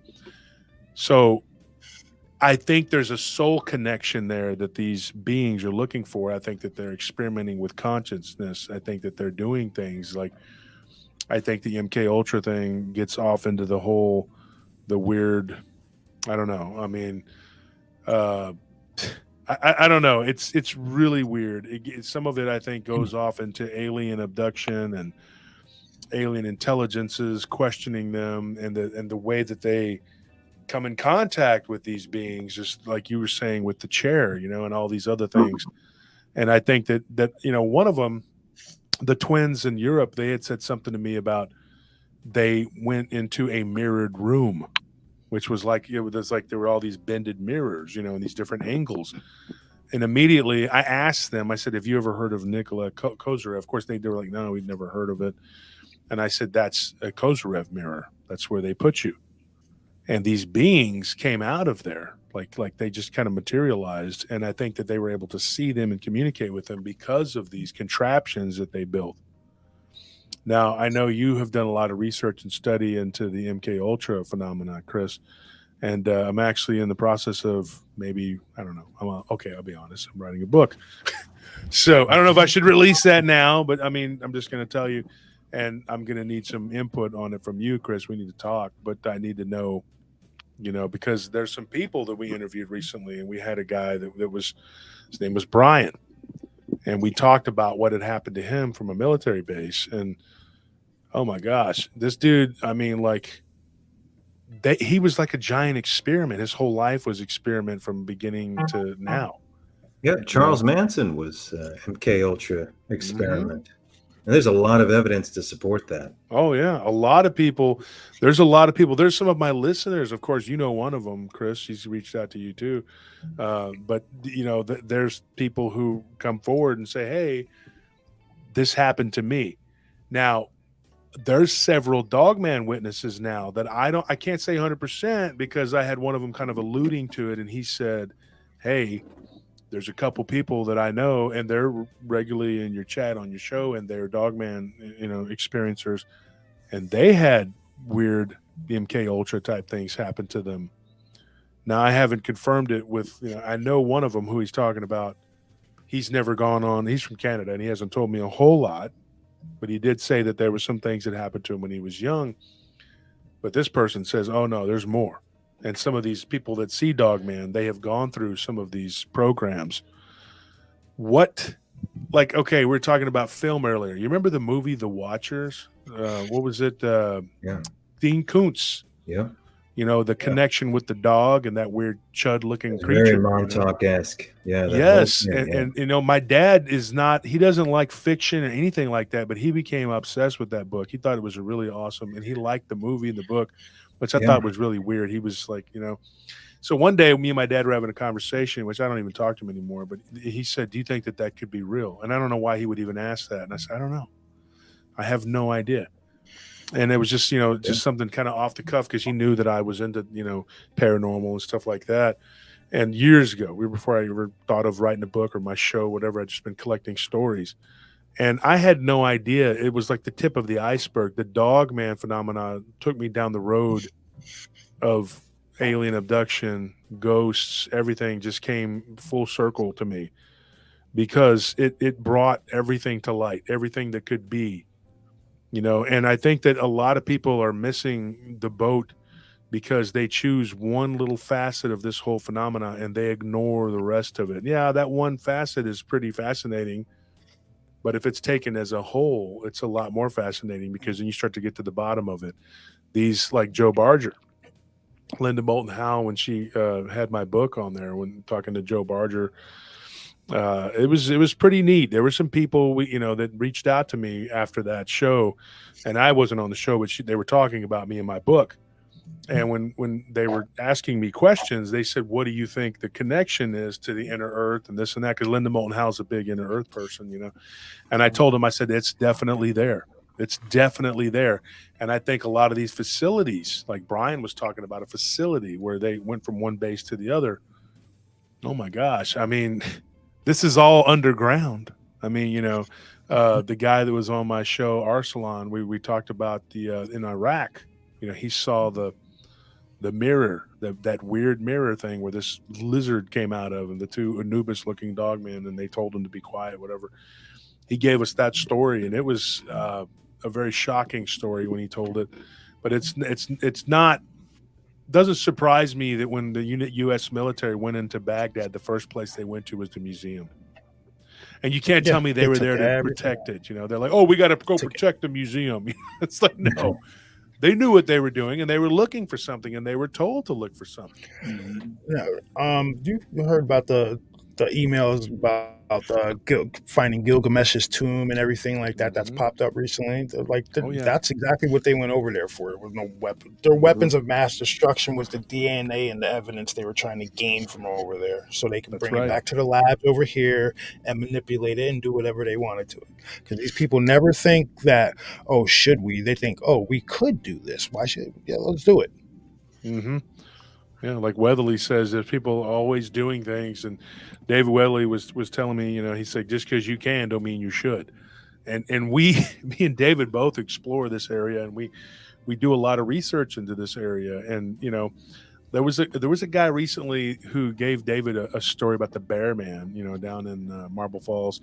Well, this guy reached out to me, and he tells me, I'll call him Jay. I'm not going to say his name yet because I don't think he cares, but I'm just in case. But him and his little brother, when they were little, they were out hiking. Well, they weren't really hiking. They were just wandered off too far from home. And they saw this Bear Man thing, and his little brother shot at it with a BB gun. And he goes, "I don't know what would possess my brother to do that." And I said, it just kind of goes back to, and I was joking around with David about it. I was like, there you go. Just because you can don't mean you should. You probably shouldn't shoot a Bear Man in the butt and then with a BB gun and then try to run, and then it cornered him in a dilapidated barn, and then something caught its attention and it left. But I believe that these things are very real. And then right there, not far from where Jay told me about this, there was a cave. Now, you got to wonder, like, there's always some sort of caves, underground, whatever. It's a very real thing. And of course, I think, Matt, your story was in Youngstown, Ohio. Now, there was a lot of mining and things going on, right? So Yep. this thing was probably something from the inner earth, and it does, you start to, I mean, and I think that they do something with these movies. I think what they do with these movies is they show you what they're really doing, and then it's in the back of your mind. You're like, this Jeepers Creepers creature looking thing, this can't be real. This was in a movie, and then it kind of tricks you into believing that it's fiction, when in reality, I think their fiction is following the real narrative. Sure. That's my opinion. All these concepts have been around in fiction for quite some time. Always some truth to mythology. There's always a little bit of truth in there, they say. I think that the myth is our real history. That's what I think. I mean, I say it's in our collective consciousness. Yeah. And then what do you think about these reptilians coming through this possible portal? And what do you guys think about that, Chris? We can start with you. I don't know. What do we have here? What is that? The creature of the Black Lagoon. There you go. That's another thing you and Lyle Blackburn got in common. You're both very into the creature of the Black Lagoon. He was my favorite creature as a kid. We got a dogman here, but he's the gentleman wolf. He's got a top hat and everything. There to go. He's Sir Dogman. Yeah. Yes. His hair was perfect. I think these things are deep in our collective consciousness, and I think that also writers of fiction, science fiction, horror, are like kind of they're modern prophets, and they're channeling stuff too. All of the technology that's been written in science fiction for a long time has just come to fruition. Look at H.G. Wells's entire collection. Predates it actually being real. And all of this stuff has become real. And that's the continuous pattern with this stuff. What about the Lovecraftian thing we were talking about the other day? What's the modern version of that? Look. Yeah. There it is. Right there. The lament configuration. Cube of death. We came. When you think about like the Lovecraftian thing, there is an actual group called the Order of Nine Angles who believe in this Cthulhu type, but there's multiples of them, and they're the elder gods, as they call them. And really what they are is a black hole. And what they're doing, though, is you're going to try and bring them across, and it rips apart our world, and they don't care. And it's something that we can't even fathom. If the stories were to be believed, there's a book, and I don't like saying the name of it because people will go stupidly buy it, and it's not even good to have a digital copy of it. But I'm not going to even say the name of it. It starts with an M. But that particular book is the real life grimoire, and the Arabs believe that it's protected by elves. Now they don't say jinn; they say they're elves. Like there's elves that protect it, and that if you even own a digital copy of it, it can cause serious problems for you. But in that book, it talks about a lot of weird esoteric things, and I have read excerpts from it. I don't own a copy of it, and it talks about these gods from the endless seas of time, and that they are the antithesis of God. Like God is the light, he's the good one, but they're evil, they're bad. And supposedly when the devil, Lucifer, which is if you believe he's the devil, which is really Satan is just a title and a type of being, but he was the main shaitan, he fell into the abyss, and he was taken in by these elder gods and tortured for eons. And they warped him and turned him into something worse than just a rebellious angel. He escaped from the abyss. Not that he doesn't rule it. He escaped it. So that means that he's not the top dog. There's something worse. What these creatures are is the darkness, the living embodiment of the darkness, whereas God is the light. So what these people, these morons believe is that they are serving a higher purpose by bringing about the destruction of what God has created so that these elder gods can rebuild it in their image. It sounds like absolute lunacy, but these are real groups of people who believe in this stuff. And if you think that Lovecraft wasn't channeling that, come on. He knew. And I think that book, he was basing a lot of the grimoire, the Necronomicon was based on I'm not going to say its name, but that book, it was based on that. And I think that these people, when they channel, you don't think that there's something whispering in their ear to do this, do that. Just like songs and music, they'll say something on the music and you'll go, what? And you go read the lyrics and you're like, that's not what he's saying. I mean, that might be what the lyrics say he's saying, but that's not what he's saying. And, they're channeling something. Stairway to Heaven. I mean, that's a song about something that's not about going to heaven. I mean, of course, you backmask it, and it's, it's evil. And of course, it was Boleskine Castle. That's Aleister Crowley's territory there. And what's his name from the from? Well, that could go with all the old nursery rhymes. Mm-hmm. Like, Ring Around go back the and Roses, take a look at some of the old nursery. Ashes to ashes, we all fall down. Mm-hmm. Yeah, that was about the Black Plague. Yeah. Yep. It is. Pocket full of posies is like the people putting those like pleasant smelling flowers in their pockets, or like in the plague doctor mask, they would put those flowers in the long beak to cover the smell of all the dead bodies. So AOS Sketch Squatch says, I met LA, my hero. You talking about LA Marzulli? Is that what you're talking about, AOS? A lot of these people, though, they're not prepared. Like, they're in their little circus tent, and they're not prepared to go out and venture out further into the deeper water. And they want to stick around their little niche or whatever it is. Me, I want to find out why this niche is there. That's my whole thing. I want to know what else is out there. I'm not going to go around and play with grimoires and summon things with a Ouija board, but I'm going to explore people's stories and their accounts and their encounters. And I think we're all doing that. I think Bass, Truth, you, Matt, Anthony and Tony, and of course, Chris, we're all doing that. The only one that's not doing that is you, Maddie. I don't know why you're I'm sorry. I'm slacking. Are you going to be interviewing people or doing anything, or are you just going to hang around? I mean, are you gonna make a channel and join us? Or are you gonna just? Well, she's going to, but she's just waiting to grow up first. Oh, geez. If that happens. I was waiting for a short. Not disappoint. But I think that what we need to do, though, is the collaborations is awesome, because I saw a lot of it going on from the first conference. The second conference did the same thing. Chris, you had Bettina. Bettina were on your show. I think, Matt, you were on Chris's show too, right? Mm-hmm. I think Matt was, just the most recent one, Yeah, and then you got all these collaborations that are coming out from, and that's what I wanted to see. That is the main thing that I want to see. I can't tell you how much it means to me to see everybody collaborating, the people that I like in this field that I think are the real movers and shakers that are going to go forward, and they're going to carry the banner for us going into the future. And that's what I wanted, was to bring those people together and bring them together at the conference.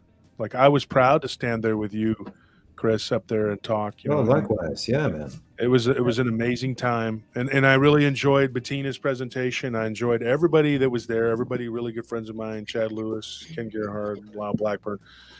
And I think that the main thing is that when it all comes out, when everybody gets together and they exchange ideas and the exchange of information, like what I know, I want you to know, Chris, and I want Matt to know, and I want Truth and Bass to know. I'm not hoarding information. I will put it out there for everybody, and I will give you leads. I will give you people for guests, like my friend Michael Sheehan. He did the These Woods Are Haunted. He kind of talked me into doing the haunting church, the Church of the Forgotten. Anthony named it, and Anthony actually had to force me to go back in there and finish. I got mad. I was like, I'm not going home and changing my shirt. And he's like, you're going to do this. And I said, and Michael's like, come on, and he had the guy from England there, and I didn't care. I was like, I don't care, and I'm not one of these prima donna people. I'm not like that. I just don't. I don't care. I mean, if it's going to make it really inconvenient for me, then I'm not going to do it. I don't care about being on TV. I don't give a crap.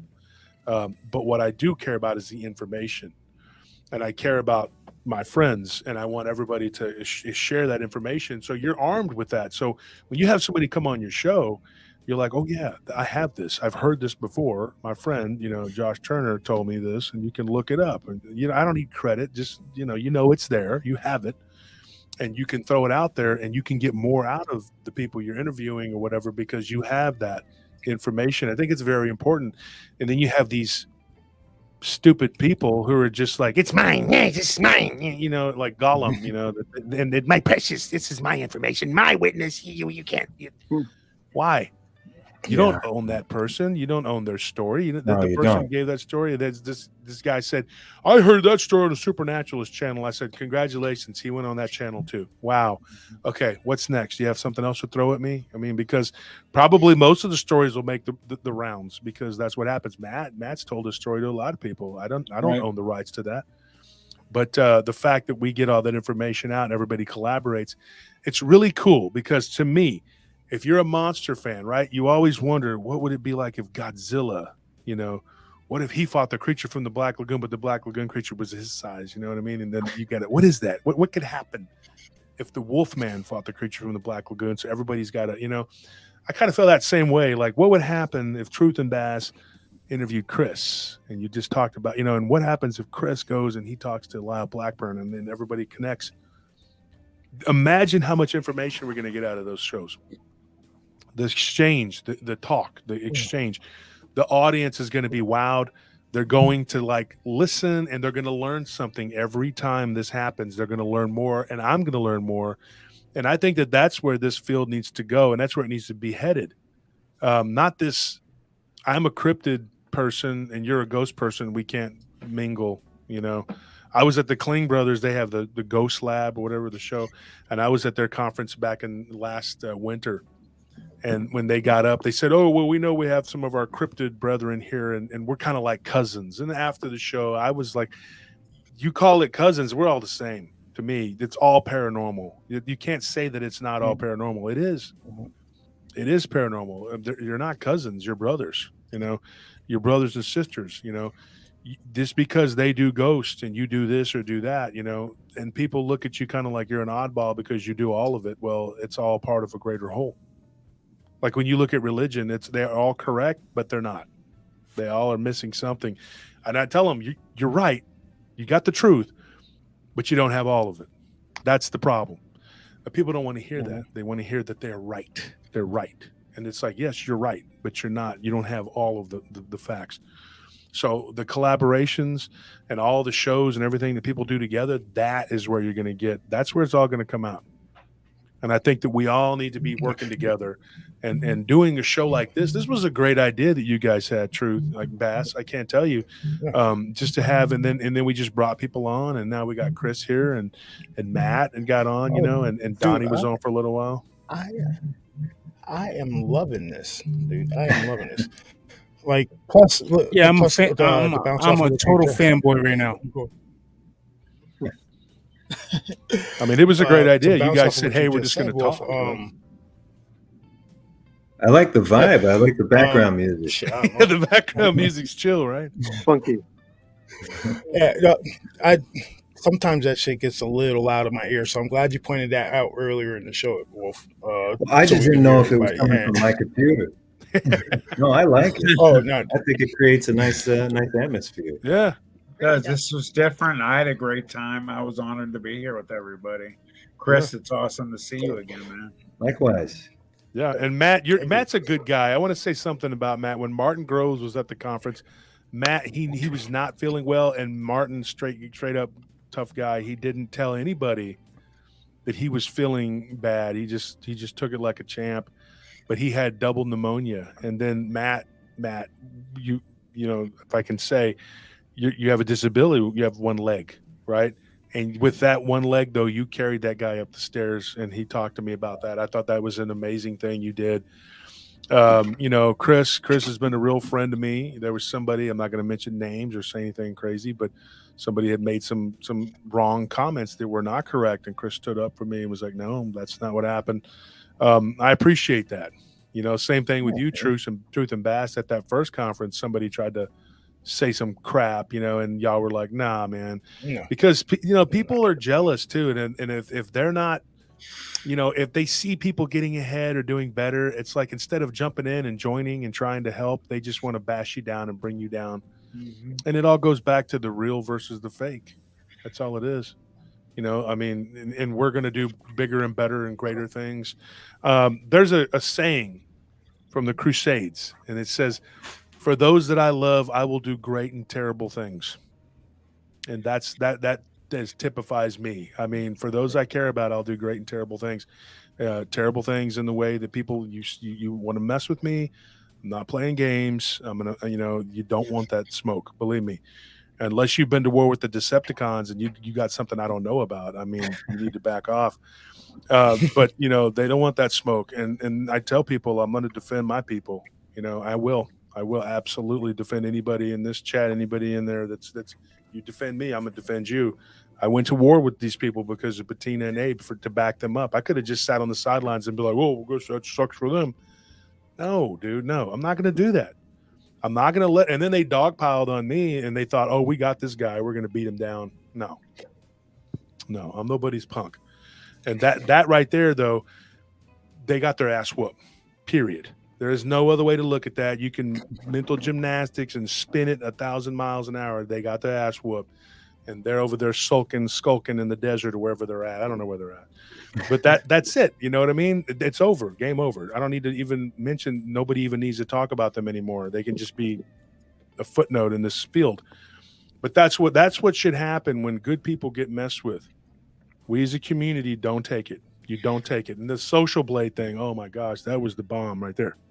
Everybody was like, why did you do that? Well, now you know who's real, you know who's not, and you know that these smaller channels aren't as small as you thought they were. They're just as small, they just look bigger, and that's it. And we stick together. And I like the direction we're headed. I like where everything's going. I like to bring everybody together and have a good time. I don't want to be the center of attention all the time. But Chris, everybody needs to keep their eye on what you're doing. I think you're going to be coming out with some really big things. This channel too is going to blow up. You keep doing stuff like this, Truth, you and Bass, I think it's going to blow up. Matt, you got a new thing going, Planet 412. Why the 412? I have the question for that. What is that? It goes way back. It starts with a real simple thing. So when I grew up on the north side, our address was 412 Laura Avenue. But what's even stranger about it is throughout my entire life, for some odd reason, I always would come up on the number, be it on the clock or looking at different things like the TV or being in buildings or at school. And it came up constantly and through my entire life to this day. Then I looked online recently, like about 2 months ago, about the meaning of the number. I thought, was there a meaning to it? And I read it to my wife, and I kid all of you, not at all. It was like reading a description of me and my life and things that have happened with me with my health and things that I've been lucky. Like I've had a lot of near-death experiences, and I've made it through some really close calls. And reading the meanings of this, was my wife, who's a skeptic, looked at me like, oh my God, that's like your life. So it has quite a bit of different things, and they all connect to this number for some strange reason. Well, it's interesting that 4 + 1 is 5, and then 5 + 2 is 7. 7 is a number of spiritual enlightenment. It's a spiritual life path. So it's 7. It breaks down to 7. Well, if I've been getting into this numerology stuff and everything like that, and I looked at me and my brother have a life path of 7. So do I. When I did I wonder how many people. I wonder how many people in the safe field have a life path. On my arm. Life path is 7. Number 7. Oh wow! What? Wow! Are you serious? Here's my ring right there. Look at that. There it is. Yep. Right there, 7. Wow. See, man, there's no coincidences. No Chris, I was saying to you, July 7th. Wow. Yeah. 7/7. I was born 7/14/75 at 7 a.m. So I mean, what does that tell you? Interesting. It's a very interesting, weird thing too. You're telling me that I have to play 777 in the lottery tomorrow. That's what you're telling me. There you go. If you win, that's fantastic. If you win, then you can bankroll mine and Chris's movie. I stopped playing the lottery. Script together, right? because I would Chris, always buy a ticket and then I start thinking I'll about what I play would it do with 20 the money times. that That's I'm not getting. $500 a ticket. There you go, Chris. I got about 100 projects I would be funding if I ever won the lottery, guys. This field would change overnight because there would be so many collaborations and so many projects being done. I tell you right now. And Chris, we do our movie project. We're going to do them, man. I'm doing them right now. Yeah. We're going to do them. I mean, we would do it though like this. I know. It would So happen. you know what? I'm going to get some good money coming in from South Texas Blues, and I'm going to take that towards the independent projects, and it's only going to grow from there. And the reason why I respond this way is because it's not the wish of the lottery. I stopped buying lottery tickets because I know I can make this stuff happen. I've made other things happen, and I don't come from money, it came from Me either. making these things, and just like you, look at how you built this thing up, man. That's amazing. And everybody here, Truth, this is great, man. I've got this little thing I'm putting out next week. If you guys like it, pass it around. It's a little webisode, and it's while I'm in post-production on the new bigger documentaries for TV. I wanted to put this out. I felt inspired to do it. I don't get paid to do these things. I'm just making them. But I'd like to grow the YouTube channel a little bit. So we'll see. You know what? That shouldn't be a problem. We could just start promoting that. Only if you like it. I think you will, everything but you've done has been pretty epic. I've liked everything you've done, so I don't doubt what it's Yeah. going to be like. I appreciate it. Yeah, I think you'll enjoy it. And again, it's all about my own experiences, so it's unique to me, Yeah. Looking into all this crazy stuff. Well, Wolf, I finally remembered what I was going to say when you were talking about when you were talking about the collaborations. The collaborations are good because no two people think the same. Mm-hmm. That's right. That's the main reason. No two people think the same. So you're gonna have two different camps or two different people with their own way of processing information, their own way of coming about their answers, and you're gonna have them bouncing off of each other. And I think that's one of the best things that could be happening in the field. Right. Well, it's like filmmaking, Truth. Everybody has a style, Everybody has their own style, something special to offer. I'm sorry, Tony. Oh no, I was just making a joke saying, Truth, we're gonna have to fix that since we're a cult. Yeah, we're a cult. Apparently, there's a cult. We can't have y'all thinking with your own minds and coming up with your own Somebody tried to ideas. say you want to live in an echo chamber. I'm anything but that. Dude, I was on Tonight with Tina for a little while with Daniel Benoit. And Daniel's idea of Bigfoot's not like my idea of Bigfoot. I mean, we talked about it. We did agree on how AI is going to change a lot of things. Of course, you and I, Chris, have talked at length about AI and how bad it is. What's happening?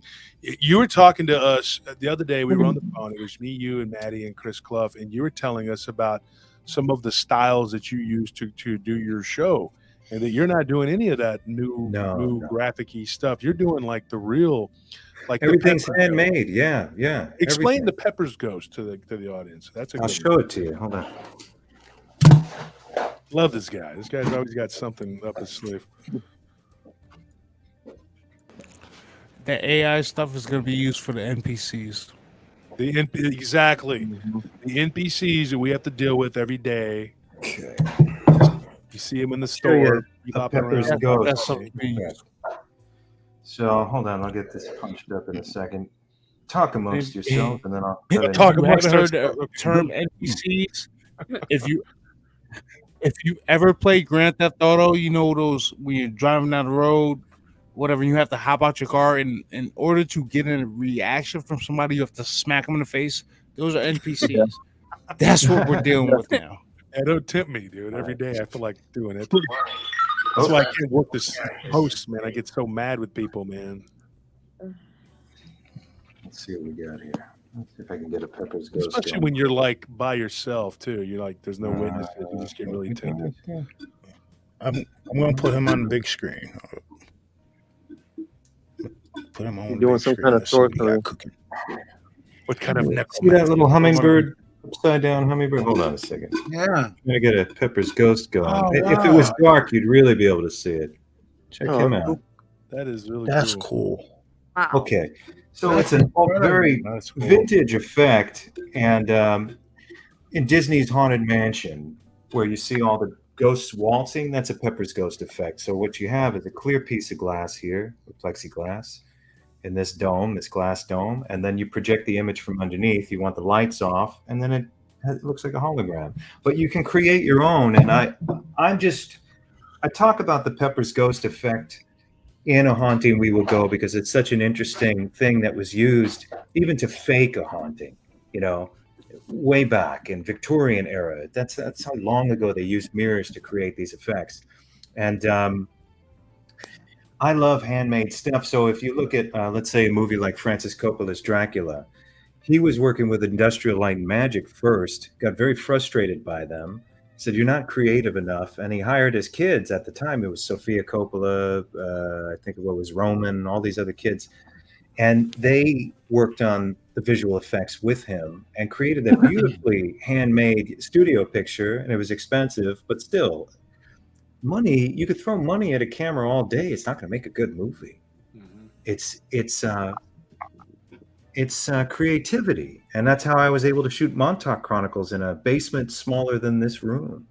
All those underground Camp Hero scenes were all done with wide angle lenses in a room about half the size and only 6-foot ceilings maximum. So it was, it's all I had. So that's what I had to do. My favorite scene though in that was of you as a cartoon. Wait, which one was? The one where you're like a cartoon where they come in with guns and you're like, oh yeah. No, so at that time that was just my buddy Trevor. I told him that was pretty cool.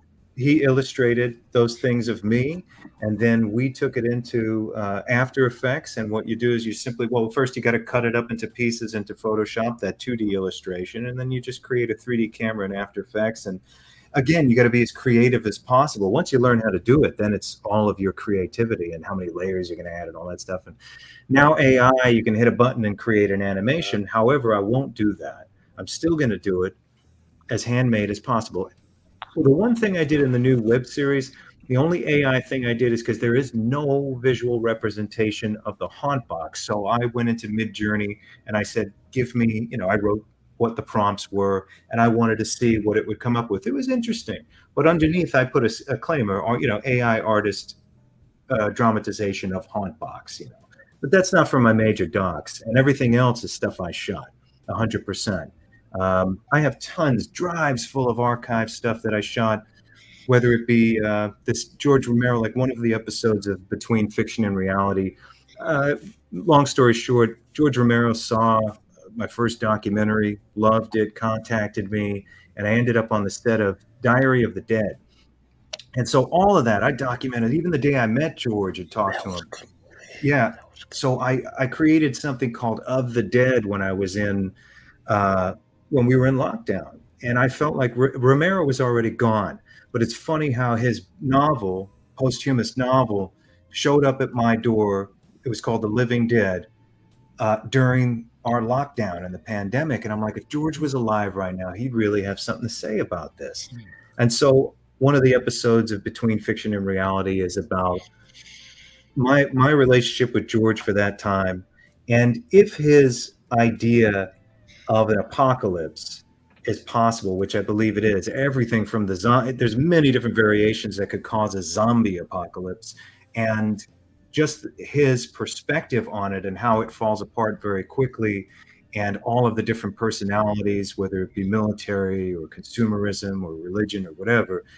I think George is one of those prophets. So I talk about that in the episode. And that's how this little tiny web series is uniquely me. Like I'm trying to make everything else. And that's what, Truth was just talking about, is that everybody has their own voice. And like in filmmaking, that's my area of study. And what I love is that the greatest of filmmakers respected each other because they all had their own voices. So anybody that's tackling this particular field, that's how you shine. There's no competition. Let's encourage each other to do our best. That's how I see it. I agree. Raise all ships. Yeah. Instead of trying to knock each other down and knock holes in your ship, you should be. No, there's no reason for that. Well said. Agreed. Yeah, but that's a lot of what's happening though in this field too. Is just Anthony, I said that to you the other day, if you remember. Yeah. Yeah, I mean, there's enough at the table for everyone to eat, so that there's no need to be greedy. Oh yeah, the audience is There's not voracious. like a competition going on. That's right. That's right. Well, gentlemen, I hate to run. I got to go. But Well, yeah, I was I just about really to end it. enjoyed. Yeah, I really enjoyed this, man. Me You too. guys, thanks for coming on, Chris and Oh, Matt thank and you. Maddie. Yeah, thanks for having me. Thank you guys. Thank you guys for all joining this panel. I thank you all. You guys have made this a awesome show. One of the probably best show we've done in quite a long time, and I thoroughly appreciate it.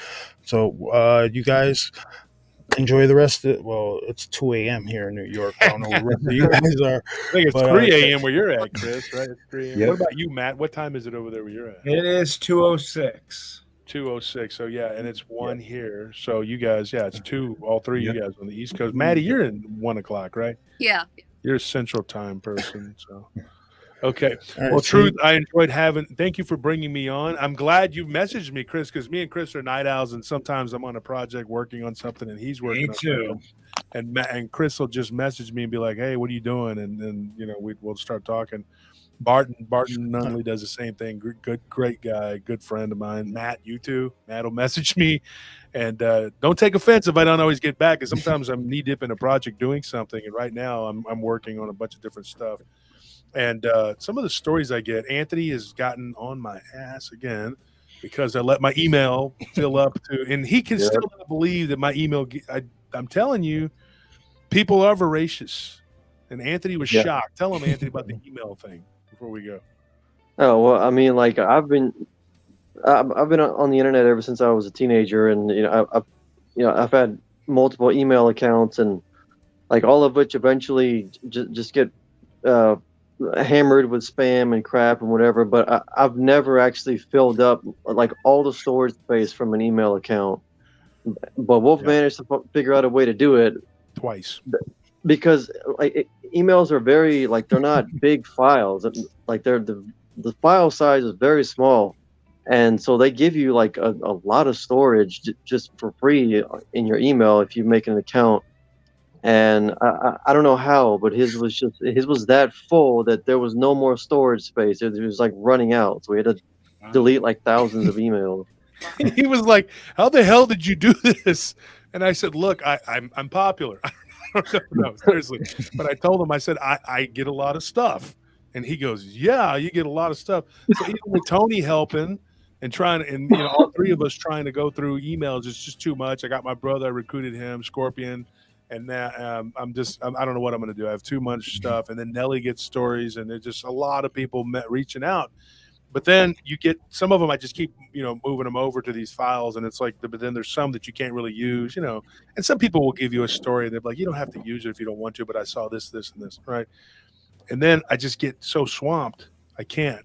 And then I told Anthony yesterday. I said, "You're not going to believe this, but I'm about to run out of storage again." And he was like, "You got to be kidding me," So got to try to go through as many as I can to try to save what I can.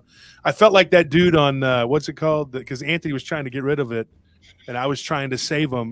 But he was telling me no. And I felt like that guy from the Vampire versus the Werewolves movie. What is it called? The Underworld, where he's got the scrolls and he's trying, and the guy's like, "Leave him!" We're getting attacked by werewolves, and you're worrying about scrolls. I was doing the same thing. I was like, "What about this one here? This one has something that." And Anthony was like, "No, we gotta go. You gotta get rid of it." So that's gonna happen again. Tomorrow, I guess I gotta go through the massive cleaning of the email. But it's a good thing, though. It's a good problem to have. I mean, if you were in the NFL, you'd want to have a controversial quarterback because you have two good ones. I have a problem. That's a good problem. But if it's better than having no stories, nobody to give you, that'd be the big problem. I agree. Right? So we will never run out of stuff. Let's put it that way. People like the show. They like to hear the stories. They want to give their encounters. They feel comfortable coming to me. And that's a good thing. You want them to be comfortable. You want people to feel like you're going to do them justice. You're not going to go up there and take a big crap and mess up their whatever. Mm-hmm. But that being said, folks, check out this show, Truth, an Impromptu Truth with Truth and sometimes Bass. Now, Bass, you have a show, but it's not. What is it? It's a you fishing show, right? fishing channel? No, man. I just post random stuff. Truth, you lied. You said your brother's show was about. You might have me. He posts cooking videos and fishing videos. That's what he does. He said, "Yeah, okay." I knew he spends his time over here. That's what I do. But you guys, if we do the conference again this coming year, you guys better show up. I mean, I'm telling you the truth. You guys in Bass, you better get there. Oh, we'll be there. I got to clear it with the missus first because I got boy number 5 due in like 3 weeks. So with the newborn, it's gonna be hard to fly down to Texas. You know what I mean? What about you, Matt and Garetani? You guys are going to come to the next one? Oh yeah. I mean, I know South Texas Blues is going into production next year, but with some good notice, I'll make sure I'm there. Yeah, we're going to try and do it probably late September this year, be further back. Okay. So it'll give people time, to digest from last conference. Because we had the big satanic orgy there that went on, and we were passing out the drugs. It was just like, here you go. We had the goat leggings and the horns, like on the Burbs, and I remember that. Man, I missed the donkey show, man. We had the virgin. She's a virgin. Here's snow. Here's your drugs, and here we go. The swingers, they were all there, right? And the horns. But anyway, folks, we're gonna do it again. Check out Matt's show 412, Garetano's show. Your show. You want to plug your show real quick? Off to the Witch.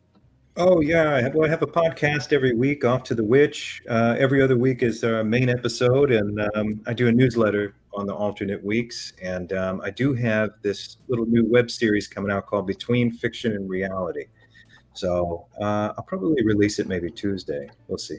But I want to show it privately first to a couple of people. I want you to see it and tell me what you think. And Matt, I'd be interested in coming on and being a guest on your show too.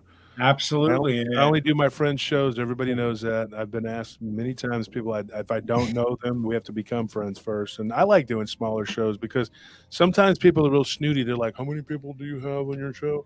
And I'm like, 5. Sometimes my mom joins, that's about it, We all got to start somewhere. We all got to start somewhere. So please check out Planet 412. Right. And I would love everybody, Chris, and everyone I've been on your show. Of course. I want you on mine. Yeah. Anytime. You too, Anthony and Mushu. And Truth and Bass, I need you on that panel when we do the UAP panel. We're going to have the panel, and there was several people, Nick Redfern, a bunch of different people. Nick has been we've been talking back and forth. Wants to co-author a book. I was, that's a big honor from somebody like Nick Redfern. A lot of times, I mean, you think about it and you're like, I would never have thought, 5 years ago that I would be asked to co-author a book with somebody like him.